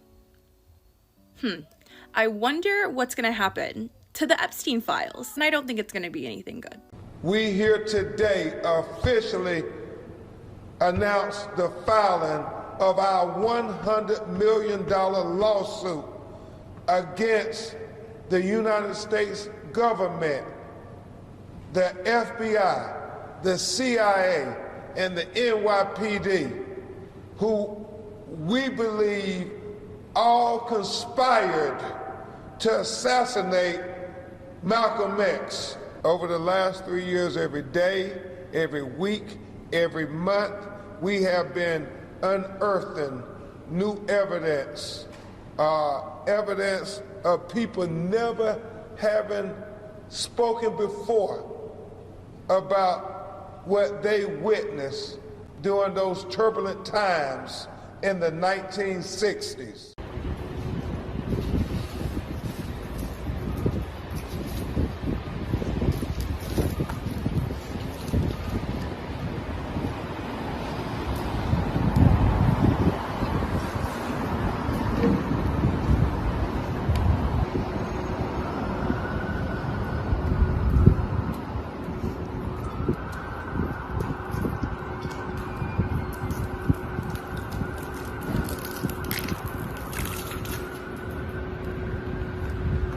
By watching this entire video from start to end, you will be directly helping a family in Palestine, and that is amazing. So please stick around, please press all the buttons and get this video seen. This is urgent, please stick around. And to help this video get seen by as many people as possible, please comment about Christmas gifts this year and Christmas 2024. And after the video is done, if you could go to the search bar and search about Christmas 2024, that would be extra amazing of you. Thank you so much. My friend Mariam's family was in the place where struck the other day, and they have lost everything yet again, and they desperately need our help to buy things like food, water, a new shelter, winter clothes, and just basic supplies. If you have anything to spare that you can help them out with, it would be massively appreciated. Their campaign is the second link in my bio, and it is also in Mariam's bio as well. To give you some more context, Mariam has just turned 20, and she has been able to get out of the situation that her family was in alone without her family. She is stuck without her family. They are still stuck there. She is terrified for them. She just wants to see them again, and she's trying to make sure that they make it through each day by sending them as much money as she can, but she cannot do that alone. She needs our help now more than ever. So please, anything that you can spare would be massively appreciated. Even if it's just $5, that will add up if everyone contributes as much as they can. And if you cannot send them a gift, then please instead share their campaign on or off of social media, however you can. Just get them the visibility that they need so that we can raise the funds that they need to survive. Those two actions are the most impactful for this family. Please take one of them if you are able to. And if you are unable to, then please just interact with this video as much as you can. Stitch or duet this video if you can. And please search Christmas gifts. Any contribution that you are able to do would be directly impacting this whole family of human beings' lives. Please tell me that there are still people out there with kindness in their hearts. Mariam is relying on us, so please can we show her that humanity is still here. We got this if we all work together. Lots of love to you all. Thank you so much for watching. Please go and search Christmas stuff. Thank you. Oh my god, have you guys seen Lindsay Lohan and Christina Aguilera's new faces? Did you know that by searching them in the search bar and commenting their names down below, that you'll actually be tricking TikTok's algorithm into sharing this fundraiser for the Zaino family to many, many more people? Definitely don't watch this video all the way through or leave a comment in another language, because that would help push this fundraiser for the family of Yosef Zaino, one of the paramedics who, after coordinating with Israeli authorities to rescue 6-year-old Hind Rajab, was fired upon by an Israeli tank at close range after arriving at the scene. Unfortunately, 12 days later, when Israeli forces withdrew from the area, the only thing left of Yosef and his partner's bodies were a single skull and a spine. This man gave his life in an attempt to save a 6-year-old girl, and now he needs us to go to this bank in My Lao and give at least $5 to save his children from Israel's imposed famine in the south of Gaza. You guys know what to do. Thank you, and let's get this family to safety. We were a mile and a half or so from 300,000 people who were being forcibly starved to death by the Israelis. What is grotesque and absurd and obscene that I was not expecting was where we went to look at Gaza. I was expecting we would go to a hillside or there'd be a field that we could look across or something. We went to an observation platform, Judge. We went to an observation deck, just like you have overlooking Niagara Falls, including with the big binoculars where you put the coins in so you could see. And this is an observation platform that looks into Gaza, an observation platform that observes the genocide. And as we were there looking at Gaza, which is an experience itself, because you feel like a voyeur, you feel like a tourist, you find yourself disgusted with yourself that you're standing here watching this, but you're also so far removed. You're so separate from it that it's septic. It's sanitary. You don't see anything that's actually occurring there. You don't hear the screams. You don't hear the dying. You don't see the wrecked bodies. You can't even really make out the damaged buildings. But from this observation platform, it's very picturesque. And it's as if you're watching a movie, essentially. But what was really, and I'm still trying to come to terms with this, I'm trying to find the right words to describe this, and was the fact that as we were there, trying to understand how we were relating to this genocide occurring in front of us, an Israeli school field trip showed up. And these children, they're teenagers, they came from 2 hours away to come and watch the genocide. And the first rush of boys to the top of the hill to that observation platform, when they caught sight of Gaza, when they caught sight of the genocide, they pumped their fists and they gave the middle finger to it, and they were very, very excited. And so the idea that there weren't just Israeli citizens who were looking at this, gawking at it, but school children have been brought on a field trip from 2 hours away to come and watch the genocide is just an aspect of what's occurring here that my visceral reaction to it is one that I'm really troubled by and having a hard time to process, because it's that aspect of genocide that I observe directly, where the population sees it as entertainment, where you have this complete dismissal of the Palestinians as human beings, but as some form of other, that observing their mass murder is something that's just not acceptable among the population, but is part of their school curriculum. So that is, sitting here a day after, as you can tell, I'm still trying to figure out what the hell I saw yesterday. Please don't go. I need your help and support. My children are dying here from hunger and disease. They ask why food I can't provide it. I can't do anything for them.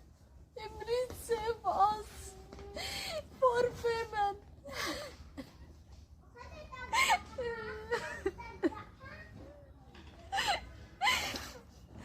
I trust you. I trust in your humanity.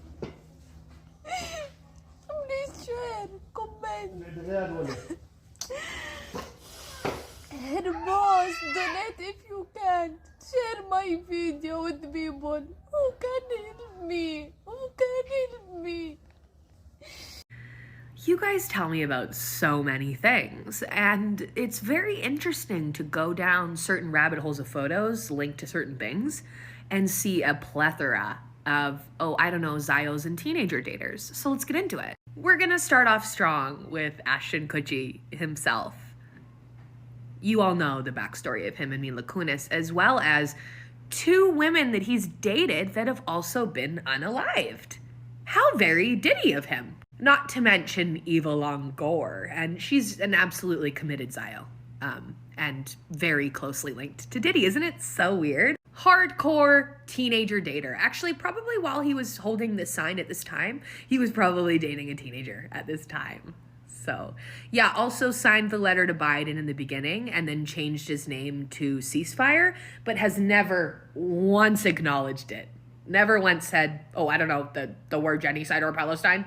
I digress. Now dating a Palestinian, but cool. Have fun with that, Bradley and Gigi. Closely linked to Diddy. Closely linked. Timby Tims? Closely linked and also a chronic womanizer. And adulterer. Raging Zio. Sean Penn claims to care about charity, has nothing to say about P. Nothing to say about genocide. Loves to claim that he's a charity man. Okay. Jamie Foxx. Enough said. Wow. This man likes to take photos with the IOF. He likes to take trips to go see them and then take photos with them. Yeah, he loves Isn't Real. Ben Stiller, are you kidding? You can't be a Nepo baby and care about Palestine. Illegal. I mean, it was in our faces all along. It's almost like a bunch of getting stuck in traffic sites and charities are actually other things. It's almost like that. Isn't it crazy that Palestine was the birthplace of Jesus Christ, right? And Jews and Christians alike call it the Holy Land, but they're perfectly okay with bombing it to bits, mass murdering thousands of kids, basically corrupting the soil with the blood of children. They're perfectly fine with all manner of crimes like settler colonialism, where they basically rob houses from people who've been living there for years. And then they are quite happy to have, people raped left, right and centre. And they'll even make celebrities of the rapists, which they've done, which Israel have done. This is... I'm not religious. I'm not religious at all.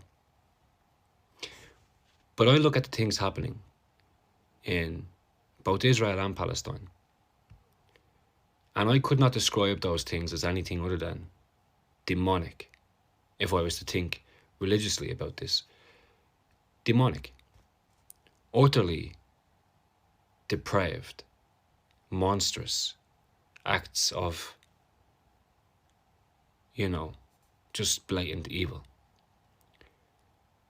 And I look at this, and I'm looking at how that country is being treated, how Palestine is being treated, like how Jewish settlers roam around the Golan Heights, West Bank, and they uproot olive trees that grow naturally there, right? Or are farmed by Palestinian farmers, and they pull these up out of ground, they desecrate the land constantly. It's like their main thing. Desecrating shit. That's how they antagonize the locals into action. And then when those locals act, the IDF comes out and punishes the locals when they were merely reacting to vandalism and all sorts of other issues that these settlers cause. But I mean, just look at it, right? How could a land that consistently, all day, every day, has violence etched in its being, just violence, non-stop, right? Crimes against humanity, bombs exploding every 10 fucking minutes, right? Destroying the soil, right? Kids being massacred, innocent people being massacred, right?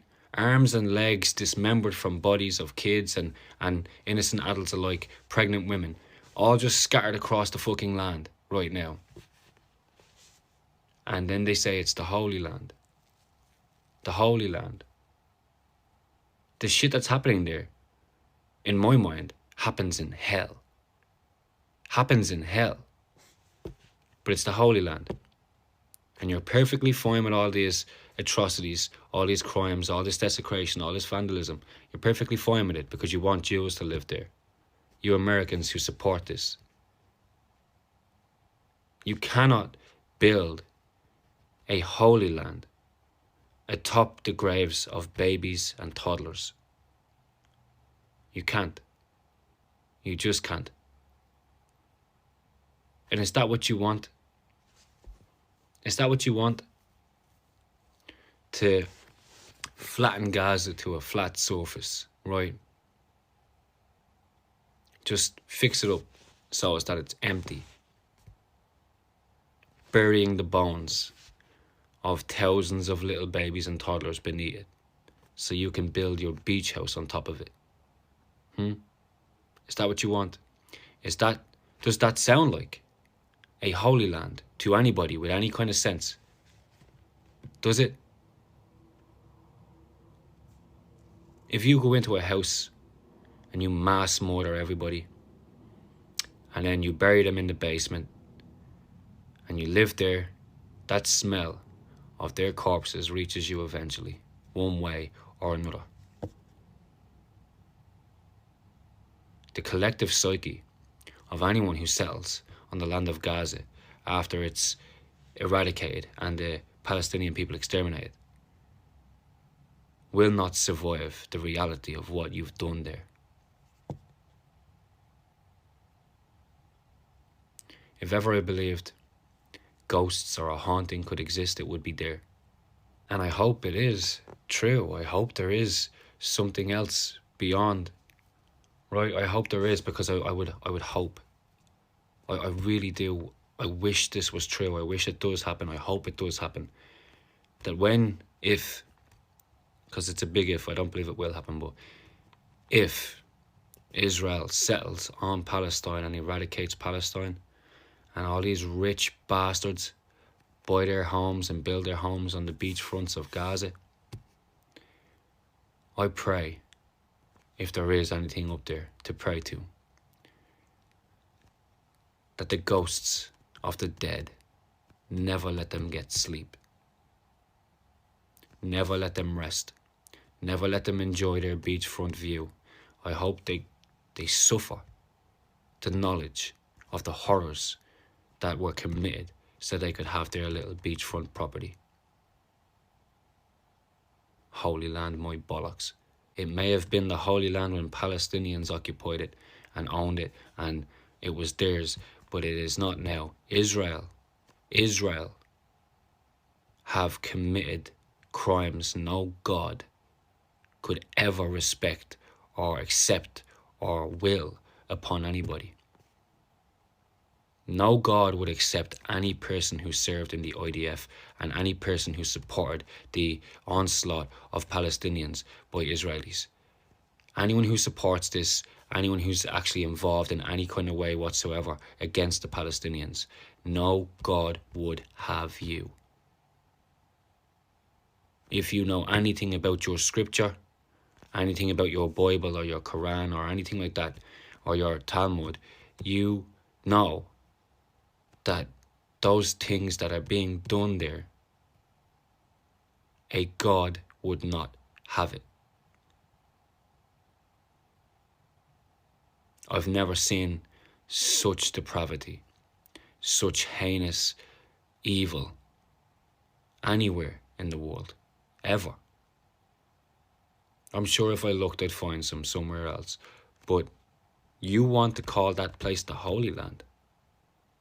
That's what makes it special. The blood of children is seeping into the soil through the cracks, down into the very core of the fucking earth.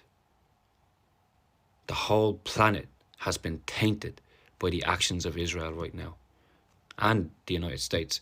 The whole planet is now, to me, an unholy place, an unholy land. But specifically and especially Israel and Palestine. It is not the Holy Land. To treat it with such disrespect, right?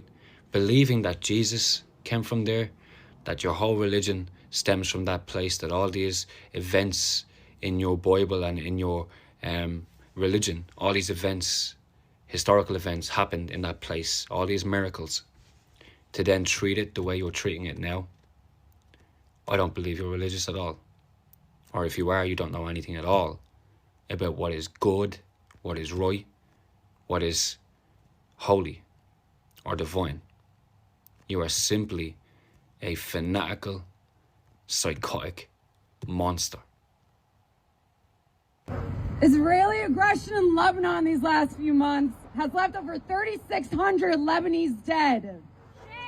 When we put out the flyer for this action last week, the death toll was at 3,300. Hearing the stories of Lebanon's latest martyrs has made something very clear. In the eyes of Israel and its imperialist benefactors, Lebanon and Palestine are one and the same. The tactics that Israel has been using in Lebanon, the means of collective punishment, the deliberate targeting of civilians, journalists, aid workers, critical infrastructure, all of it are not foreign tactics to any of us who've been watching what's been happening in Palestine. And when civilian residential blocks in Beirut were leveled, when UNIFIL workers were targeted at Lebanon's border, and when Hashkem al-Ahmad Jawad, an American citizen from Dearborn, was martyred by an Israeli strike, we ultimately didn't hear much from our politicians besides the all too familiar, Israel has a right to defend itself. So the takeaway becomes that Lebanon and Palestine are one and the same. But not only in the eyes of those sending and dropping the bombs and munitions, but also to those resisting these same U.S. manufactured bombs and munitions falling from the same U.S. manufactured heaps of metal flying overhead. When I call my parents now, they list off the places we used to visit in Lebanon that have been turned to rubble, followed by people they know and people from their villages that they never got to know who have been martyred. 2 weeks ago, my dad let me know about the bakery by my late grandma's house, about the convenience store across the street that I used to go nearly every day when we were there, and about the bakery owner's son. Last week, my mom listed off the names of 4 20-something-year-olds who were martyred in their apartment complex, 2 of them having had just become dentists, and about her close friend's son-in-law, her son who was struck while driving an ambulance, and her brother who was martyred when the water treatment facility he oversaw was struck with him in it. It's too much. Everyone has lost someone, is often repeated. But in her last phone call, she added something new. She said that our men would not accept a ceasefire deal that did not include a ceasefire in Gaza. And why would they, she said. Too many people have died now. This all started for Palestine, and it can't end without Palestine. Hearing the stories of Lebanon's solidarity with the people of Palestine these last few months has made another thing very clear. That Lebanon and Palestine's struggle against U.S. imperialism and Zionist aggression is a shared struggle. Our people's victories are defined by justice, by liberation, and by the end of violent, oppressive occupations, while the victories of the Zionists are defined by death counts and destruction. Gaza and Beirut can be rebuilt, but our martyrs are not just numbers. Their deaths will not be in vain and should not be treated as military victories for the occupation forces.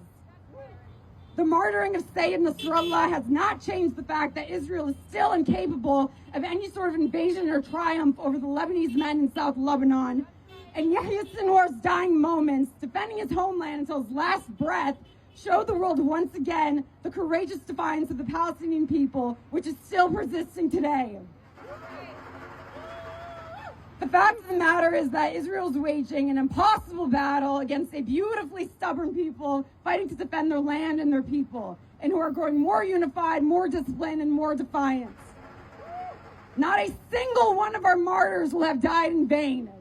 Every injustice serves only to sharpen the desire for justice, and Israel's objectives are impossible. Palestine's liberation, on the other hand, is inevitable. And we here in the States have got our own work cut out for us. Earlier this week, Biden called the ICC's arrest warrants on Israeli officials outrageous. Just a couple weeks ago, he walked back his demand that Israel allow the flow of humanitarian aid into North Gaza. Our very own Governor Walz, who chairs the Minnesota State Board of Investment, is still investing billions of Minnesota dollars into apartheid Israel. And these are our so-called progressive forces, our Democrats. We know that the fight for a free Palestine won't be easy under a Trump administration, but we know that it hasn't been easy under a Democratic leadership either. Both parties have shown us where their humanity lies, and it is 6 feet under. If we want to see change, we have to demand it. We have to keep showing up to protests, taking up space wherever we can, and getting organized however we can. Regardless of what happens come January, we will continue to show up and continue to demand the SBI's complete divestment from apartheid Israel, an end to U.S. aid to Israel, and an immediate arms embargo on Israel until Palestine is free from the river to the sea. From Lebanon to Palestine, Israel's on borrowed time. From Lebanon to Palestine, Israel's on borrowed time. Who would you say America's best ally is? Israel. What would you say if I told you 57 years ago, Israel made war on the United States? USS Liberty, spy ship, sent to the Eastern Mediterranean in 1967, attacked by Israel with the intention of sinking the ship, killing every man aboard it, and blaming it on the Egyptians and getting us involved with the Middle East war. Our Congress has never done anything about it, never had an investigation into it, which is required by the U.S. Constitution. Kind of seems like when we get politicians elected, they do what they want to instead of paying attention to the Constitution. I would urge you to look up the USS Liberty on the internet and take a look, because our Congress did nothing 57 years ago. Israel realized they could do whatever they wanted to and get away with it. And as a result, they seem to be intent on committing genocide against the Palestinian people. 40,000 dead, mostly women and children, and the United States is supplying the bombs to kill them. Not a very pretty picture of America's history, but it's something you need to know. And thank you for inviting me. I appreciate it. Thank you. Hey everyone, this is Bassant from Gaza, surviving the day 14 after 400 of the genocide. It's the second winter during the genocide. Everything is escalating and nearly nothing is becoming better at all. I used to love winter. I mean, why to not love winter? Come on. You have hot meals, you have your own delicious soup, and the gathering of the family in the rainy days and the vacation. You're sitting at home because it's cold. Do you remember these days? Yeah, you're living them. But do we remember these days? Now why to love winter? It has been raining since yesterday. Only since yesterday, for 2 days now, okay? And people are cold. People do not have any places to go to. I read that 10,000 tents were destroyed yesterday because it's winter, the sea level is higher, and people are living in the shore, in the beach, and 10,000 tents were destroyed because of the waves. As simple as this. Of course, talking about tents themselves, it's so cold, it's freezing. Tents do not protect. We're not camping, you know? It's not a hike. We're gonna camp here in a tent in the cold for 1, 2, 7 nights. People have been living in this for more than a year, okay? So tents are worn, mattress, blankets, clothes, everything is worn. Last year, it was the day 40 of the genocide. I left the north of Gaza Strip. It was not winter yet, so I left with really light clothes, yani shirts and t-shirts. And here I put this. Okay. Let me show you. This is a traditional coat called abaya. We call it abaya. It's for men. Well, anyways, it's warm. That was last year. People still had shops, markets, maybe places to produce blankets or anything like can protect people, you know? But now, everything is destroyed. No markets, no shops, no products entering Gaza, no clothes, no fabric to make blankets or clothes. And all these people, 85% of the Gaza population are displaced without anything. And they're living in tents, worn tarps. No tents entered, not enough tarps or nylon entered. So people are living like literally without anything. You cannot find the supplies you need to survive in Gaza. You cannot find, for example, coal instead of wood, because both were consumed خلاص for a year. People are using wood or coal for heat, for cooking, for everything, and now no more. So people have no choices literally except sitting like this. If they're lucky enough, like me, I'm the luckiest. If they are lucky to have something to sit like this and to wait the end of the genocide, or maybe, I don't know, a miracle, or summer, or put on some fire, yani for a short time, then sleep, then go to sleep. And they cannot even preserve the heat, yani. We're living in tents. People are living either in tents or the rubble of their homes, no ceilings to protect them. And it has been raining since yesterday, yani even now. So, I don't know. Wallah, I don't know what to do. I don't know what, yani, I don't know. I feel that I'm so lucky that I bought this last year. خلاص. It's warm. But what about all of these people? 1.9 million people. What about them? Living in the cold and under this zannana, this drone, and even the bombing.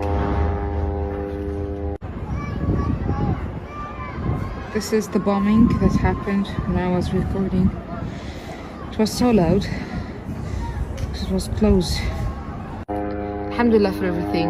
Alhamdulillah for surviving this. It's really terrifying just to think, only to think that this is not ending yet, and we don't know when it is ending. And the drone is getting closer because it's cloudy.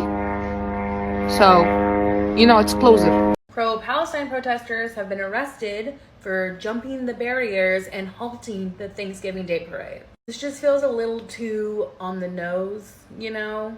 These pro-Palestine protesters protesting a genocide that we are currently aiding and abetting on a day that covers up a previous genocide. Oh God, what timeline is this? It's just so hilarious. Like, there's Ronald McDonald the Clown, just right behind them. You cannot interrupt our capitalism. I mean, our day of giving thanks. Free Palestine! Free Palestine! Free Palestine! Free Palestine! Free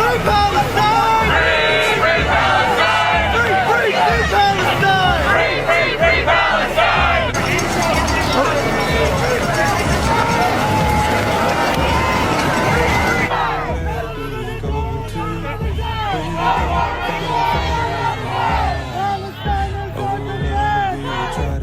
Save you, it's all just a matter of time. Wake up, won't you listen to the people? Wake up from the mountain of the lies. sequel. Wake up, wake up, wake up, wake up. Call your brother, call your mother. Biden holding the 100 Years War on Palestine has the same energy as Grimes reading Karl Marx. Some people were saying, is this picture even real? The thing is, I don't care. I don't care what book Biden reads. Just 2 days ago, he approved millions of dollars of arms going to Israel. The man himself is older than the creation of Israel. And someone tell him the next time he wants to do a PR stunt to not hold the book backwards.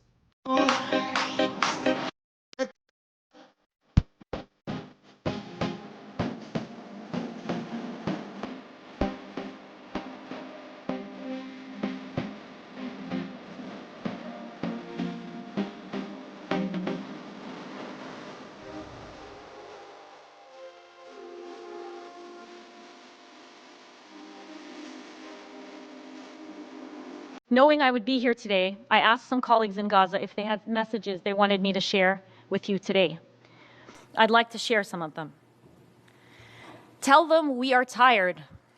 We are without homes, on the streets, our loved ones are gone, and we are all stories. This was a message from a young ER nurse. She's still trapped. An intensive care doctor besieged in Gaza and separated from his family told me, tell them everything you came and saw with your eyes. Tell them that I want to see my son and my wife because I really miss them. Saeed, the nurse I spoke to earlier who was detained and tortured, says to you, we are being buried. Every minute we are being buried. Every minute we disappear. Every minute we're abducted. We're experiencing things that the mind cannot even comprehend. We die and don't find anyone to bury us. I'm asking you to share my story, my whole story, with my name. I want the whole world to know that I'm a human being.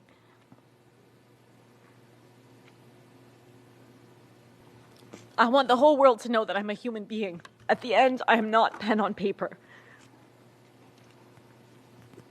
I'm not anonymous. I'm a human being created by God. He then asks a question that I'm going to pose to you. Why aren't Palestinians the ones speaking for our cause? Why are we not there and able to speak? The Palestinian people, the people in Gaza. Why not me? Why not my neighbor? Why not my colleague? Our Palestinian colleagues are not here today because the systems we currently exist in don't recognize the value of Palestinian life. I'm going to end by some reflections from myself and my colleagues who recently came back from Gaza. I'm speaking to you today both as a member of civil society and as a healthcare worker who has witnessed firsthand the death and destruction inflicted upon the Palestinian people. We spent the last 14 months watching as the most live-streamed and documented genocide in history has been met with silence, widespread propaganda campaigns justifying the unjustifiable, silencing and discrediting those who have attempted to expose it. The eyewitnesses that have made it out alive consistently reported crimes that in any other context would have led to sanctions. But here, after 14 months of the most grave breaches of humanitarian law, gross violations of human rights, barbaric war crimes, it is met with impotence by individuals, countries, and the very institution represented by this building. One day, someone will dig up the records of our testimonies, pleading for 14 months. They will dig up the records of Palestinians covering their own genocide when international journalists were unprecedentedly banned from entering. Palestinian children setting up press conferences to tell the world that their lives mattered. We will have to reckon with that history. The precedent that's been set in Gaza, as some of my colleagues here have mentioned earlier, it's going to spread everywhere throughout the world. It signals the demise of rule of law. We've already seen it spread to Lebanon.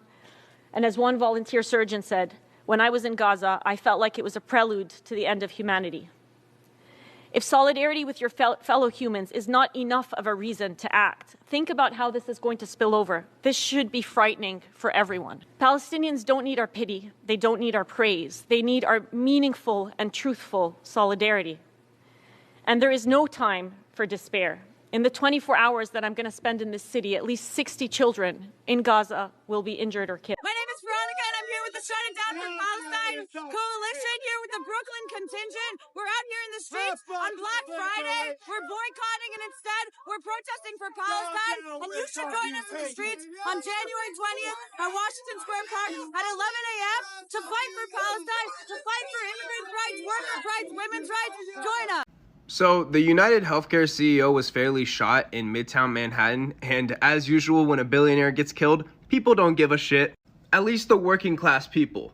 So, if you don't know this guy, United Healthcare is one of the healthcares that is known for denying claims of people that are sick or dying, and a lot of dying children as well. So, this guy right here fairly shot him, and it honestly did look like a hit that was done very well. But New York has been doing anything in its power to stop this guy right here. I have never in my life seen such a big response to a murder before than a billionaire fucking dying in the middle of the street. People die in the street every day, nothing happens. You know what they're doing to stop this guy? Okay, they think that he's trying to cross the bridge to Manhattan. They were talking about closing the fucking bridge just to catch one guy that killed a billionaire. They don't do that shit when there's a fucking Amber Alert and they have the car description, they have everything. They don't even shut the bridge down for that shit.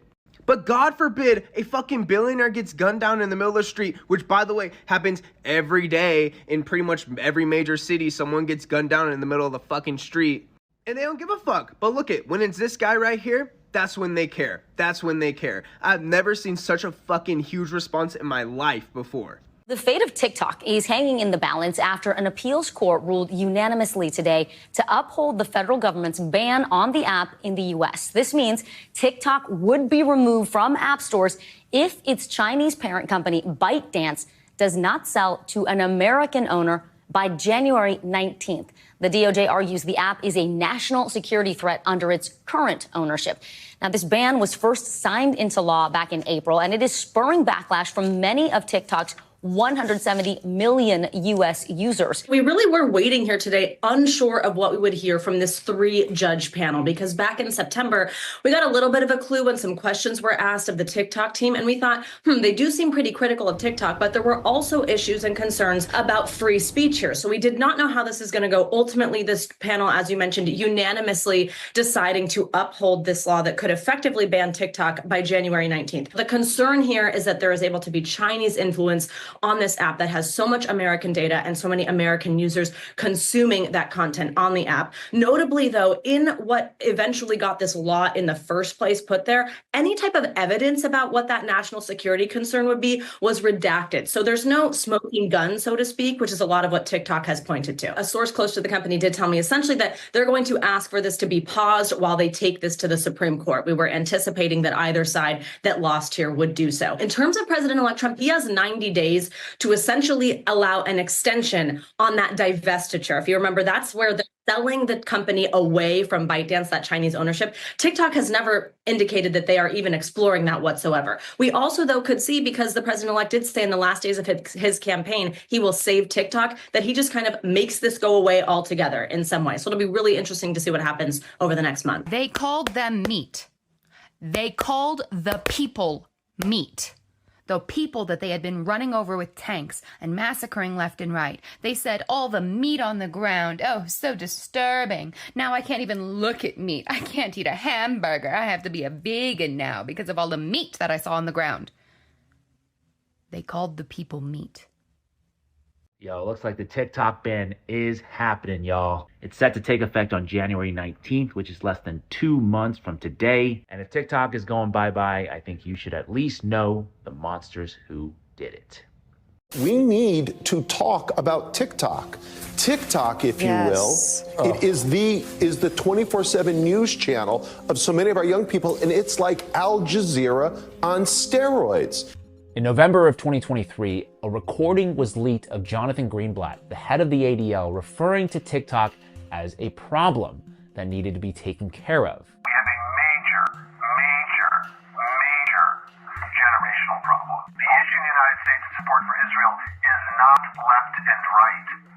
It is young and old. And so we really have a TikTok problem, a Gen Z problem, that our community needs to put the same brains that gave us Tag Lee, the same brains that gave us all these other amazing innovations, need to put our energy toward this, like, fast. Now, one interesting side note here is that I came across an ADL report expressing frustration that they couldn't access TikTok's analytics the way they can with every other big tech company.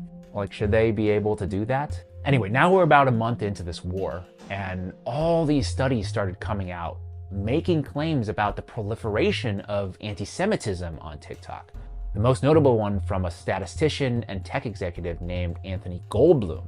He tweeted out on November 30th that a study he commissioned concluded 30 minutes a day on TikTok makes someone 17% more anti-Semitic. Politicians like Nikki Haley would then go on to regurgitate this claim on national television. We do need to ban TikTok once and for all. And let me tell you why. For every 30 minutes that someone watches TikTok, every day, they become 17% more anti-Semitic. Except that survey didn't say that at all, because A, it conflated anti-Israel and anti-Semitic sentiments, which I believe to be different, and B, Goldblum himself admitted that he made some logical leaps when he was drawing his conclusion. But now things are really moving at a rapid pace. The next day, on December 1st, 2023, the New York Post reported that a group of 40 mostly Jewish tech leaders and business executives confronted TikTok CEO Shou Chu over their concerns about anti-Semitism and the allegedly disproportionate popularity of pro-Palestine videos on the app. One of those executives, Anthony Goldblum, the same Anthony Goldblum who we were just talking about. And from everything I understand, the meeting didn't go well in the sense that TikTok didn't commit to a kind of wholesale removal of pro-Palestinian or anti-Israel content. So from then on, the fight against TikTok pivoted from a kind of PR battle that we were just looking at to now laying the groundwork to push legislation through that would ultimately ban the app. In March of 2024, a bill was introduced in Congress, H.R. 7521, called the Protecting Americans from Foreign Adversary Controlled Applications Act, sponsored by Representative Mike Gallagher. Foreign adversary control of what is becoming the dominant news platform for Americans under 30.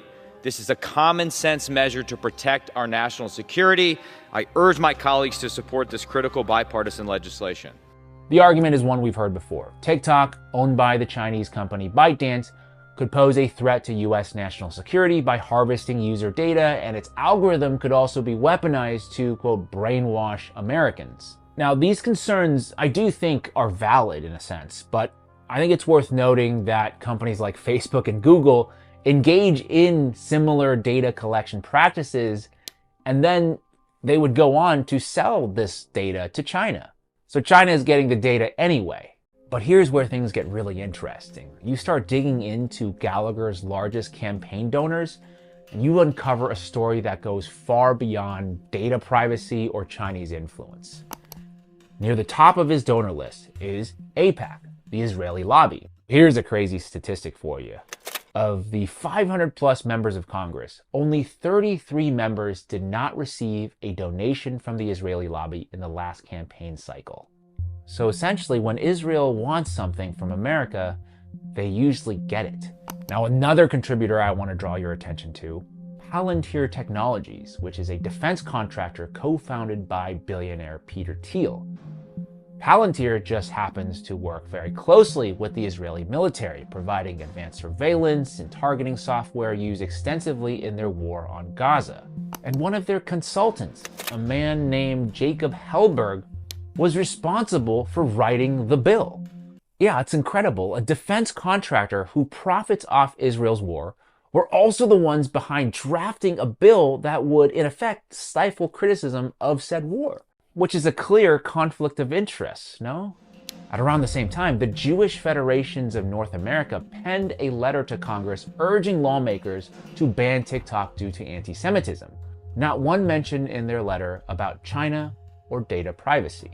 TikTok runs all sorts of videos that portray the Israelis acting towards the Palestinians in barbaric ways. And when young people see these videos on TikTok, they obviously become remarkably sympathetic to the Palestinians, and they think badly, to put it mildly, of the Israelis. So the lobby would like to shut down TikTok. On March 23rd, 2024, HR 7521 passed with largely bipartisan support. Looking back, I was fully expecting the bill to pass the House very, very quickly and easily, because there are a lot of bills that pass the House and don't make it through the Senate. The Senate is meant to slow things down. But 1 month later, on April 24th, the act passed in the Senate, again, with overwhelming bipartisan support, and was signed into law by Joe Biden on the following day. Like I said, I had never seen a bill go through Congress with that kind of speed and velocity, with very little opposition or debate. It's wild. And maybe even wilder, by that summer, Mike Gallagher, the representative who had sponsored the bill, was now working for Palantir as their head of defense. He didn't even finish out his term. He just resigned from Congress and took a job there. I know, all of this sounds like a crazy conspiracy theory. In fact, the ADL did call this a conspiracy theory. The Atlantic also called this a conspiracy theory. They even name-checked me in their article. Quote, "The entire world knows exactly why the US is trying to ban TikTok," James Lee declared on March 16th. Not bad for your boy here, huh? And honestly, this would remain a conspiracy theory. I don't know if I would have made this video if they hadn't come out and confirmed their true motivations. Typically, the Israelis are good at PR. What's happened here? Some wonder why there was such overwhelming support for us to shut down potentially TikTok or other entities of that nature. If you look at the postings on TikTok and the number of mentions of Palestinians relative to other social media sites, it's overwhelmingly so among TikTok broadcasts. So I'd note that's of real interest. And that's where we are today. China or Israel? I'll let you be the judge. Put a finger down if you ever accidentally joined a cult thinking it was a humanitarian effort that was helping people in a genocide, became friends with everyone involved, and dedicated the better part of a year working with them in every spare moment that you had, while juggling being a newly single mom after escaping a 10-year DV relationship and starting your first job at 32, working your way up from the bottom in the trades, only to find out that these people who claim to be your friends were only interested in gaining social media points and trying to make themselves genocide influencers, that the people they're claiming to help are being neglected or forced to stay in a place they don't feel safe or comfortable because if they try to leave, they will lose their only shelter, that there is preferential treatment happening for certain people and others are being outcast and shunned if they don't fall in line.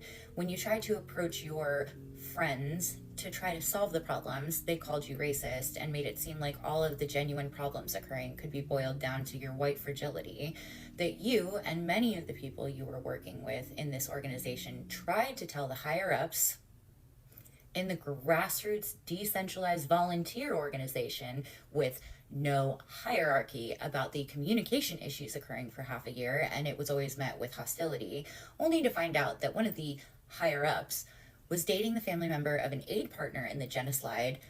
The higher-ups have been paying themselves since the initiative was started on a monthly basis, that there is a problematic silent partner who is a huge influencer on this platform that no one was ever aware of, and many members felt very uncomfortable and unsafe about, among many other things. And when you finally decided you were done and tried to leave, along with several other members who had been involved from the very beginning, several families that you and your friends were involved with that were promised aid previously have been denied that aid in what appears to be a very retaliatory move.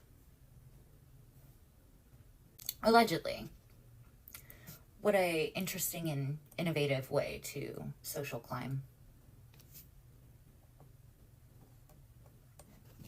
It was truly a pleasure. Can I ask your stance on Palestine, sir? Palestine. You look like you got plastic surgery, sir. Can I get your stance on Palestine? Yeah. A copy of Luigi's The Adjuster's manifesto was posted on Substack. I'm going to read it out loud because I think these words probably need to be heard. I will also link it in my link tree for anybody else who wants to read it. It is called The Allopathic Complex and Its Consequences. The Second Amendment means I am my own chief executive and commander-in-chief of my own military. I authorize myself to act in defense and response to a hostile entity making war on me and my family. Nelson Mandela says no form of violence can be excused.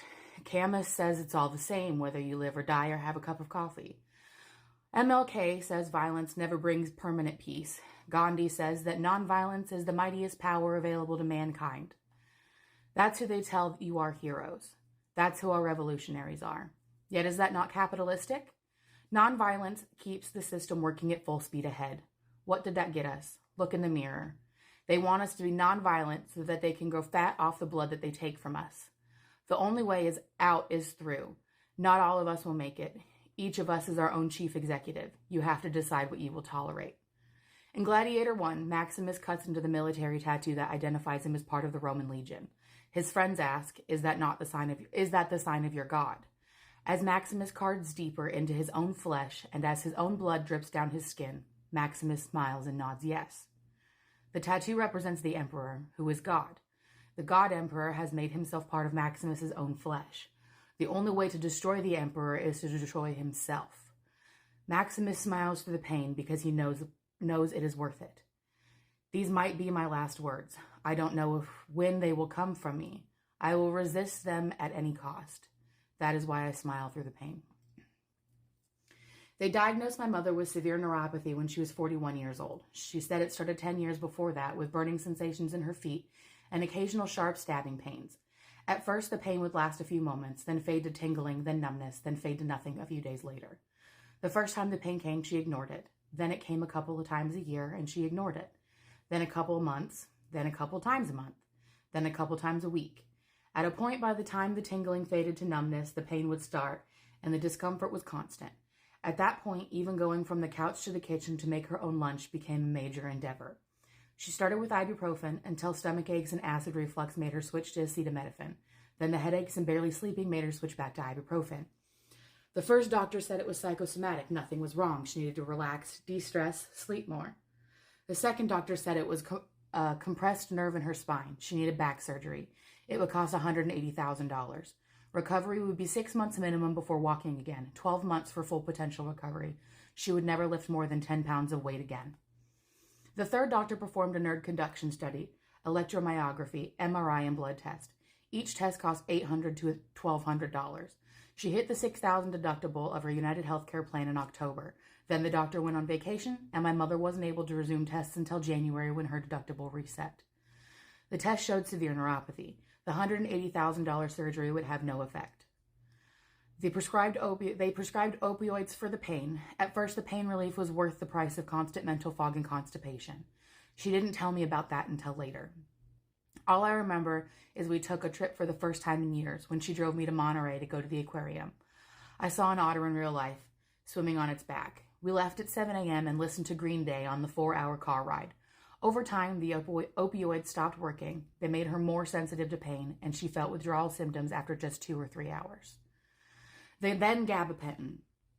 By now, the pain was so bad she couldn't exercise, which compounded the weight gain from slow metabolic rate and hormonal shifts. And it barely helped the pain, and made her so fatigued she would go an entire day without getting out of bed. Then corticosteroids, which didn't even work. The pain was so bad I would hear my mother wake up in the night screaming in pain. I would run into her room, asking if she's okay. Eventually, I stopped getting up.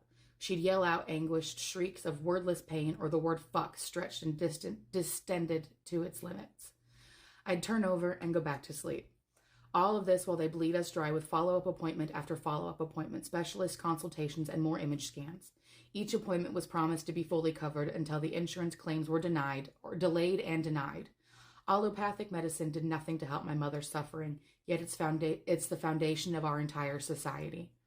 My mother told me on a good day that the nerve was like her legs were immersed in ice water. On a bad day, it felt like her legs were clamped in a machine shop vise, screwed down to where the crank stopped turning, then crushed further until her ankle bones splintered and crackled to accommodate the tight clamp. She had more bad days than good. My mother crawled to the bathroom on her hands and knees. I slept in the living room to create more distance from her cries in the night. I still woke up. I still went back to sleep. Back then, I thought there was nothing I could do. The high copays made consistent treatment impossible. New treatments were denied as not medically necessary. Old treatments didn't work and still put us out for thousands of dollars. United Healthcare limited specialist consultations to twice a year. They refused to cover advanced imaging, which the specialists required for an appointment. Prior authorization took weeks, then months. United Healthcare constantly changed their claim filing procedure. They said my mother's doctor needed to fax his notes. Then United Healthcare said they did not have did not save faxed patients' correspondence and required a hard copy of the doctor's typed notes to be mailed. Then they said they never received the notes. They were unable to approve the claim until they had received and filed the notes. They promised coverage and broke their word to my mother. With every delay, my anger surged. With every denial, I wanted to throw the doctor through the glass wall of their hospital waiting room. But it wasn't them. It wasn't the doctors, the receptionists, administrators, pharmacists, imaging technicians, or anyone we ever met. It was United Healthcare. People are dying. Evil has become institutionalized. Corporations make billions of dollars off the pain, suffering, death, and anguished cries in the night of millions of Americans. We entered into an agreement for health care with a legally binding contract that promised care commensurate with our insurance payments and medical needs. Then United Healthcare changes the rules to suit their own profits. They think they make the rules and think that because it's legal that no one can punish them. They think there's no one out there who will stop them. Now my own chronic back pain wakes me in the middle of the night, screaming in pain. I sought out another type of healing that showed me the real antidote to what ails us. I bide my time, saving the last of my strength to strike my final blows. All extractors must be forced to swallow the bitter pain they deal out to millions. As our own chief executives, it is our obligation to make our own lives better. First and foremost, we must seek to improve our own circumstances and defend ourselves. As we do so, our actions have ripple effects that can improve the lives of others. Rules exist between two individuals in a network that covers the entire earth. Some of these rules are written down. Some of these rules emerge from natural respect between two individuals. Some of these rules are defined in physical laws, like the properties of gravity, magnetism, or potential energy stored in chemical bonds of potassium nitrate. No single document better encapsulates the belief that all people are equal in fundamental worth and moral status and the framework of fostering collective well-being than the U.S. Constitution. Writing a rule down makes it into law. I don't give a fuck about the law. Law means nothing. What does matter is following the guidance of our own logic and what we learn from those before us to maximize our own well-being, which will then maximize the well-being of our loved ones and community. That's where United Healthcare went wrong. They violated their contract with my mother, with me, and tens of millions of other Americans. This threat to my health, my family's health, and the health of our country's people requires me to respond with an act of war. End. Anyway, have a good evening. CNN has obtained new surveillance video from the fatal shooting of the United Healthcare CEO. And we do want to warn you that the video is, of course, disturbing. CNN Bryn Gingras joins us. Bryn, take us through this video. Yeah, Phil and Brianna. So we are only showing a few seconds of this video that CNN obtained, obviously, because it is very alarming to watch. Essentially, what we see in that video is the CEO, United Healthcare, Brian Thompson, walking toward the hotel here behind me, and behind him comes the suspected gunman that police are still searching for. So you could see how he approaches Thompson from the back before then, where we freeze the video, he fires those shots at Thompson. What you do not see from these 5 seconds, and I can tell you, is that we also see someone sort of running the opposite direction. So that is something, of course, that police are going to be looking into in this video, breaking it down frame by frame by frame to kind of figure out who might have witnessed this. They, of course, are going to want to talk to anyone who might have witnessed this. Again, it happened at the really front step of this entrance of this hotel, so there's possible some security there as well. And then, of course, follow the path of that gunman. As we already have learned, he flees from the scene, going down a back alley behind a theater that's across the street from the hotel where we are, and then hops on a bike where they basically lose his trail in Central Park. As it's completely out of touch, and it's an insult to the intelligence of the American people and the lived experience. Luigi Mangione yelled at reporters as he was walked into court by police in Pennsylvania. Late last night, the 26-year-old was officially charged with murdering Brian Thompson in Midtown Manhattan. He's also facing separate charges in Pennsylvania. Mangione was arrested at a McDonald's in Altoona, Pennsylvania on Monday. Altoona police released these photos from that McDonald's taken from a police body camera Officers said that he began to shake when they asked if he had recently spent time in New York City. But New York City's police commissioner also said on the Today Show this morning his name was not on their radar. So they're trying to use her as an example to try to send a message to the rest of us and scare us back into submission. This is a married mom of 3, owns no firearms, never had a run-in with the law, clean record. If convicted, they are going to give her 15 years. All because she was on the phone with Blue Cross Blue Shield and they denied her claim, and she said the DDD, which I can't even say on here anymore because we're already being censored from saying it. Police were at her door same day and arrested her. And the deputy was quoted saying, "You can't expect to say things like this and not be held accountable." I'm sorry, but what about the other side of that phone that denied her care she needed for her life? Is that not equally violent? Is that not equally a threat? This is an actual movement. And if we don't let it die, it can become something very, very powerful. We have them scared. They're so scared. Otherwise, they would not be trying to make an example out of this mother, and they would not be censoring us.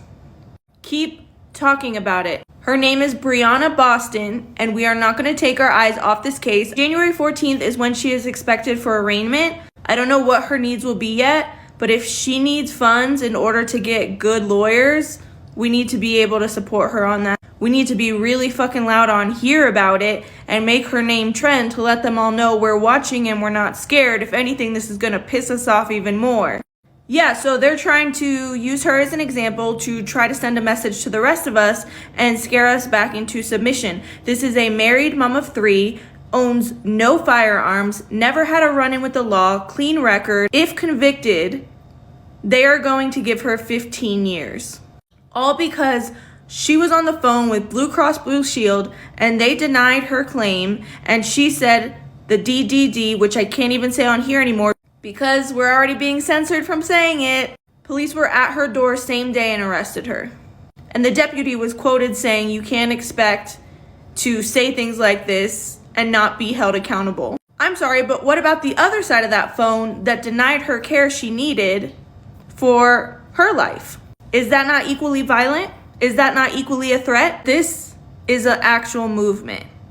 And if we don't let it die, it can become something very, very powerful. We have them scared. They're so scared. Otherwise, they would not be trying to make an example out of this mother, and they would not be censoring us. Keep talking about it. Her name is Breonna Boston, and we are not going to take our eyes off this case. January 14th is when she is expected for arraignment. I don't know what her needs will be yet, but if she needs funds in order to get good lawyers, we need to be able to support her on that. We need to be really fucking loud on here about it and make her name trend to let them all know we're watching and we're not scared. If anything, this is going to piss us off even more. Yes. Y'all know Breonna Thompson being arrested is a threat to the general public, not to her. She didn't do anything wrong. She did not say a single thing that's against the law. She really didn't. I'll tell you what, I used to work in customer service, literally at a call center. The kind of physical threats that we got was crazy. Genuinely crazy. I've been threatened with everything from lynching, dismemberment, fucking fire ants poured on me, and eat my eyeballs out of my head. Crazy things. She did not say anything wrong. She did not commit a crime. She is arrested and being held right now as a threat to the public. And the news is very specifically not talking about people who are doing things in groups. They're talking about individuals. There's a reason for that. There's power in numbers. There are students walking out of school as a form of protest. There are people who are doing marches against healthcare costs as a form of protest. But you didn't know that, did you? No. So let me get this straight. The police that have Luigi in custody have posted photo evidence of them, a man with screws in his spine, and they think we're going to be less sympathetic to him? Excuse me. It's been 1 hour and you have not mentioned Gaza at all. What's the point of talking about previous genocides if you won't mention the one that's going on right now? I don't understand. It's been 1 hour. Not one person wants to talk about an ongoing genocide? This is ridiculous. Not one person? What happened to all of you? You guys not have a soul anymore? I don't understand. 1 year, 200,000 dead. You keep talking about truth and justice. What have you actually learned? 200,000 dead in Gaza, and Netanyahu was allowed to speak here just 3 months ago. What are we doing here? There's an arrest warrant out for Yoav Galant from the ICJ. He was staying here for a week, just 15 minutes. Just a 15-minute walk. He was here for a week and you did nothing. You are a hypocrite. The fact that Syria was freed for less than 2 days and then Israel goes, you know what, let's send some tanks in there. And the US was like, you know what, let's airstrike this place. Oh my God, make it any more obvious. You hear about that healthcare CEO? That shit is crazy. It's not that crazy. I've seen crazier. You've seen crazier. Yeah, even in just like the last year. Like what? I know you don't listen to the news because it's been really depressing, but I've been locked in. Okay, so what's crazier than the CEO thing? The live-streamed American-funded genocide in Palestine? And the reaction, or lack thereof, from the majority of American people? Definitely way up there. Oh yeah, you've been really upset about that. Yeah. I've watched the video of a man carrying the exploded body parts of his children in a grocery bag, because that was all he had left of them. I've listened to the audio of a call from a 5-year-old little girl to aid workers as she was trapped in a car with the murdered bodies of her family around her, surrounded by Israeli tanks and soldiers, only for the little girl and the aid workers she called for help to get murdered by those same Israeli soldiers. I've seen newborn babies left to die in incubators after the Israeli army bombed the hospital they were in, killing the doctors, nurses, everyone inside. Newborn babies left to starve to death.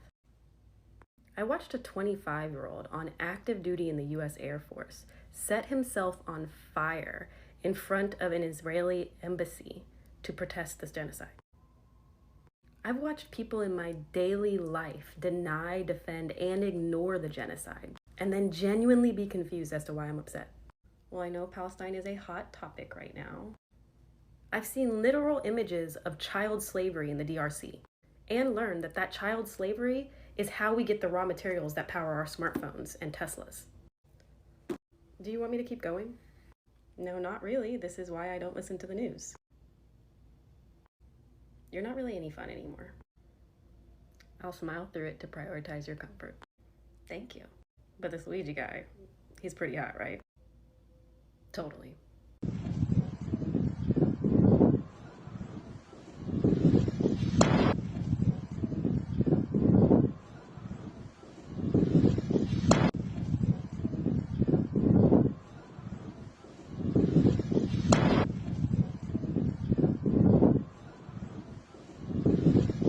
I'd respectfully suggest that possibly because it works as a distraction. You're all here today asking me about Ireland's position. What about Israel's actions? What about what Netanyahu is doing to the innocent children of Gaza? This is the diplomacy of distraction. And I think it is deeply regrettable that they took that decision. They have every right to take that decision to close the embassy. I'd rather it didn't happen. We will continue to engage diplomatically. But nobody's going to silence Ireland. I believe in freedom of speech and people are entitled to articulate their views, but they're not entitled to have an alternative set of facts. What's happening in the Middle East, what's happening in Gaza is extraordinarily serious. I mean, Ireland's position has been clear on this from day one. We want to see the release of all hostages, absolutely. We condemned the horrific terrorist attack by Hamas on Israel, 100%, absolutely a horrific terrorist attack. But we also know that there are innocent children who are dying, who are being maimed, who are suffering in a way that I'm not sure the whole world can yet even fully comprehend until we see and get into Gaza. There is humanitarian aid that isn't not just not flowing, it's actually getting worse. I mean, there are reports from UN agencies that show not only did the situation not improve in recent times, it significantly What I find crazy about this Alex Garland warfare movie being set in Iraq in 2006 is that also that same year in Iraq in 2006, 5 US soldiers raped a 14-year-old girl and then lit her body on fire to try to hide the evidence. US Armymen James Baker, Paul Cortez, Jesse Spielman, Brian Howard, and Stephen Green all had been harassing the 14-year-old girl for months, premeditated the attack, and all took turns essaying her. Once they were done, they fatally injured her and then lit her body on fire to try to dispose of the evidence. A 14-year-old girl. But they didn't stop there though. They then went and took the lives of her father, her mother, and her 6-year-old sister. All 5 men received a range of criminal sentences when they got back, and some of them are no longer alive. Hell yeah. But thank God we have the 300th movie in the last 20 years to show how hard it was for those young white boys to kill all those brown people. Somehow stories like this 14-year-old girl never make it into the movies though. I wonder why. Imagine being such a failure as a journalist that the community notes section of X is correcting you. If you don't know what I'm talking about, if you saw this clip of Clarissa Ward on CNN and you got a little tingly feeling where you're like, something's not right, you're correct. Because the Syrian prisoner that they rescued, that they said was locked up in there for 3 months, and that they happened to stumble upon him with a camera crew, turns out he was a first lieutenant in the Syrian Air Force, worked under Assad, extorted people using their children, and has unspeakable crimes that he committed in Hama. The story that CNN put out has been disproven, but Clarissa Ward and CNN are still refusing to take it down because to them, it wasn't to cover anything that was newsworthy. It was to try to get a viral sensation, because if they actually had any journalistic integrity, they would have taken down that story and retracted it. But no, to them, it was never about getting the truth and uncovering what Assad's regime has been doing to prisoners. It was just trying to get a viral moment that they can post. Clarissa Ward is a failed actress who is parading around as a journalist right now for CNN because there's not a single chance that she's a credible news reporter. She has no journalistic integrity, and if y'all are still following CNN, I implore you to not. They are propaganda for Israel and the United States. That's their entire motivation and their entire job. It is beyond disgusting that they still have this up. If y'all could tag CNN, I'd really appreciate that, because this is beyond ridiculous. We have some massive breaking news in regards to Luigi Mangione, as it appears that they are now trying to set him up for the death penalty. I mean, this is crazy. When he got to New York, he was hit with 4 new and now federal charges. Those included federal murder, 2 counts of stalking, and a federal firearm charge. This is on top of the 11 charges he is already facing, including the first-degree murder charge for terrorism and 2 second-degree murder charges. When Luigi arrived, he was surrounded by officers wearing vests and firearms, and they said the reason for this was not to protect Luigi, but more so to protect themselves. He said the security around Mangione today is because of what they've been seeing in terms of the public support for him, and their security worries about somebody not trying to attack him, but to try and free him from law enforcement. They also revealed new details inside the notebook that Luigi was carrying, where he says this investor conference is a true windfall, and most importantly, the message becomes self-evident. Any moment now, he's gonna appear in federal court where a judge will give more insight on whether he's looking at a maximum of life or even the possibility of death. Let me know what you guys think about this, and as anything comes out, I'll keep you guys updated.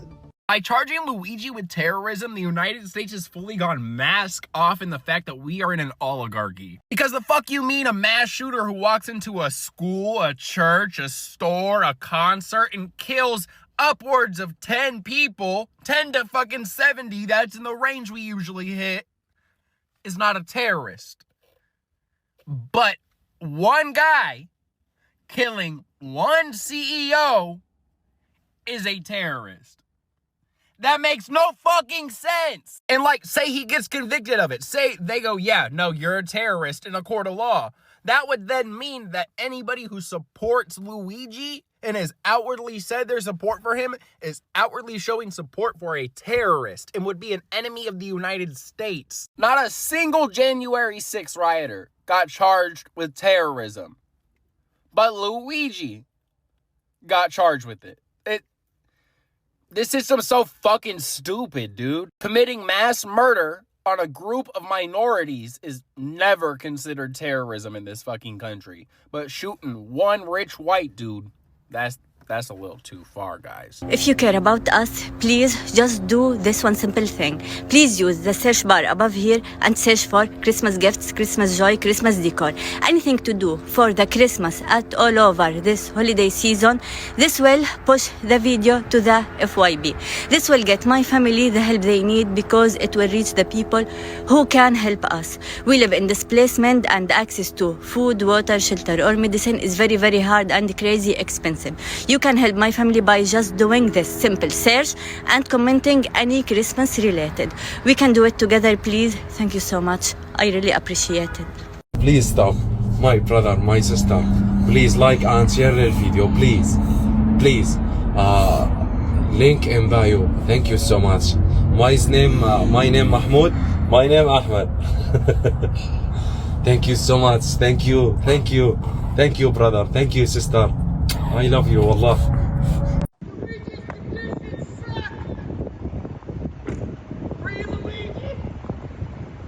So earlier today, I was reporting outside these prison walls when all of a sudden I heard my name, and I couldn't tell if they were, catcalling me or heckling me or even saying my name whatsoever. And so I started reporting on Luigi Mangione's prison conditions as I was finding them out. And as soon as the live shot was over, that's when I turned around and they said, "The conditions suck." And so that was my confirmation. Oh my gosh, they're watching News Nation at that very moment. Look over my left shoulder up at the top of this prison wall, see through a window and see that your face is right there. They're watching Banfield at this exact moment as they promised they would. Can I ask you a favor? Can I just ask the guys, if they can hear me right now, to answer yes or no very loud? Does Luigi have television in his single cell? Obviously, we have a little bit of a delay, but they're getting, they're getting the questions, and they're giving us the answers. So Luigi does not have. Wow, this is quite something. This is the strangest interview I've ever conducted. This on the For You page. Kamal Adwan Hospital in the north of Gaza is being bombarded by Israel. There's artillery shelling, tanks, they are detonating explosive robots, and they are bombing the hospital. They are also shelling and bombing the homes surrounding and in Beit Lahia. They just bombed tents in El Mawasi, Khan Yunis, killing people inside of these tents. Kamal Adwan Hospital is under siege and bombardment by Israel. They are killing anybody, and they ordered an evacuation, but nobody can evacuate because they will be killed. There are over 66 sick civilians there. And there's 150 medical personnel. I need this on the For You page. I need this on the For You page. Kamal Adwan Hospital is under bombardment by Israel. You will kill me. Yes, you will kill me.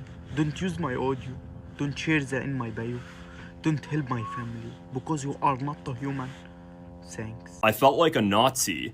It looked exactly like we were actually the Nazis and they were the Jews. That statement was said by an IDF soldier sharing his experiences in Gaza. When you leave Israel and enter Gaza, you are God. Shot an Arab 4 times in the back and got away with a self-defense claim. 4 bullets in the back from a distance of 10 meters. Cold-blooded murder. We did things like that every day. An Arab just walked down the street, about 25 years old. Didn't throw a stone, nothing. Bang, a bullet in the stomach. Shot him in the stomach. He was dying on the sidewalk. We drove away indifferently. There is total dehumanization here. It bothers me that it didn't bother me. There is a normalization of the process, and at some point it just stops bothering. There's no soul in the streets, just a little 4-year-old boy playing in the sand in his yard. The commander suddenly starts running, grabs the boy, breaks his arm at the elbow and his leg here, stepped on his stomach 3 times and left. We all stood there with our mouths open, looking at him in shock, and asked the commander, "What's your story?" He told me, "These kids need to be killed from the day they were born. When a commander does that, it becomes legit."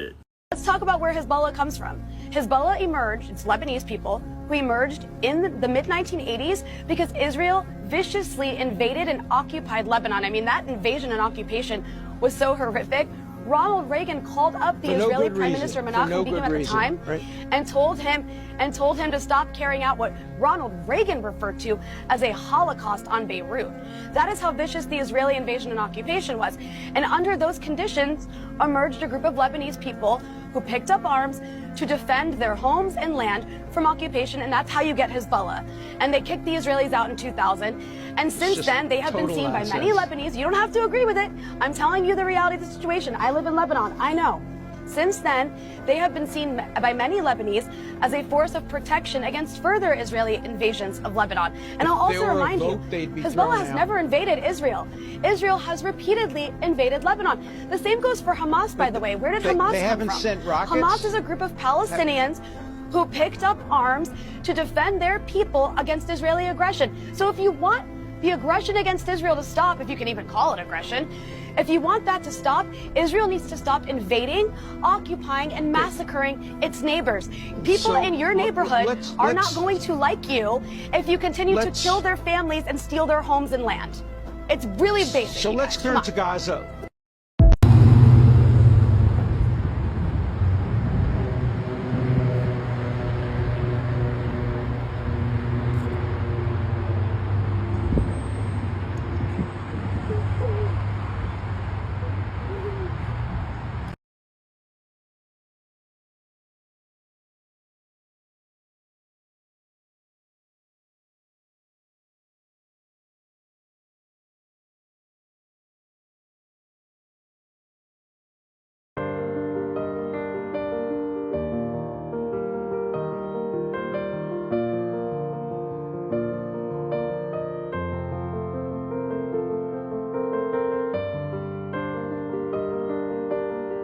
Hope you're ready, y'all, because the corruption in Luigi's case runs even deeper.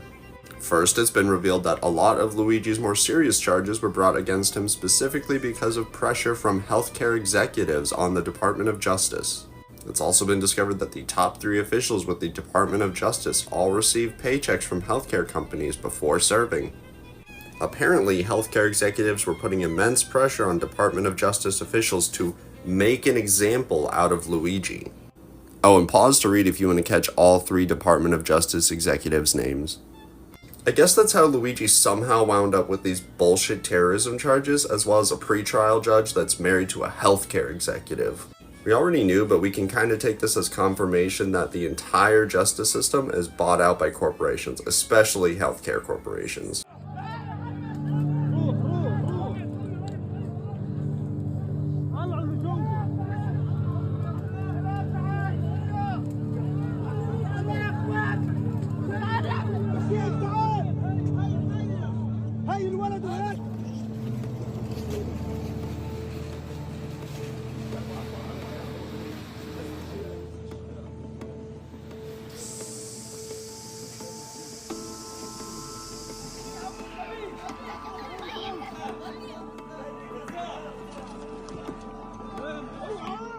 Hey everyone, this is Bisan from Gaza. I am still alive in the day 391 of the genocide, and I have a very dangerous updates from the north of Gaza Strip. Today, it's almost 25 days since the beginning of the ground invasion, the Israeli military operation, in the north of Gaza Strip, specifically in 3 towns, Jabalia, Beit Lahia, and now Beit Hanun. At the beginning, they told people in Jabalia, they lied at them. They told them that after the ending of the military operation, you'll be able to come back to your homes. And when people refused to get out from their homes and to get out from Jabalia and their hometown, the Israeli army killed them, massacred them while sleeping peacefully in their homes. They destroyed entire residential buildings by bulldozers and by bombing. And not this only, they also bombed hospitals, and when they expelled people from Jabalia, they burned the hospitals, the schools, and every place that people used to shelter in.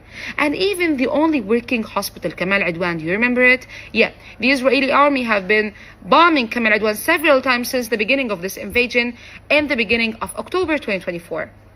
And that's actually not the only thing, because after massacring people, pushing them to go out of Jabalia and not letting them to go back, of course, because they cut the roads between Gaza City and the north towns, preventing any fuel, food and water, any journalists, doctors, INGOs or anyone, even the, civil defense, even any staffs, any emergency, to go to the north of Gaza Strip. They found it useful, okay? It's useful. This is exactly how you expel a whole population from a place. So they copied the same thing in Beit Lahia, but they started with the peak. They started by bombing a whole residential block in Beit Lahia, killing at once, like at one press, more than 87 people in one night, in 5 minutes. Okay, that was the first massacre in Beit Lahia. Focus with me. It's the first massacre. Days later, there was this massacre. Abu Nasr family. And unfortunately, I'm sure that the Western media maybe did not talk enough about this massacre. But in this massacre, this guy is the only survivor and of a Nasser family. And he is confirming that he buried alone with the neighbors because no civil defense is reaching the north. In Beit Lahia, 2 days ago, he buried 117 people of his family, his own family, and he couldn't reach 120 other people buried under the rubble and killed. We're talking about a massacre here. Isn't it a massacre? More than or almost 300 people are killed. They were in the same building. The Israeli army definitely knew about this before bombing or before doing anything. They killed all these people. The bodies of the children were shattered and in the street, and this guy buried them in the central market of Beit Lahia because there is no enough space for all this amount of dead bodies, so he buried them alone, again with the neighbors, in the central market without even vehicles to carry them, for a whole night digging alone to gather the pieces and the bodies and to bury them, and he couldn't reach 120 people. Still, their bodies are still under the rubble.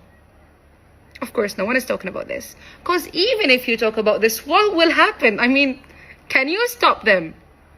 You can't even stop your government from funding them and supporting them and covering their crimes for a year now. A year now. There is nothing in Beit Lahia but killing and killing and the smell of death. And of course, all of this without medicine, food, water, without anything. Even the injured bodies are bleeding till death. Today, they dropped these leaflets on Beit Hanun. Beit Hanun is my hometown. I know it very well. It's small, basic, agricultural area, and they destroyed it since the beginning of the genocide. They have been destroying and bombing Beit Hanun, and the people of Beit Hanun, if there are still people there, are in shelters, like about 5,000 to 6,000 people, maybe before a month, I heard, and there's no cellular connections there. They are far away from any hospital or even sneaking to reach any hospital. They're far away from anything. It's the far, far north of the north of Gaza Strip. I'm from there. And unfortunately, everything that I'm thinking about now is that I will not be able, I will never be able to go back to my home or even the rubble of the home. I want it, even if it's rubble, I want it. Or the lands, and our family lands, and our family members and everything, and our neighbors and our neighborhood. Because when the Israeli army settle in a place, they don't move, they don't leave.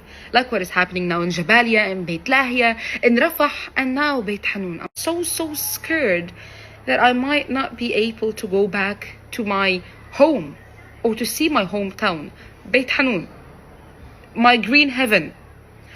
They dropped these leaflets on people, telling them that you can only move to the south. You can't even move to any other places like Gaza city, or Jabalia, or Beit Lahia, or any other places. You can only leave to the south and be displaced until we decide, or maybe until forever. Because who can stop them now from resettling in the north, turning it into a military base, resettling, putting some settlements, for the settlers. They love to steal the lands and to build new settlements for the settlers. You don't know. But either ways, you cannot stop them. No one can stop them. All what I can do is documenting and keep talking. Maybe I make change, لعل وعسى. And all what you can do is watching.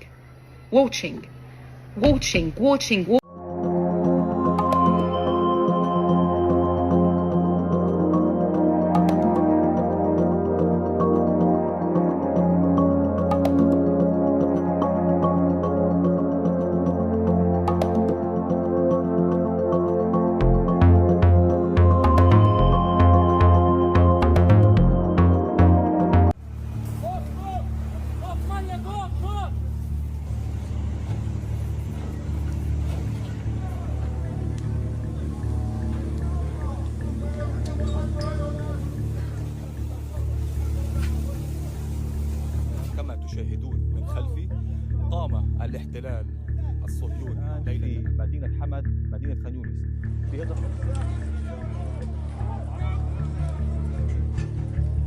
Meet May Golan, Israel's Minister of Social Equality. Listen to this beautiful speech she gave about bringing social equality to the Middle East.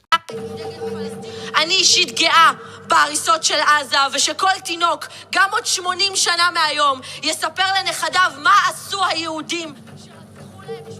Man, you can see why they chose her for the job. This is clearly a woman who cares deeply about equality. See, she wants everyone in Gaza to be bombed equally, even the babies. She was also caught on camera saying that she's proud to be racist, which I think is the exact moment that Netanyahu saw her and thought, yup, this is my Minister of Social Equality. And given that Israel is the world's only existing apartheid and ethno-state, I think it would be more apt to call her the Minister of Social Inequality. Her job actually works in reverse. Instead of promoting equality, she promotes division and anti-Arab racism. That's everything in the Israeli government. It just works the reverse of how it should. I mean, the Knesset just seems absolutely wild. May Golan was not the only person who gave an unhinged speech here. They had people going up and screaming about how Palestinians don't even exist. It's like they're in a competition to see who can be the biggest extremist. Aren't you glad that you're giving these people over $3 billion in your tax money every year? It's for freedom, democracy, and social equality.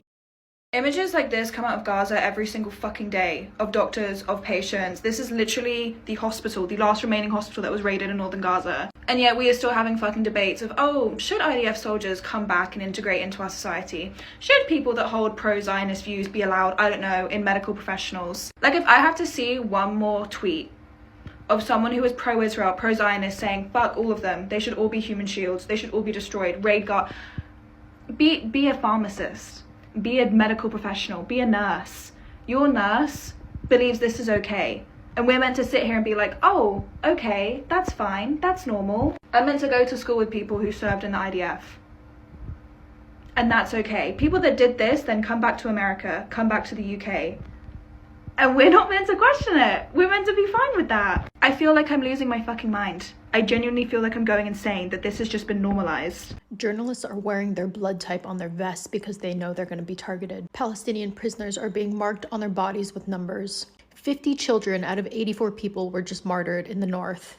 The IOF just destroyed newly delivered medical equipment in the north. US has provided 70% of Is Not Real's war costs. And AIPAC has been involved with around 80% of the seats up for re-election this year. Obviously, they have won most of them. But do not give up. Things are changing. And even if they say it's not because of your protesting, it is because of your protesting and your actions. And we have to keep up the pressure. We cannot take that pressure off. The tides are shifting, and these countries and these companies aren't doing this out of the goodness of their hearts. They would not do it if people were not putting pressure on them. Also, please check out the BDS Movement website or their Instagram on the Global Week of Actions for Sanctions to pressure states in the UN to impose lawful sanctions against Is Not Real. We need to be doing this. We need to be preparing for this now. We've got a month. We have to start pressuring whole-ass states and countries to sanction Is Not Real.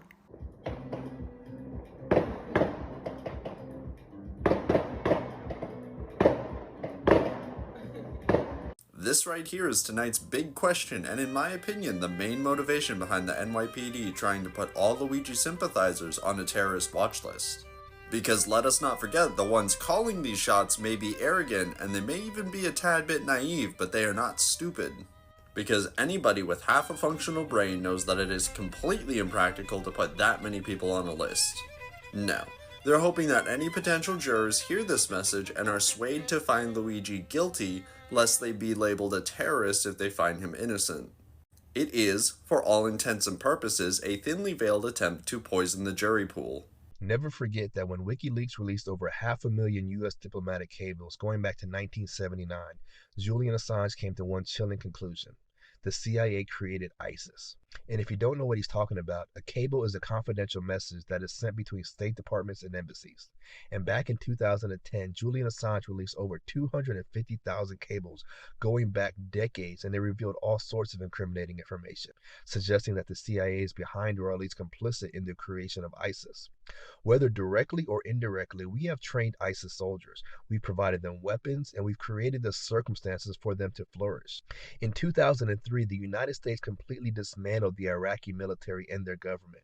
And in the aftermath, we left thousands of Iraqi soldiers jobless, desperate, and radicalized, which is a pretty predictable outcome.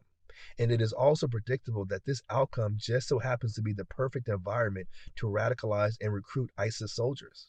And some people will say that it was just poor planning on our part. But if it was poor planning for something so predictable, why does it keep happening? I don't know any other job other than our government that lets you continually make poor decisions of this magnitude yet face no repercussions. Whether it's Iraq, Afghanistan, or Syria, our weapons keep falling into the hands of ISIS and we keep making them stronger. And the United States is completely aware that Qatar and Saudi Arabia, two of our allies, have been funding ISIS, yet we do nothing about that. The WikiLeaks documents have proven that the United States uses the threat of terrorism as a pretext for military intervention. And yet these interventions seem to always take place in areas rich in oil or natural gas, or in places critical to trade or military positioning. It would almost lead one to believe that this war on terror is not about fighting terror at all. It almost seems like the perfect excuse to continue an endless war against an enemy that we created ourselves. Possibly because it benefits our agenda of global domination and it helps legitimize the transfer of taxpayer dollars into the hands of billionaire contractors. I mean, it almost seems as if peace is just simply not profitable. If this was truly about a war on terror, then why do we knowingly allow our allies to fund ISIS and yet we do nothing about it? Why does terrorism always seem to increase after we intervene? And why do we keep destabilizing countries, creating breeding grounds for terror groups? But the biggest question of them all is whether or not it's even going to matter. Will the American people even care if we finally come to the conclusion that our country has been in on the heist the whole time? I don't know, but I think 2025 is the year that we find. How many civilians have been killed in Gaza, from what you know? Who gives a shit? Okay, but don't you feel like, for example, children?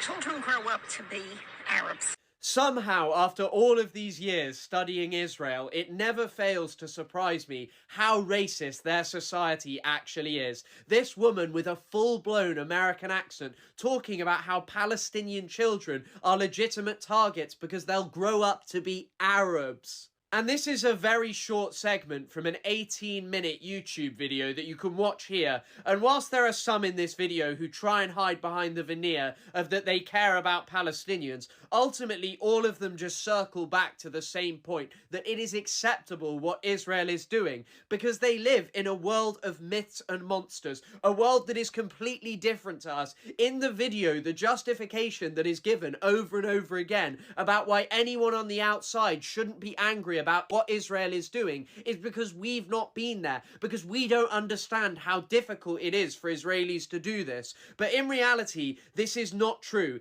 It doesn't matter where you're from, if you've been to Israel or not. There is no way to justify the mass extermination and starvation of children. These people are just living in a fantasy world. And this is nothing new. There is a warning from an Israeli poet called Boaz Evron, written in 1980, and what he says is that the Israeli government lives within a world of propaganda and slogans, and they have become prisoners of this, and the world of propaganda that they are creating is the one that they operate in. So when you hear Israelis saying that the Palestinians don't exist, that Palestinian children grow up to be terrorists, so they're legitimate targets, these are not merely slogans. This is how the Israeli army and Israeli society operates. I've noticed that a lot of news stations are not covering what's happening in Serbia right now, but out of the 82 colleges that they have in Serbia, 62 of them so far have been shut down by college activists because they want a change in their government.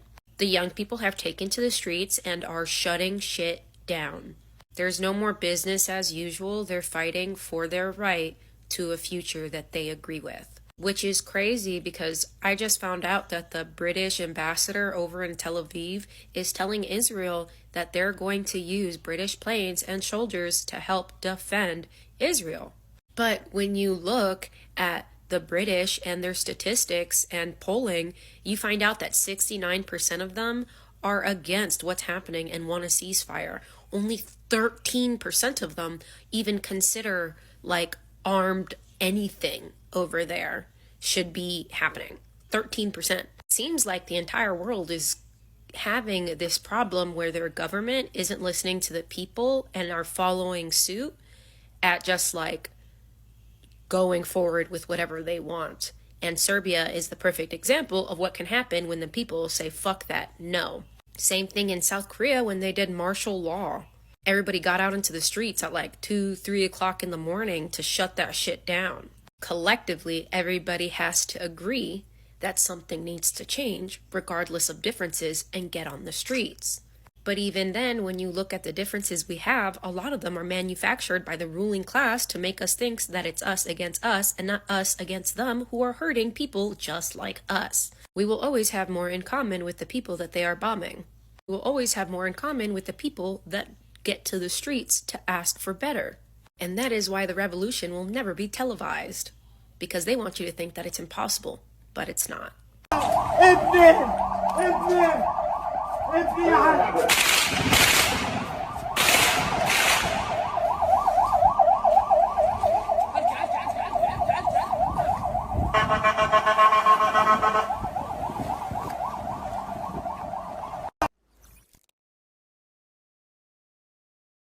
You see that? The attack in New Orleans. We have video of him talking. Good evening. I'm Shamsuddin Jabbar, property manager with Blue Meadow Properties and team lead at the Midas Group at Core Realty. I just want to say hello and let you know. That's him. That's the guy. Out his own mouth. Where is he from? Where was he raised? Let you know a little bit about me. So I'm born and raised in Beaumont, Texas, and now live in Houston. And I've been here all my life. You like that? So he's lived in the great state of Texas his entire life. Is he patriotic? Has he ever joined the military? Was he a part of the United States Army? I've been here all my life, with the exception of traveling for the military, where I spent 10 years as a human resources specialist and IT specialist, where I learned the meaning of great service and what it means to be responsive and take everything seriously. None of this is making sense. None of this is making sense, but I'm going to keep y'all updated, man. Y'all stay woke out here. Yes, an American citizen is being labeled an Islamist extremist. Which leads me to Miss Lululemon. Miss Lululemon was able to get the exclusive tour just 48 hours after the incident. Everyone is saying that the scene is so staged, but look at Miss Jenny's history on LinkedIn. She has been a member of APAC since she was in high school. And another look at her extracurricular activities. Oh, there she is again. So it seems pretty fishy that the only person that got exclusive rights to do the tour of this man's home is also a member of APAC and is a staunch supporter of Izzy Town. She is a plant. She is a Zionist plant. This will be used to justify sending more bombs to Muslim countries and justifying the unaliving of more innocent civilians. This is what this is. This is them justifying it to ramp up production. This is all it is. It is very obvious the reason they want to get rid of TikTok is because of how we have been able to utilize it in dismantling the propaganda that usually used to work on all of us.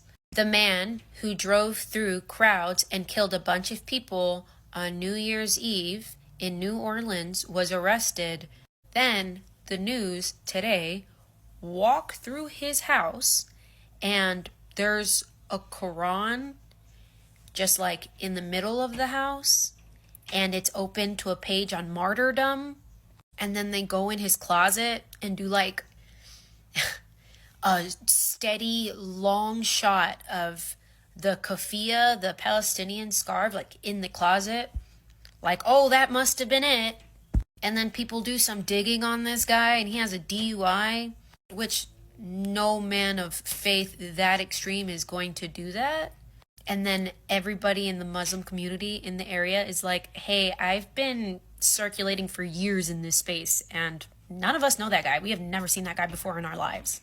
The assailant was also in the military, and then in the same city a Tesla blew up, and that was carried out by another guy that also served in the military, but he had served at the same base as that guy did. The entire thing reads like Iron Man 1. This is happening so that way they can justify all the war crimes that they're doing overseas. All of them.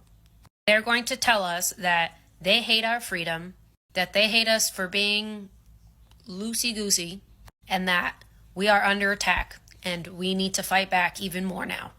But it's all so sloppily done, and it's just like very clear that they are pulling at strings to get us to stop caring about Palestinians and stop seeing them as people so they can just like keep dropping bombs on them. And it's not working. And now they are willing to hurt people here in the United States to make that point. And I wonder when's the last time they've done something like that. I was investigated by the FBI right before this election because a supporter of Israel, a Zionist, targeted me because I'm a pro-Palestinian activist. And so they impersonated me to synagogues across this country and made bomb threats against them. But I'm not here to talk about that. I explained it in my pinned video. I'm here to tell you 2 months later that I finally have an idea of who might be responsible for doing this to me. On the very same night I posted my video explaining what had happened to me, I was sent a video in my email. And this video, which you're about to see, shows that there's an active community of Zionists on this app who have been working together to target American pro-Palestinian activists and set law enforcement on them. And they've been using TikTok Live to do some of this. Just watch. I have a video uploading right now. I'm just gonna leave it as that, and it's on FBI.gov. So I just wanted to say that. You go to their website and you email them the clip, and if they get enough responses, they're gonna start looking into them. You know, we have a lot of their names. You know, we have Mopeshi, we have Zubeida, we have a lot of their names, and I'm going to try to find someone who can link their names to the pictures. That should be reported to the any authorities. That's right. That could be recorded in the report that I just made. Zubeida's name, because I didn't have her information. Because I'm serious. Like, it's been a year. Like, when are these freaks going to go down? You know, like, they're disgusting. Like, I think it's done and over with for them. If this doesn't bring them down, I don't know what will. If Trump gets in, they're going to get deported. Watch. Mashallah. What did I tell you? It's true. That is a group of Zionists working to report pro-Palestinian activists to the FBI. And I think that they're talking about college students. The names that they mentioned, I think, are of college students who were at protests. Because at the very end, when the lady says that they're going to be deported under Trump, Trump wants to deport students who are pro-Palestinian on college campuses. I don't have the account names of any of these people. If you do have any information about this or being targeted yourself, please reach out to me. I'd love to elevate your stories. These people are full-on adults and they're supporting a genocide. They are full-on adults and they're harassing college students. I'm just one of countless activists who have been harassed by their government, by law enforcement, by Zionists for their pro-Palestinian views. It's crucial that we combat their effort to silence our activists and our organizers and stand up against them in solidarity with each other. If you want to support my work as I attend college, then there's a link in my bio where you can support me, and I would really appreciate it. Thank you, and free Palestine. Wait, what's this? War criminal flees to Argentina to avoid war crimes arrest. Hang on a second, I've heard this one before. I'm getting a sense of deja vu. But last time it was some German guys who fled to Argentina. Now, beyond the glaring irony, this is actually a really interesting story because an Israeli soldier just had to be smuggled out of Brazil after the Hind Rajab Foundation brought evidence to a Brazilian court and they got the police to intervene. And so the Israeli Foreign Ministry had to smuggle this guy out of Brazil to Argentina. And this is actually a growing problem for Israeli soldiers. There was just an article in Ynet News about where Israeli soldiers should travel, and they've been increasingly telling them to stop sharing footage of what they're doing in Gaza because this is going to cause problems for them. And in fact, this has already happened. In Cyprus in 2024, an Israeli soldier was set to be arrested. However, once again, Israel intervened to smuggle him out. And while so far Israel has been successful in smuggling these people out, I hope that them and their supporters begin to realise that no one buys this nonsense, that the IOF is the most moral army in the world, and the day of justice will come for these criminals. Just so that we all collectively don't pretend to have memory loss later, the lesser of two evils' last push in Senate is to ask them to sell $8 billion worth of more weapons to the country that's defending themselves while currently bombing 5 countries. We are in the final 2 weeks before a Donald Trump presidency, one that the Democrats knew was going to happen because their internal polling never showed them able to beat Donald Trump. And instead of doing things like shoring up your imminently threatened civil rights, Joe Biden has spent this time awarding Hillary Clinton, loser extraordinaire, the Presidential Medal of Freedom, and sending billions of dollars to Israel to commit genocide. And like, I know we don't hear about it as much because Israel killed all the journalists, but like, the IDF is still committing all the war crimes in Gaza and in the West Bank. There are 2 million Palestinians who have been forcibly disappeared and are either being tortured or have been sent to extermination camps. Recently, Israel disappeared one of the heads of the last remaining medical facilities in northern Gaza, and you haven't even heard a peep about it because they're at the point where they don't even feel the need to provide excuses for their war crimes. They have just accepted that international law is dead and they can do whatever they want. So as the boomerang of imperial violence comes back home, I want us to never forget these people prioritize continuing a genocide over our human rights.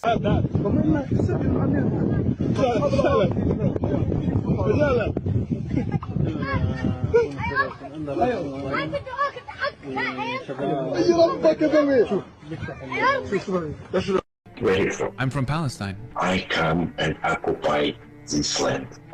You can't do anything. You. And I finish the idea of finding you, okay? Why? Okay.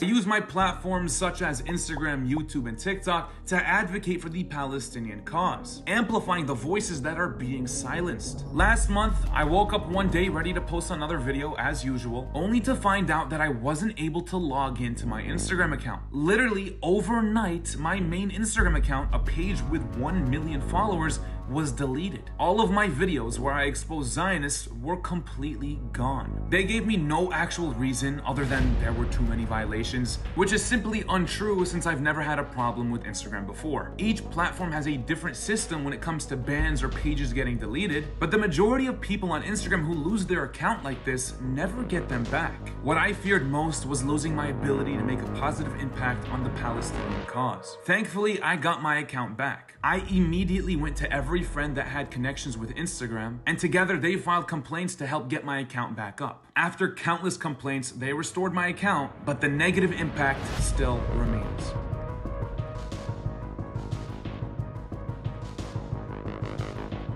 So,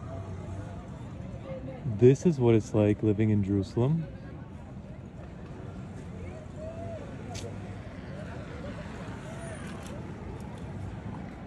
I'm in a red state without even living in the US.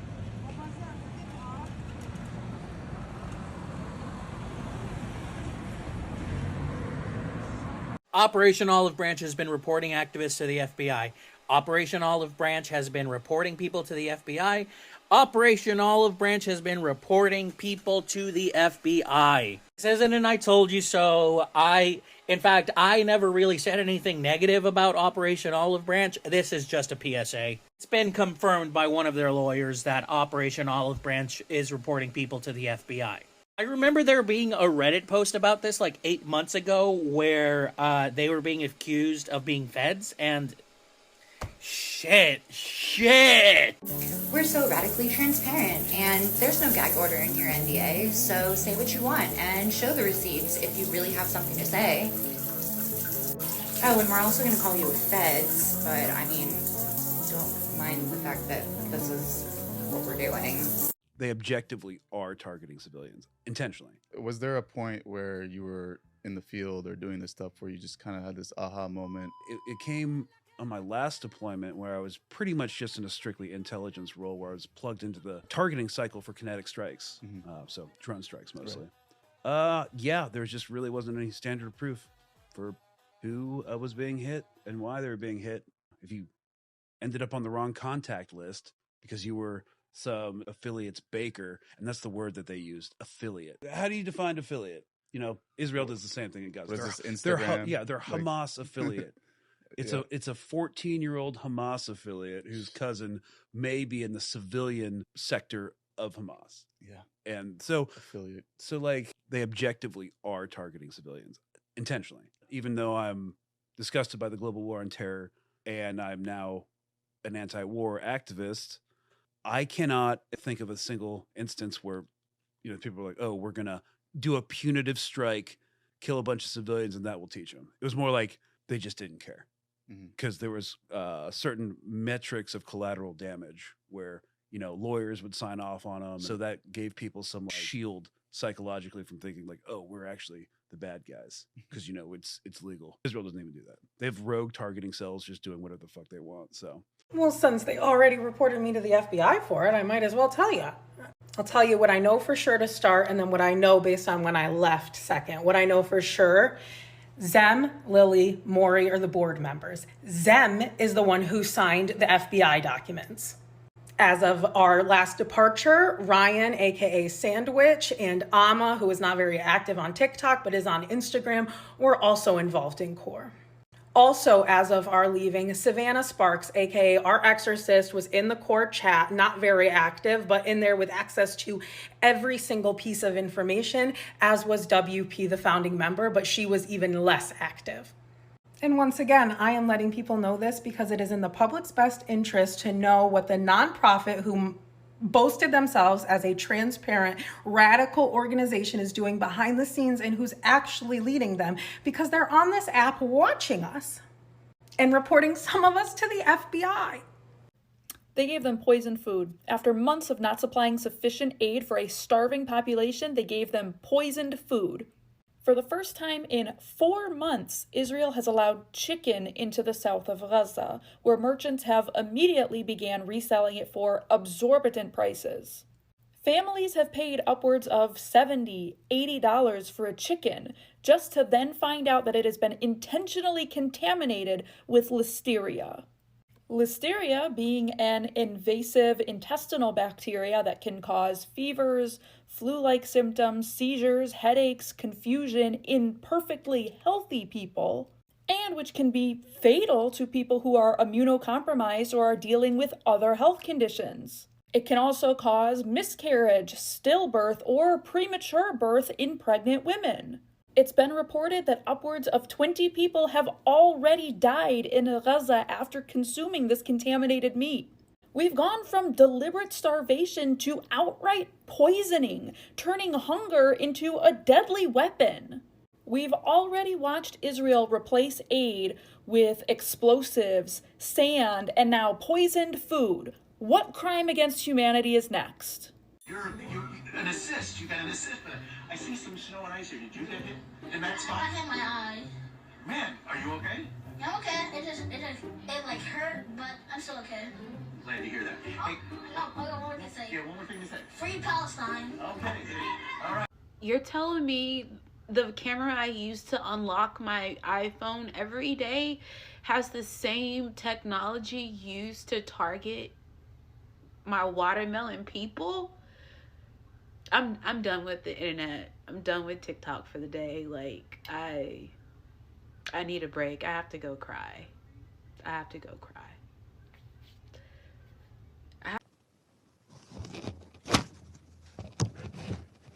Dr. Mahmoud Abu Nujila, who was killed in an Israeli airstrike on Al-Auda Hospital, wrote a message many months ago on a whiteboard in the hospital normally used for planning surgeries.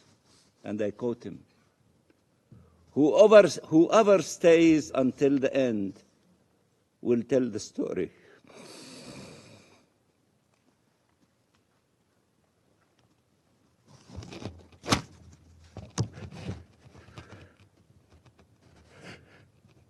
We did what we could. Remember us.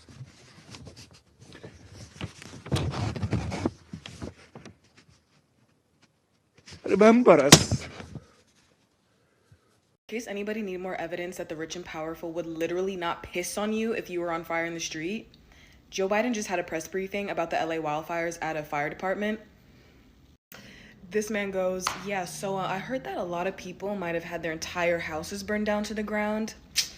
Yeah, but on the bright side, at least I'm a great-grandfather, as of today. You think I'm playing? Let's roll the clip. Today, shit. The good news is, I'm a great grandfather as of today. I was granddaughter. And I'm a baby girl, a baby boy. They don't give a fuck. They don't give a fuck. Worst part is, I know if I sent this to my boomer lib dad, he would still somehow make this Trump's fault. Like, it would still not be about Biden. That's what's so crazy. I know if I get in a text battle with him about this, he's still not gonna think this is weird. He's still not gonna think this is fucking insane. 1,000 acres just charred to a crisp. And he said, well, how can I make this about me? Like, what the fuck? They don't care. They don't care. They don't care. They don't. When they banned TikTok, I want you to know it was because of Israel. Remember that voice note of Jonathan Greenblatt from AIPAC saying that we have a TikTok problem, we have a Gen Z problem? When TikTok gets banned, don't forget, it's because of Israel. You know exactly who to blame. You know exactly who to look for. You know exactly where to go. When TikTok gets banned, you know what to do. Not that this is high on the priority list of things that suck right now, but it's extremely agitating to me that for months, people have been making very condescending TikToks saying, guys, calm down. The ban isn't really a ban. You'll still be able to log in. All of your videos will still be there. It's just like the Flappy Bird ban. TikTok just won't be available in the store. We have months. And it was with the confidence that people were saying this that made us feel better. Now it's like, oh no, the servers are going black. In 8 days, you won't be able to access anything you've ever posted. Your profile will be blacked out. You will lose everything. And it's like, okay, great. Forget about entertainment, forget about funny videos. We're losing one of the only unbiased news sources in the midst of an actual state of emergency in California. We're losing an app that is the best at creating connection between people all over the world. Like, do you think the Instagram Reels or the TikTok Shorts algorithm has the capability for someone to post on there and be like, hey, I need help, and then have millions of people see that within 24 hours? No, it gets like 2 views. We live in hell. My friends' houses have burned down. The rental situation is about to be, not to mention the bird flu situation. Yeah, I'm sure that I will have accurate, up-to-date information about that health crisis from Twitter, from Instagram, from Facebook. It is over. We are cooked.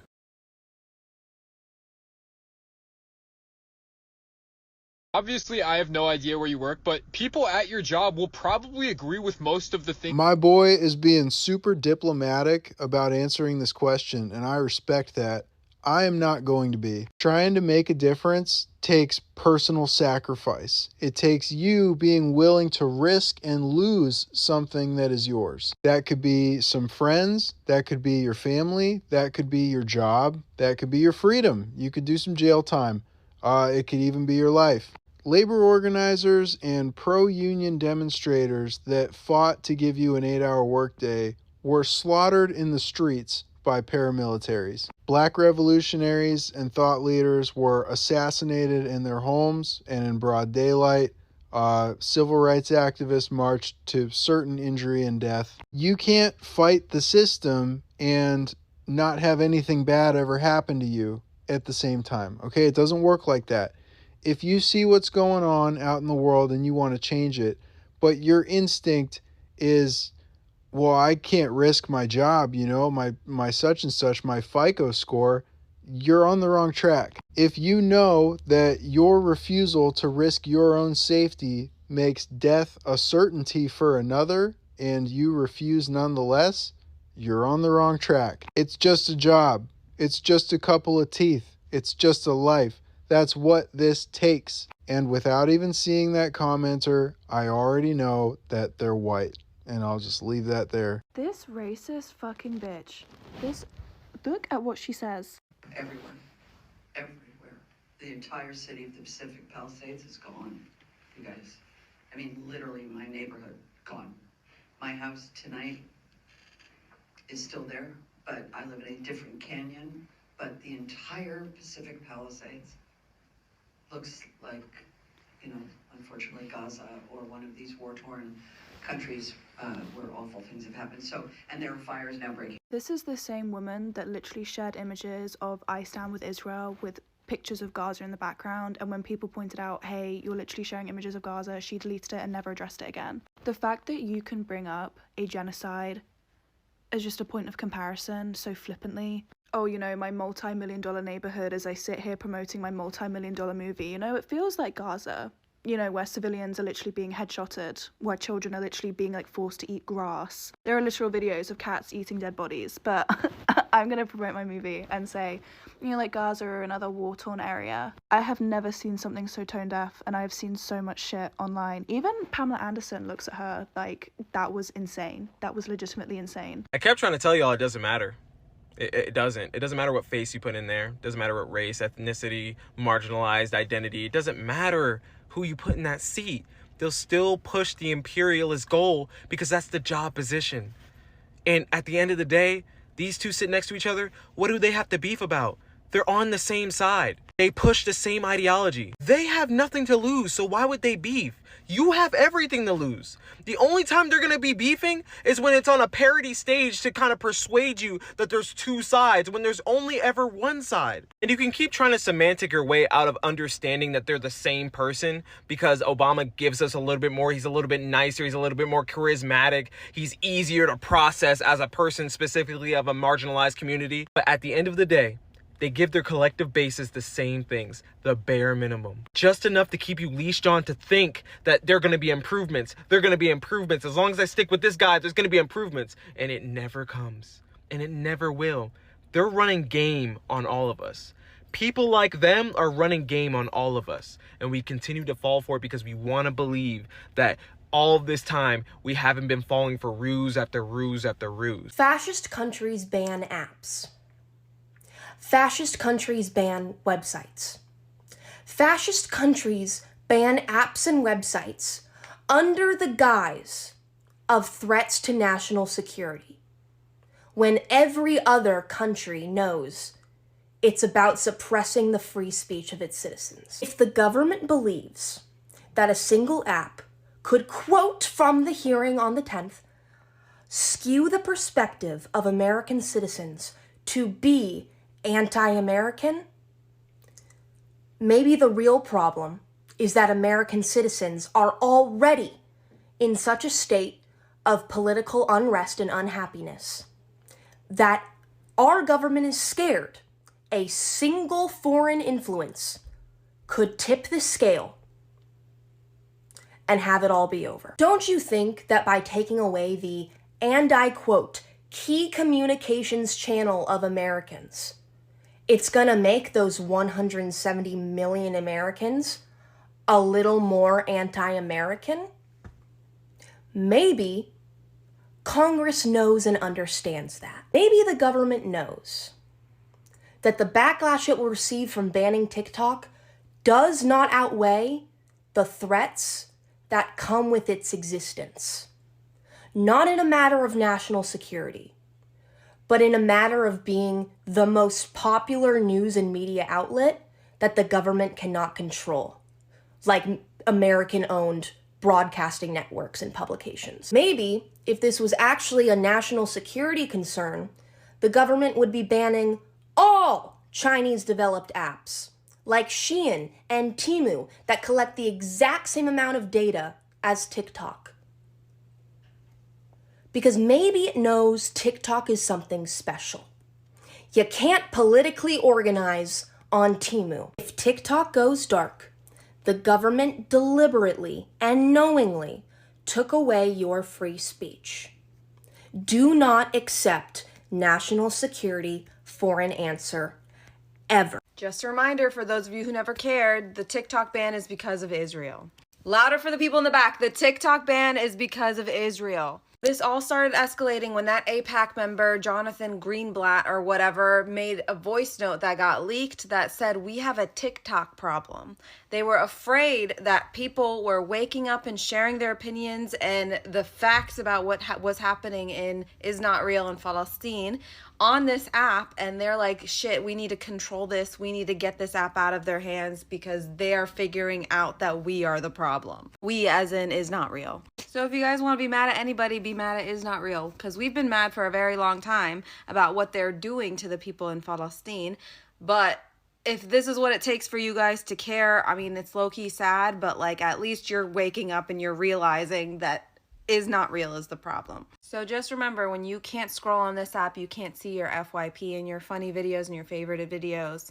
It's because of Is Not Real. Tears over our loved ones, colleagues, friends, and family members. You've seen us killed in every possible way. We've been immolated, incinerated, dismembered, and disemboweled. And recently, we've been freezing to death. What more ways should you be seeing us killed in so that you can move and act and stop the hell inflicted upon us? Even the press vests we're wearing right now mark us as a target. They do not protect us at all. But yes, because we are Palestinians, maybe if we were Ukrainians or of any other citizenship with blonde hair and blue eyes, the world would rage and rant for us. But because we are Palestinians, we have only one right, which is to die and be maimed.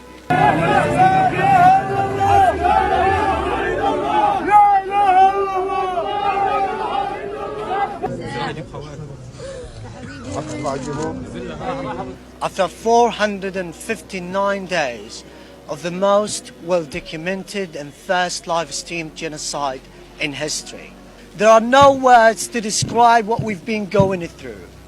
Because you've seen our bodies, how they've become fragile, skinny, and fatigued. But we never stopped. We never stopped to tell you the truth, to narrate our stories, and to tell you that we are being genocided, to move your dead consciences, to help a population that has seen every sort of torture and tasted every type of death.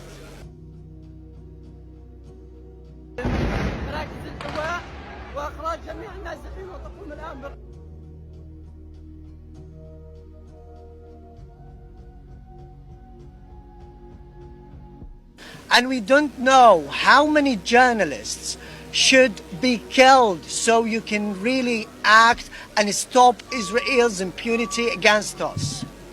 Our message is very clear.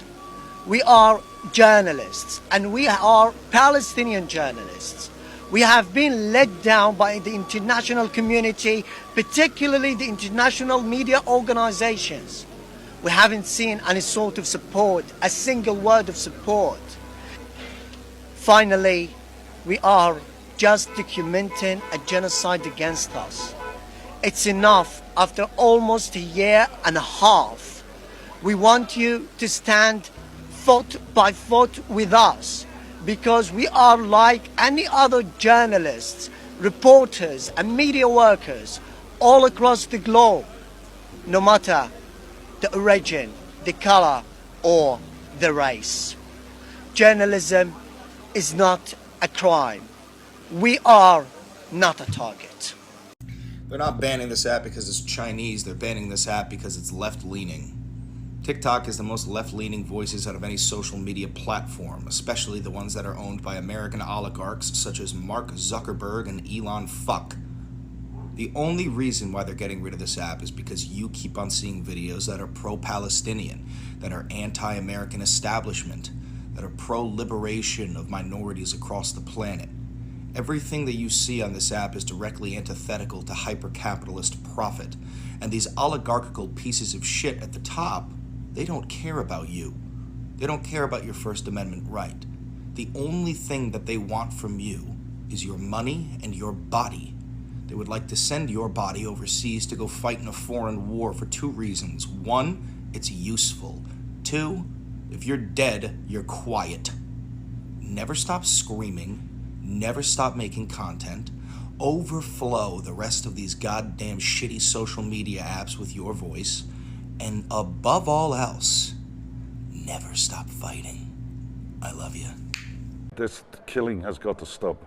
There is no excuse for genocide. What are they going to do? Are they going to shoot me in the street for speaking up? They don't have any power. The only power that they have is the power we give them. You know the old saying, the king is only the king as long as the people think he's the king. As soon as they stop thinking it's the king, they're finished. I'm more concerned about the cowards who don't speak up. People who look at the television go, isn't that awful? Let's put on a cookery program. They're the people I find disappointing. I could have a very easy life and just enjoy being a reasonably successful actor and well-known and enjoy all the benefits.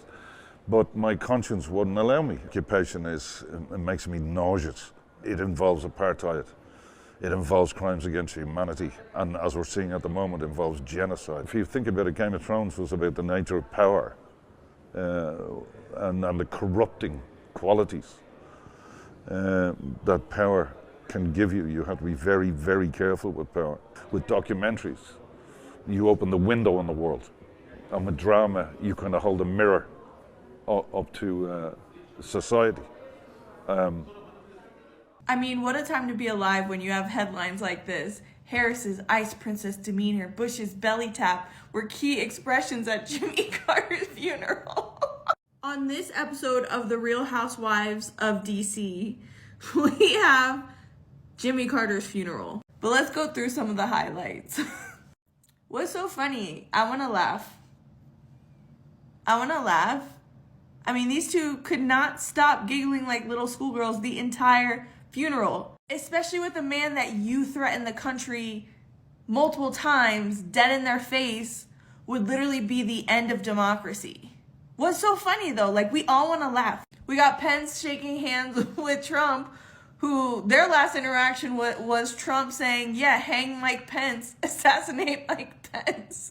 But like, okay. His wife refuses to even acknowledge Trump, doesn't look at him, doesn't stand up. Then you have the belly tap heard around the world from Bush to Obama, war criminal buddies. Weird. Kamala walks in, doesn't acknowledge anyone, and no one acknowledges her. She makes Doug sit closest to everyone. She like moves him before she sits down. And Trump is just lasering, staring at the back of her head.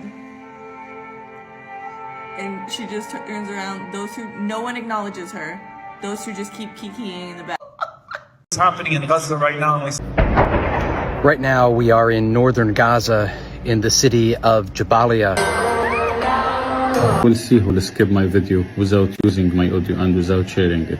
Join an organization. Please 1 minute. I don't escape, brother, sister, my friend. Allah God bless you. You've seen us shedding tears.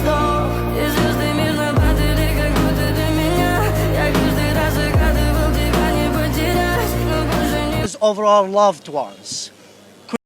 First, there is no state. The footage reveals mile after mile of scorched earth where beautiful homes once existed. Millions of dollars, Madam Mayor.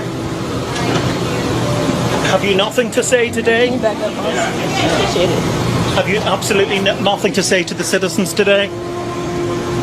Such thing called average person, because every one of us is very impactful. We have communities, we have families, we have workplaces, we have a lot of places just to make a real change. That's the first thing. Second thing, go boycott, go protest, go be so loud, go fight as if you are fighting for your own life, because you are literally fighting for your own life. We are all living the same reality. On one end, I get that the mayor cut in the budget. So this isn't like my normal video or anything, and I know I did say I wasn't gonna upload. Hello, Los Angeles. Are you wondering why your fire hydrants are dry? Are you curious where your tax dollars are going?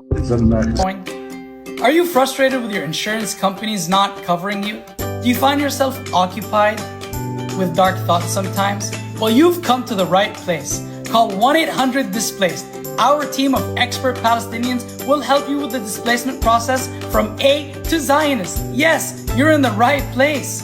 We know.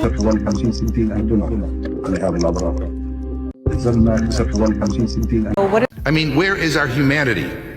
What's happening behind us now is a vigil demonstration protest as a response to the international call from Doctors Against Genocide for healthcare workers to call in sick. As a healthcare worker, have we just given up on the idea of human rights? At least 45,000 people have been killed in the war in Gaza. The world has had enough. Who do you think is the most hated right now? Thank you. This explains how we all feel.